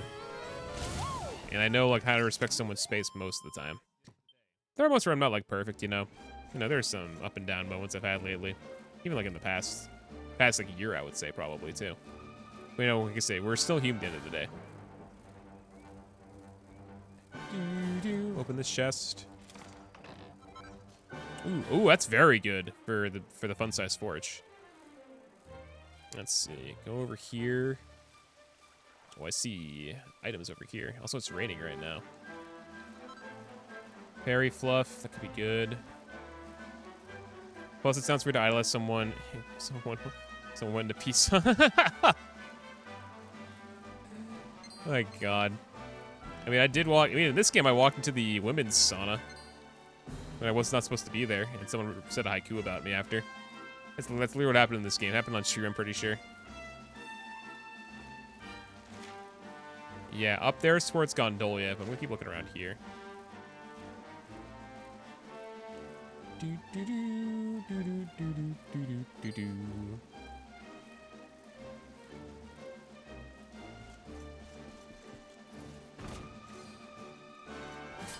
Hit it. Sounds good. Yeah, sorry, I just read that.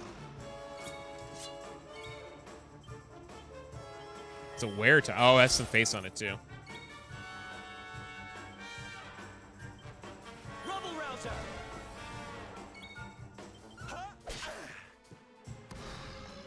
Oh, it's dead. Easy. Let's see. 85 XP. A lot of folks up here. I think over here. I see this. Oh, another mini. I found a lot of mini medals so far. I think it's the second or third one today. I found some off stream too, and I was doing like a late night session last night. Just doing side questing the last night, so you guys didn't miss anything much. Cheers to the F rank for Death Stars. That yeah, let's say. Yeah, I had nothing to say about them really. Like the full VOD of the stream has more in it. Like, you want to go back and watch that, but I like just knew nothing about them. There were bands in that list I just didn't have anything to say about. I'm like, I don't know what to do with this. There was something I probably should have rethought for sure, but that soundtrack is so big, to be fair. Plus him being, let's see. Let's see. Muddy Hand. I'll put that on there. The Were Tiger drops a decent element for Veronica. It's a rare drop, though. So, okay, it's probably what, a decent amount of gold to get that, though, I'd imagine, right? I'll put a crack on the Muddy Hand. Died in one hit. Yeah, he does good damage for what he is. I'm gonna grab a mid heal for Sylvando. Thank you. Hit it. It's ready to go down soon. Whoosh!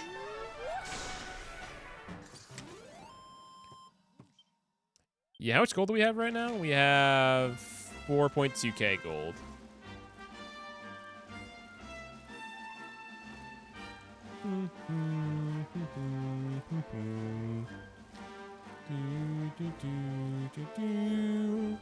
There's a chest over here. I want that. Oh, I just ran into something. Oh, it's a bunch of muddy hands.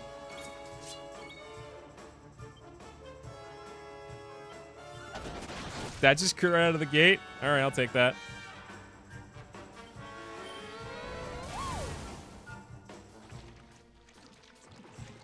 Yeah, hand E. Oh, it's gonna be so many hands now. Nobody showed up.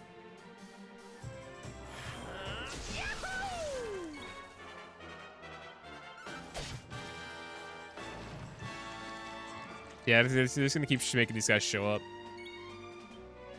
Whoosh 'em! Fabulous! Nice comment there, Sylvando.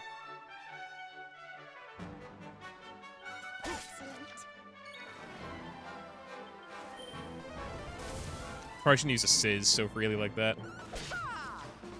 Nice. Muddy hands are defeated. Who else wants some? Give him an XP. Give me the item, please. I heart iron armor. Okay, cool. Found some more iron recipes. That's good. Always good to explore, chat. Always make sure you're exploring in these kind of games. Xenoblade taught me that. Let's see. Once you enter the Grotta della Fonte, we, the members of Gondolia Chambers, recommend you stock up on supplies, take a well-deserved rest in the beautiful city first. Yeah, fine. You're not capping. Yeah, he's not capping. I don't know if they are. I have a Discord if you guys want to join it, as a reminder. If you haven't joined it yet, here's the Discord invite.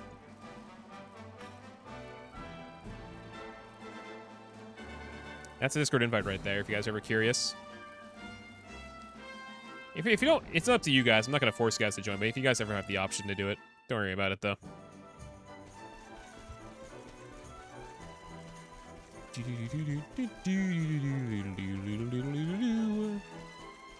Sounds good. Thank you for joining, Beer Jesus. I appreciate it. You'll hear more updates about the stream there. We'll see what happens from there. It's mostly a hangout spot. Wow, look at this area. Oh, I'm getting like, whoa, look at that. This is a nice looking area. A little Italy vibes from it. Here's the marketplace. Let's see what people are like here, though. What a beautiful place. It feels as We're gonna though rest the at the end whole when we get a town is chance to, because we're bobbing pretty low up and down on the MP. waves. So this is Gondolia, huh? I heard there was some big scores to be had here. Rich merchants from all over the world, ships full of treasure, you name it. And this is where you're keeping your ship, Sylvando. The ship that you own. Don't tell me you're some kind of millionaire. Are we with someone who's a mogul, perhaps? Oh, come now, Ronnie, darling. Ronnie, darling. Would like to pry. All right. The docks are in the southwest of the town. Last one there's a rotten egg. We're not a rotten egg. Oh, well, I guess we're a rotten egg then. Let's just stand there, me. Oh. Vegeta! We got chased to Vegeta now. That's Vegeta. Get back here. Vegeta! Where'd he go? Where'd he go? Where'd he go? Oh, I found a church.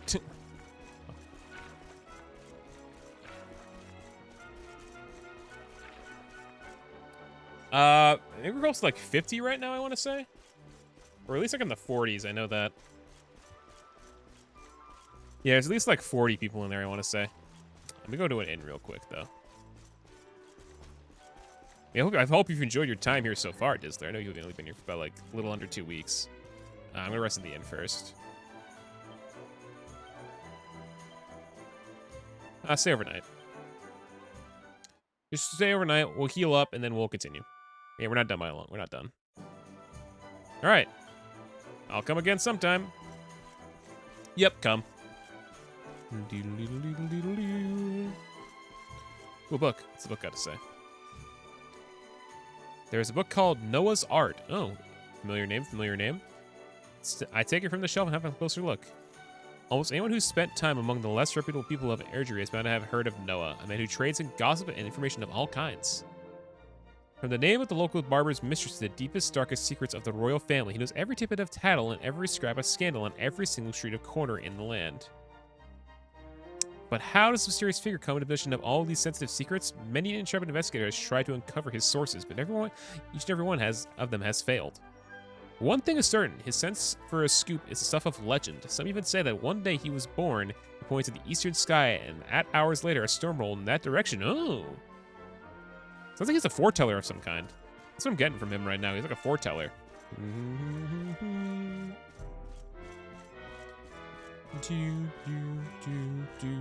The book up here. Somewhere under the rainbow. With the rainbow. Like what we're looking for right now. Where's that merchant? I take her in the shot and have a closer look. Once upon a time, on a lovely summer's day, a rainbow appeared in the sky.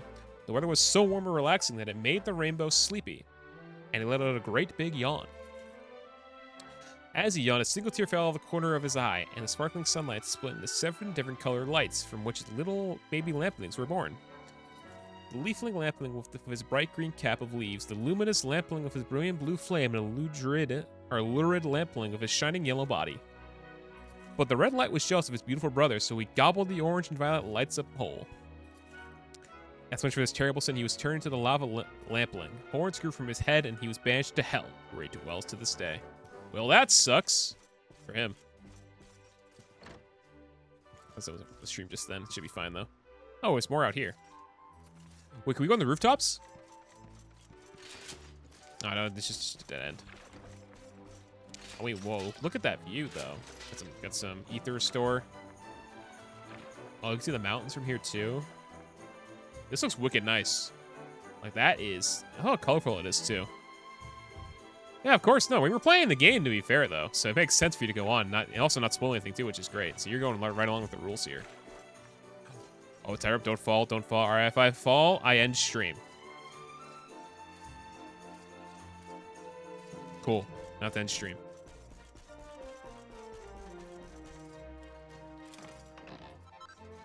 Magic water, put it in the bag. All right, I fall here, I gift 3 subs. I'm gonna have to do 3 gifties. All right, cool. I don't have to.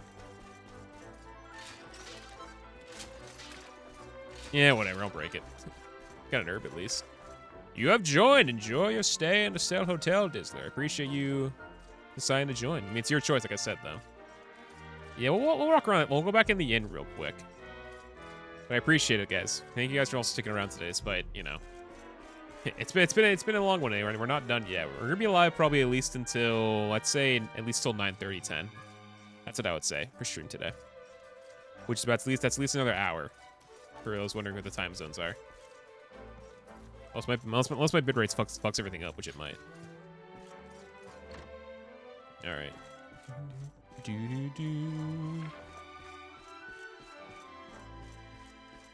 That's where I just was.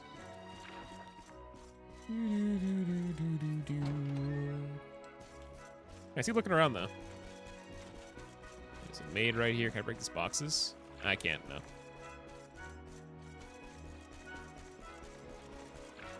There's a boat down there. Oh, I can row a boat? Can open that door. I want to look around first though. Yeah, I'm getting like very Italy kind of vibes from this place. I've never even talking a cutscene though. Plus, we're looking for like young Vegeta because he ran away. Yeah, I imagine it's currently 8:30 for me, or about to be 8:30, because I'm East Coast. In the US, that is.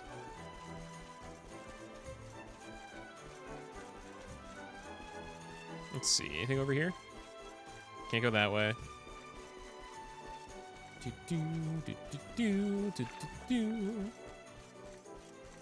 I jump on that? I cannot. But yeah, we're probably gonna spend like the next like hour or so getting ourselves associated with this place. Oh wait, cutscene? Can you believe it? This mean man won't let us into the docks. Madge, let us in. Madge. It's nothing personal. The docks are off limits for everybody now. It's because of la competizione. Yeah, they're Italian. Yeah, this is Italian. Great. So I guess we just have to sit tight till this contest thing is over, huh? Well, we're participating. Oh wait, is it Mexican? I am Oh, sorry, it's Mexican. but Signor Universo is molto importante event for people of Gondolia. See, Gondolia sounds Italian to me. Plus, the I think the area. They also they're Spanish. Or, oh, is it Spain? Spain. Might be Spain. Oh, I'm an asshole. I'm an asshole now. Senor Universo, you say? Now that sounds like fun. Tell me more, honey. I'm all ears. Oh, get in there. Naturalmente. Signor Universo is for men of all ages. The winner, he must be a powerful like the waves. Yeah, there's graceful yeah, like it's the Spanish. breeze, and deep like the sea. So imagine it's more like Spain then. La competizione is reason why Gondolia is so filled. I mean, with the part of it strong thinks me and thinking because of the admirable area men look, but this like they're moment. speaking more in Spanish. It's Ooh, I it has to be one of love the a two. little pageantry. Come on, darlings, let's go see what it's all about. Come on, We darlings. can sample some local delicacies to get ourselves in the mood. I hear they're to die for. Food, poggies. Well, who's with me? Come on, you know you want to. I'm not that bothered about whatever silly contest they're having. But I am quite peckish. I'd love to try a few local treats. Oh, okay. So it has to be Seriously? it's We're not Italian here or on something holiday, else. you know? We're supposed to be looking for the rainbow, right, Serena? Rainbow. Well, She's even like, I don't know, Eric. Just I'm so sorry, but I'm really rather hungry myself, and, well, we can't leave until the contest's over anyway. well, so- she's it's 3 against 2 here. Fucking Veronica. I don't believe this. Hey, listen. We're kind of in a hurry here, and we really need to get to the dock. Do you know who's in charge of this contest? It's Vegeta. Naturalmente. The person in the charge is Dojo Rotondo. He is in the charge of Rotunda. everything in our town. It's another rotund man, like a lot of the guy NPCs are. I wonder, yeah, he just wants to get out of here because in case he gets caught. Northeast part of Gondolia. You must speak with him. He is so much a kind man. Molto gentile. Yeah, so it's Italian. Oh, I thought it was You Spanish heard for the a man. second. Let's go ask this Doge guy to let us into the Dogecoin? docks. A scam? Dogecoin? Scam? Drops like so much percentage a day. Never invested in it because I knew it was a meme. Oh, hi. I wonder how they taste. Ah, yes, that's the cake I cannot see. The classic JRPG tradition. Can't do it that way. What else we got around here? What's in here? Oh, it's a shop of some kind. Ooh. What we got here? No. Really? Everyone's talking about him, you know? I suppose I better fill you in. Ah, god damn it. God damn it. Ah. It all started when a kingdom called Dundersill was destroyed. It was a Darkspawn who did it, you see. I didn't do shit. That's what Heliodor thinks. Oh, whoa, bitrate, bitrate. Whoa, bitrate, bitrate. Bitrate, why are you crashing on me? Oh, yeah. Yeah, I'm like, I thought she was holding him out to me. I'm like, oh, wait, let's go back. Yeah, they're right here. I was clearly oblivious and just didn't look. Yo, bitrate, how about you don't crash? Because the game is running fine. 1 second, guys.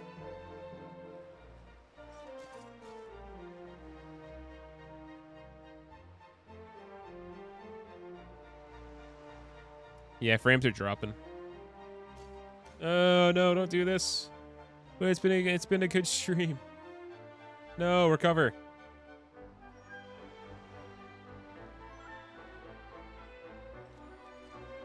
No, but I wanna stream game. I wanna stream game. Sag. Oh, that's not fun. But I wanna stream video game. Oh wait, it's coming back? I'm gonna give it like another 2 minutes. It's coming back. It's slowly coming back. True. It was pretty good to us for the first like 3.5 hours. Okay, wait, screen. I think we're back. I'm gonna give like another like 30 seconds.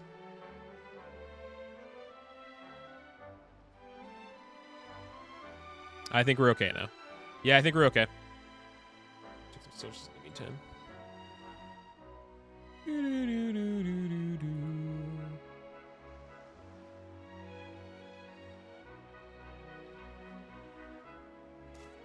Okay. It should be good for you guys now.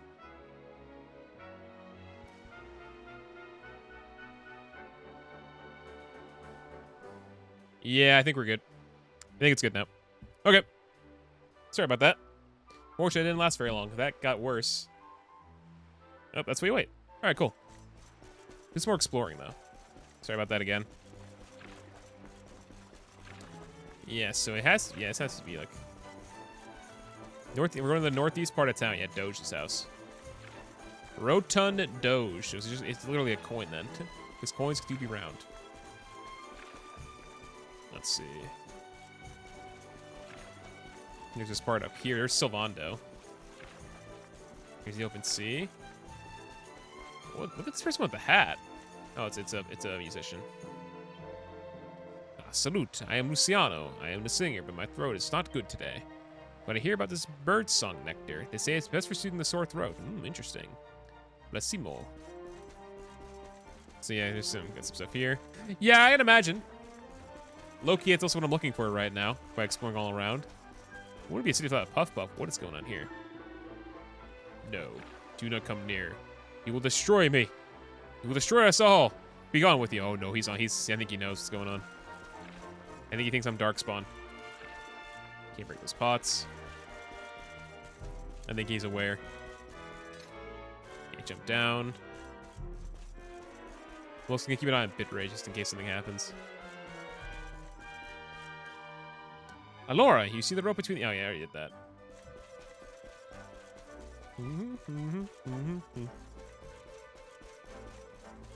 Let's see, anything else? Taste the sea. Yeah, I did. So yeah, we got some stuff here. We got gold shield, which you could really use. Iron shield, which is probably better for us. It's only I can wear. It's a cat hat we can get for Veronica. Iron helmet. Leather dress. Ooh, iron cuirass. Iron armor. Let's see what we want to get here. Definitely get 1 gold platter at least. Put it back. We get an iron shield as well. I'll grab 1 turban. I'll get the thing for Veronica. Let's see. Leather cape. I can make some of those though. I'll get this for Veronica. I can make these now. Hold on. Yeah, don't worry about Disler. I'll just be getting some stuff together here. Big spender. Yes, sir. Go to items. Fun size forge. Level up. Double whammy.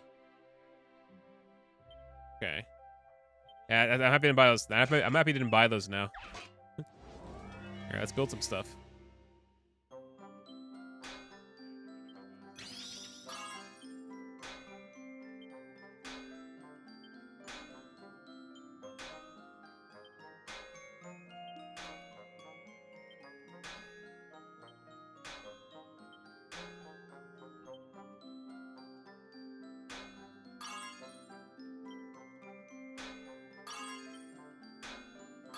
Well, that was so close, too.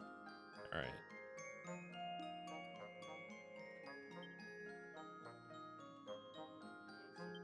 That went pretty well. That went pretty well, I'd say. Not bad, not bad.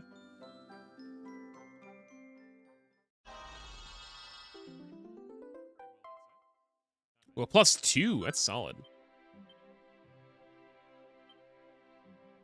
I have no glass. That's the shitty part. Oh, I used all the ones up.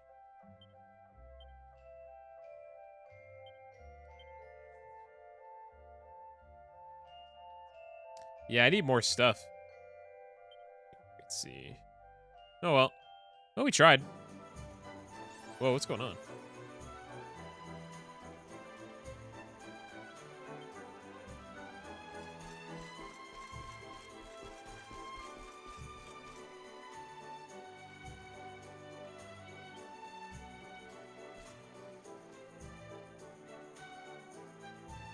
Now the game is acting up too. Well, the stream is just acting up instead. Let's see what happens if we go to webcam. That was weird.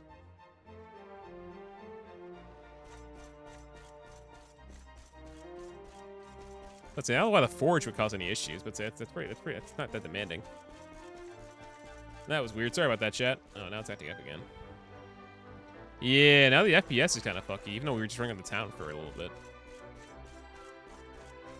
It was just a little bit weird for a second. I just used the forge, and now it's like, oh, wait, no, FPS is going to be all lame now.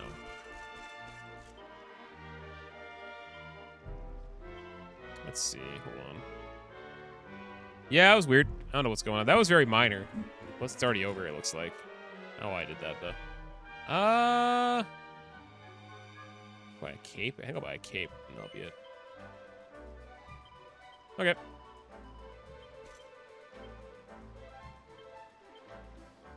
I'll give Sylvando the gold platter. And I'll give him... I'll give myself the iron shield. The one that can use it. I'm the one that can use it. And then I'll give myself the iron helmet +2.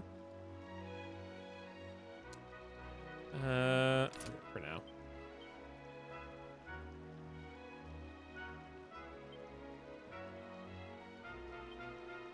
Sylvando, I want to make something else for him eventually. Feather cap. Yeah, but yes, let's see. Anything else I can give him? Yeah, give him more defense. He use it. Eric, I could probably give something new in a little bit, actually, I feel like. Feather, I could probably get something new.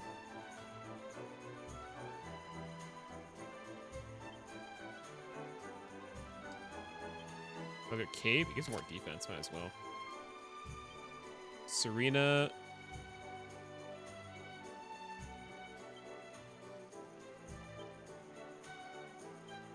Still haven't given her anything new. If her actually, I've gotten way more stuff than her. I feel like she has.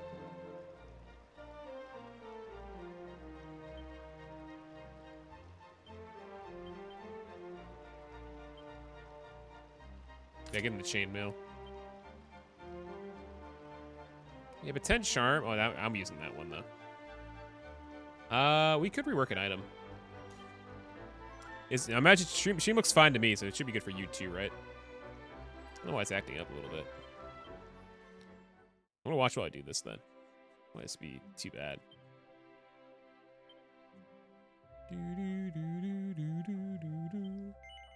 Yes.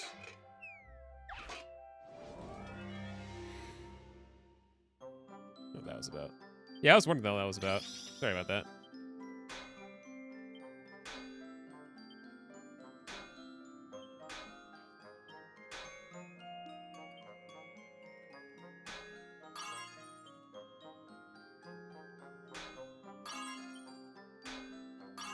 Not bad, not bad at all.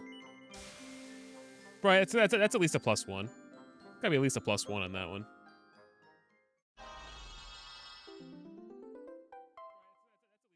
Yeah, not bad. What else can I rework? Pot lid. Let's see. Slime earrings wouldn't be bad, actually. Cat hat. Silver platter. Nah. Ooh, actually, this. Let's go for it. I'm intrigued by this one. I wanted to use this one, but I feel like I haven't not gotten the right stuff for it. Let's see.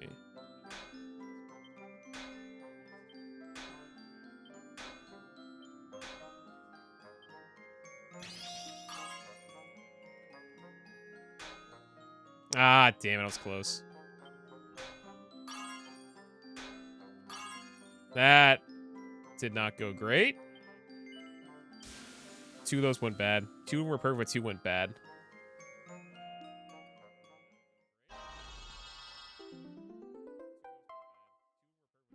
It's only a +1 because I fucked up. That sucks. I got a +1 at least, but I could have been way better. That could have gone way better.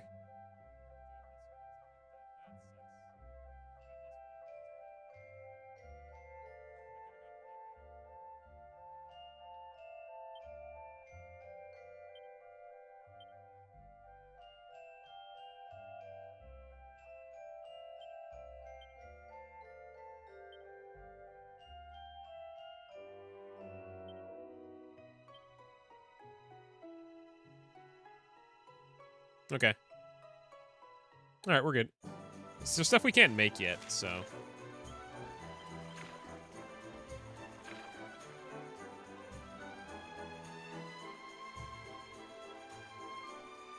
Okay, keep walking around. How do the boats work?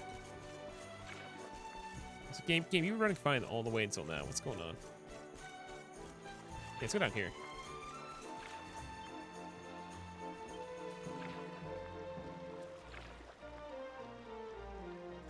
Do I just row? Yeah, I just row.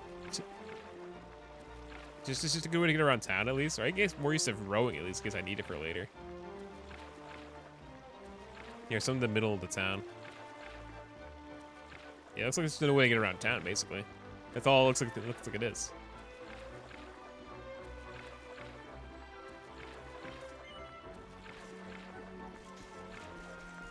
Just run around.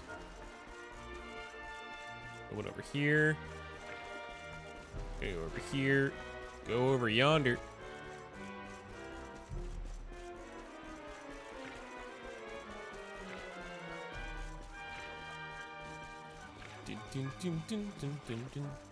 Also, I keep remembering my phone is not muted unless it's on camera. Make sure if you're upgrading access, you actually have an effect worth enhancing because a lot of the other ones just give you a little extra defense.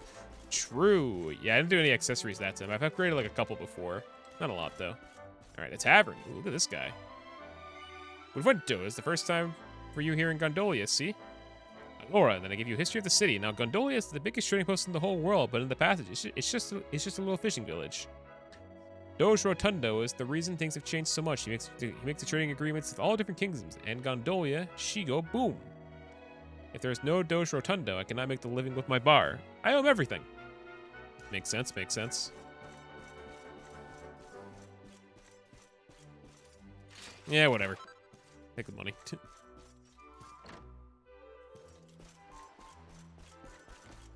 Think in here? I've already been in here. It's where that person's like, yeah, Darkspawn, bad, yeah, evil. I'm like, no. No Megalol, it's not me. I'm not sus, not sus.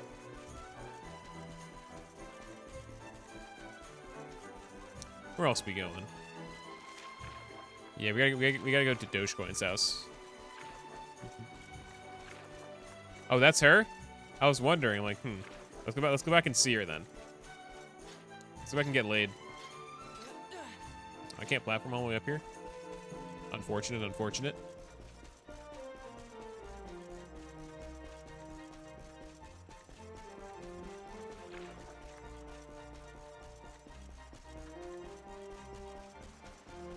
Yeah, well, in the distance. That's such a nice view, though. At least for me, I think it's a nice view.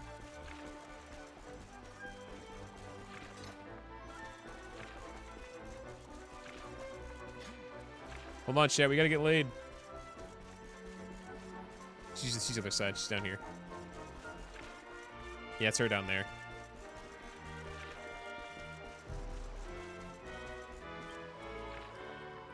Do I please thee, good Sarah? Am I in faith in these shines, and have thou would accept me a heartfelt puff? Thou wilt? Verily, 'tis music to mine ears. Puff, puff, puff, puff, puff. Puff, puff, puff, puff, puff. We got laid, chat. I thank thee for thy custom. Should the hunger for puff puff ever assail thee again, it will be my pleasure to sate it. Nice. True. Chris, he's just sitting back and having a good time. Don't blame you, Chris. We just got laid. And no one walked in this time. We actually was the guy all along. Alright. Let's go to Dogecoin's house. Very appropriate use right there.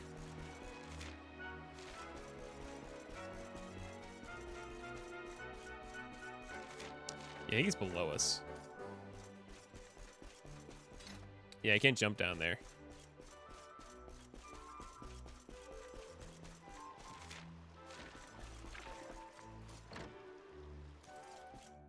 Hey, my husband, he's a sailor. He traveled all over Erdrea, so he often tells me about what happened in the faraway kingdom. Oop. Wait, what happened about Sir Hendrik? Yesterday, he told me about a prisoner who escaped from Heliodor. He says Sir Hendrik is looking for him. The prisoner, he must be very dangerous. Molto perloso. Well, whoever that prisoner is, well, he didn't just destroy your pumpkins. Hopefully that's cool. Hopefully. I'd hope.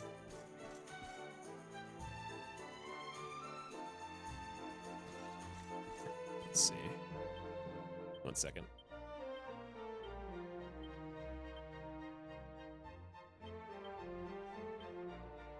All right. And then mini medal, nice. Found a lot. Yeah, it's like that's gotta be at least the third one today. Yeah, we found lots of them. They appear, not really. They're just in here, to be fair. Let's see. Not a lot over there. I think we found the guy's house. This must be the place. Let's see if he's home. Let's see, Eric. Hopefully he is. Un minuto, I am coming. Yeah, very Italian. And not as rotund as I thought. The Solon's definitely more rotund than him. We're looking for the Doge. We need to ask him a favor. Bene, I am Doge Rotondo. Always I am happy to help. Oh no. Oh no. I have nothing to say to you. Niente. Now you must go. Andate via. Ah, fuck, he's on the inn. He's in the inn. He knows. God damn it. What the? Hey, wait! A sweater pattern? Yeah, it does. It's something you wear like around Christmas So time. much for Molto Gentile. I've met kinder judges. He took one look at you and freaked out, huh? Wait, you don't think... Nah, how would he know you were on the run? And why just you? Good question, Eric. Very good question. Huh. Hey, guys. There you are. Veronica's managed to get herself into a bit of a scrape. God damn it, Please, you Veronica. have to come and help. She can fights again with adults. Man, you can't take that kid anywhere. Still, I guess we won't be sailing out of here anytime soon. Might as well go see what's up. Okay, Veronica, what did you do this time? What did she do? Give it back, you The Vegeta? dirty, rotten thief! It's not like you can use it anyway. A kid like you wouldn't have the first idea what to do with a wand. Why no? Yeah, it's You are Vegeta. a kid, just like me. Anyway, I only borrow, no steal. What's going on here, Serena? We were just walking along when he came out of nowhere and snatched Oh, it's like the your wand. Gormati boy who We stole caught Rock's up core with him crystal. here, but he won't give it back.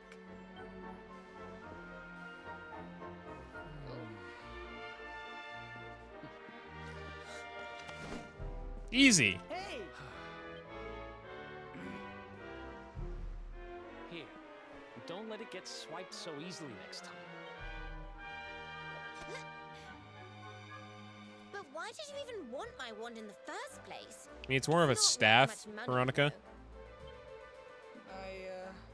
I wanted to try and learn that black magic so I can learn how to become a Super Saiyan.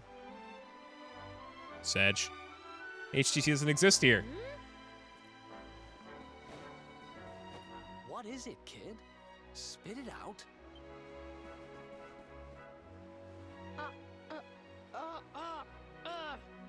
You're adopted. It's okay, Placcido. He's not gonna say it. I explain the situazione. My name is Benigno. He is my friend, Placcido. He's the only son of the Doge Rotondo. Every day we are playing together. Molto felice. Happy, happy. But then Placcido, he loses his voice. Oh, he lost his I voice. don't understand what happened. I ask, but he cannot answer. You can write something down it though. So I think, if I have the magic, maybe I can fix Placido's voice. Capisce? I don't know about her, black magic. Fine, you're forgiven. Now, tell me more about your friend's lost voice. Yeah, how did it happen? Did Jarvis come by here? Does anyone know more? Yeah. It's his throat. There's some sort Well, of well, awful... Oh, he's been cursed. Poor thing. Sag. I mean, eventually he'll be able to talk as he gets older, though. We're the opposite. We knew how to talk early on in our lives, then we forgot how to talk. If I had some birdsong nectar. But I'd need some water from a sacred fountain to make it, and, well... There isn't one around here. You needed a special, very, very holy water to help Placido. See? I hear people talking about something like this. The river, west of Gondolia. If you follow it up, there is a cave. The Grotta della Fonte. We were here earlier. Everybody say its water is molto speciale. I know I steal the wand. And I know this is very bad. But per favore, you must help Placido. We are friends since we are the small children. You still are small children, though, dude. And now you are his only hope. You will help him, see? See? Nah, I took my wand, dude, and your dad was just an asshole to us. You heartless monster! It's not like you're busy or anything. This is an innocent child we're talking about. Help him! You were just fighting with them. What? Okay. Fine, fine. Grazie mille, signore. You bring her the water from the grotta and make the special nectar. And I will stay to take care of Placido.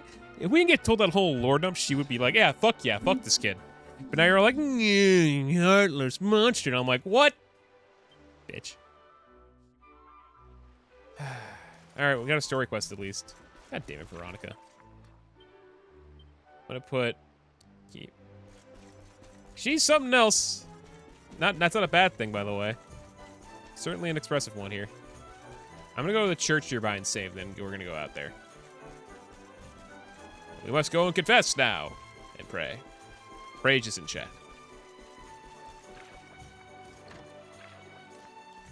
Oh, this is actually like more of a proper church. Alright, save.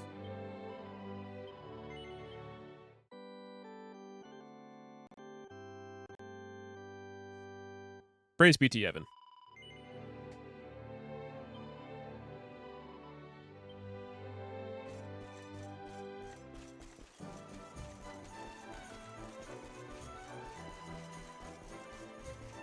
Look at this guy's fucking mustache. Oh my god, look at this dude. You come to Gondolia at the right time. The Signor Universo contest will be starting soon. Be sure to check out all the stalls in the main street. They're a real treat. I mean, yeah. That's true, but like, you know, I was like, you know what, fuck it. I know it's the right area. Yeah, we're going west. We're going up that river we read it where we saw that thing earlier. We're going that way. So it's fair. I mean, it was just like, god damn it. I saw a clip of like Lion saying no to the prince back in Gallopolis, and it's just him like doing that like quad, like the 3 times the pray thing, like over and over again, just on command. Like, goddamn, that kid does it a lot. Yeah, we got a little bit of an adventure up ahead. Oh, this is just super pretty, though. Now we're out here during the day. We can ride! B-ride! But thou must. I mean, we are going to. Just took a little bit of other stuff.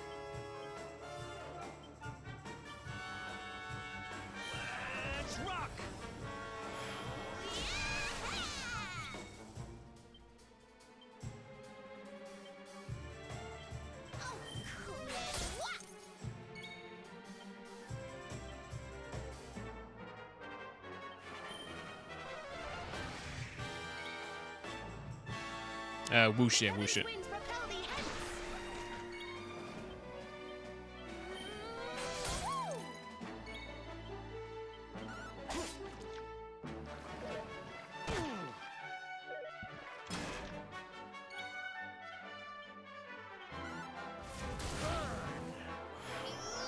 Everyone's getting pepped up now.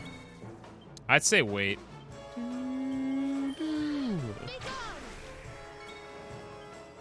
Frizz. Thank goodness. 17. She gets a new spell. She gets Acceleratle. Okay. Just 4 points. We're gonna wait. All right, mountain time. Oh, we're mountain boys. Oh, we actually need that glass for crafting.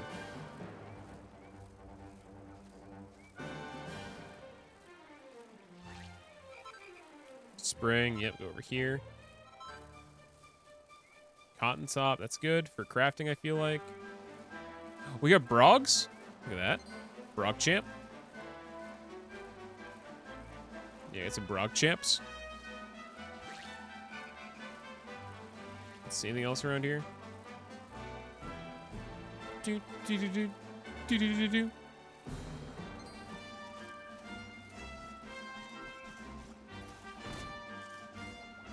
I can just fucking eat through that dude. Oh, there are slimes in that. There's a slime in this. And then the Brog shows up.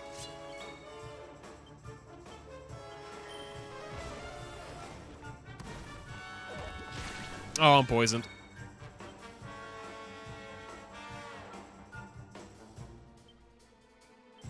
And because that comes from Dragon Quest 1, where right after saving the princess, she asks if you want to create your home across half the goddamn world. Oh my god.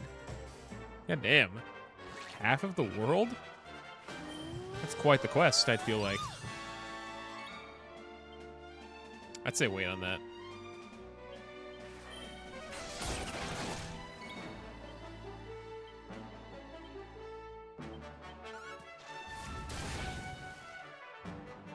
Assessing the situation. I am judging all opinions choices I've made so far in my life. I'll whoosh it.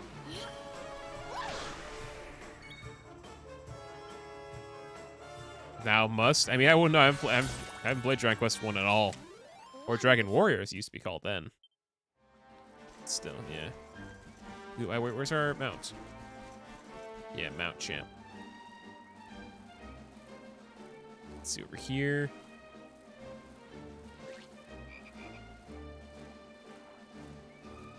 Nothing over here.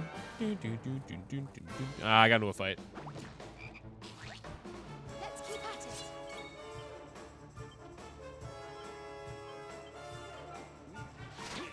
Aw, come on, Eric.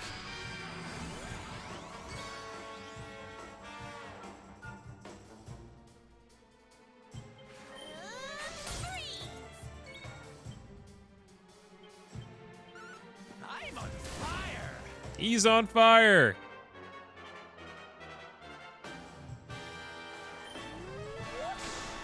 I think that's a lot of defense. Oh, shit, it's cracked.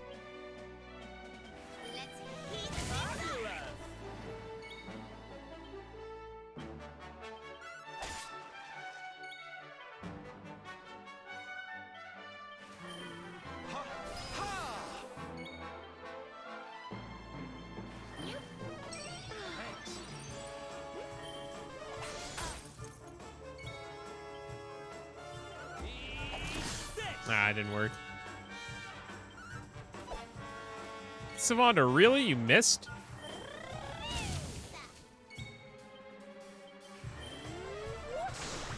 Alright, cool. Let's see. Come on, guys. We got chest. Toad oil. Sounds alright, I guess. Alright, so everything got a little bit quiet, too. One of those things over here. And it's gone. Maybe over here? We can just go that way. That's the way of the story. Okay. Now it's raining. That's some other stuff around here. Flying around with our giant wasp. Wave weed. We'll see a chest up that way.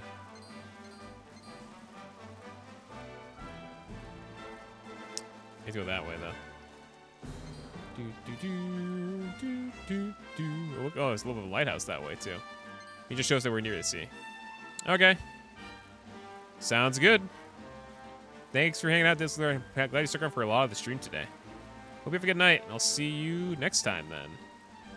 See you in the Discord too if you ever want to talk in there as well. Take care. Let's see.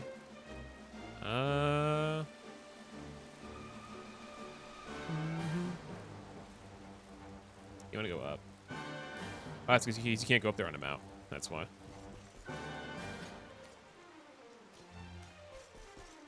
Go up.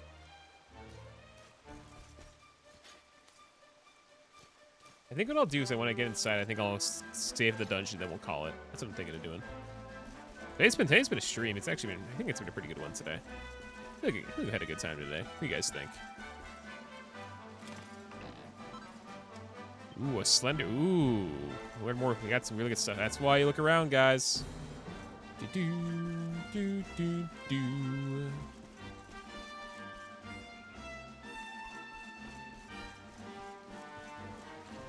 What is that down there? Look at that. See that down there?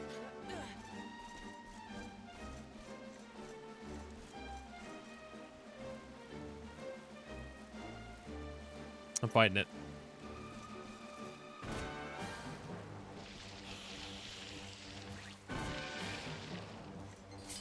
There we go. Oh, why it took so long. More pep.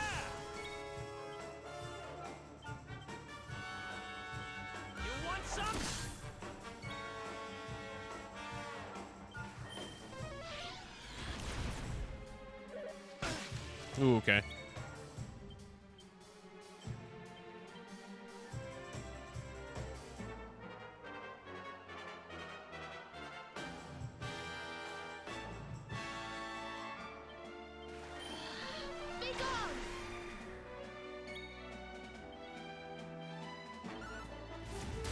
Taking whole fire beats grass. Nice. Wasn't that bad. Thought it'd be a lot more intense than that.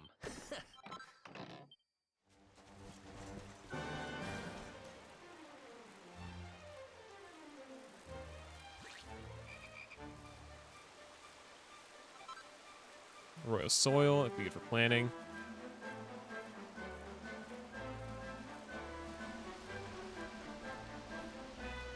We'll get off here. Let's go up here.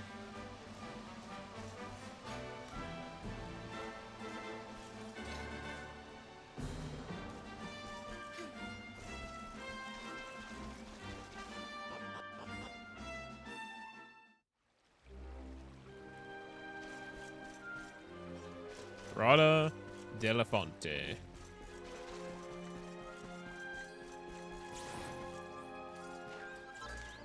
Oh, that's a bat. Yeah, I've only got into a fight with that.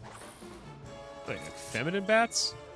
You're not gonna like this. Oh, he's asleep.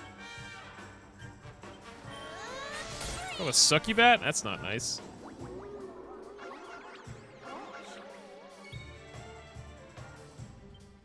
That wasn't cool.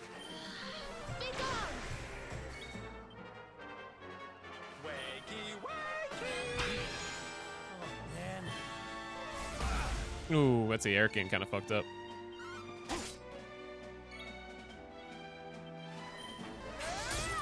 Alright, cool, it's down. I was worried, I'm like, oh, this isn't good. I hear the echo, too.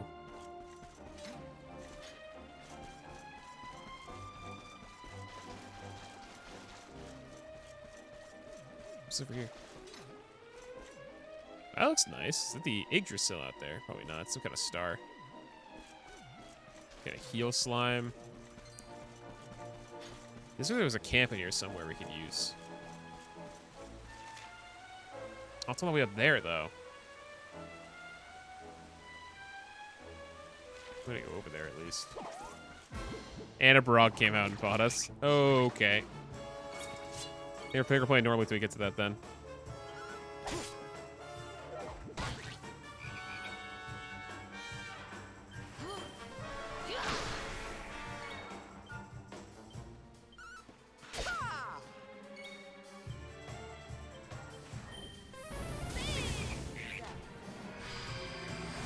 That thing is stronger.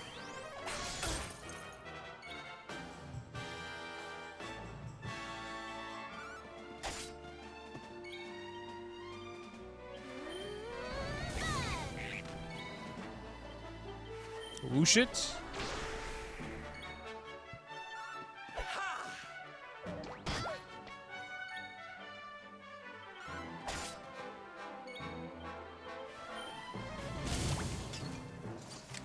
Veronica wins again.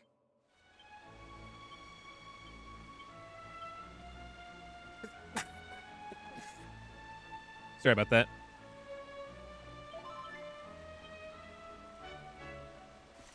Go back to hero for a bit. I think I did that at least. So we're gonna go up here.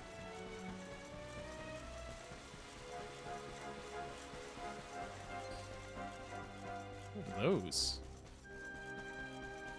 There's a lot going on here.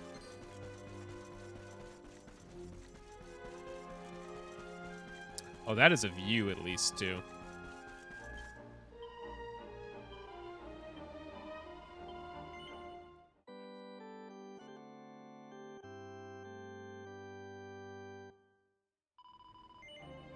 No, not right now.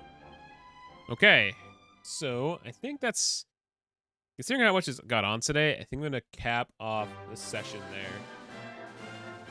I probably am gonna play more Dragon Quest tonight off stream, if anything. But I think we're gonna call it quits there for today. So let me do something real quick. Where are you? So let me just see what how we're looking right now.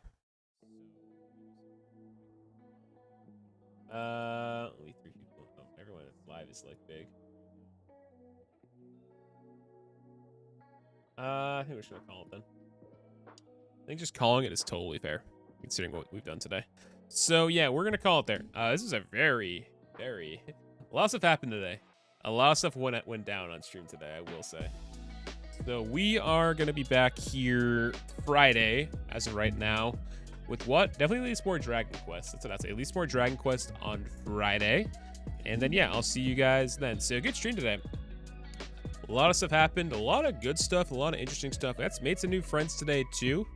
Thanks you guys who hung out today. Thanks for the follows today too. And until Friday, take care guys, and I'll catch you all back here then for some more Dragon Quest and more.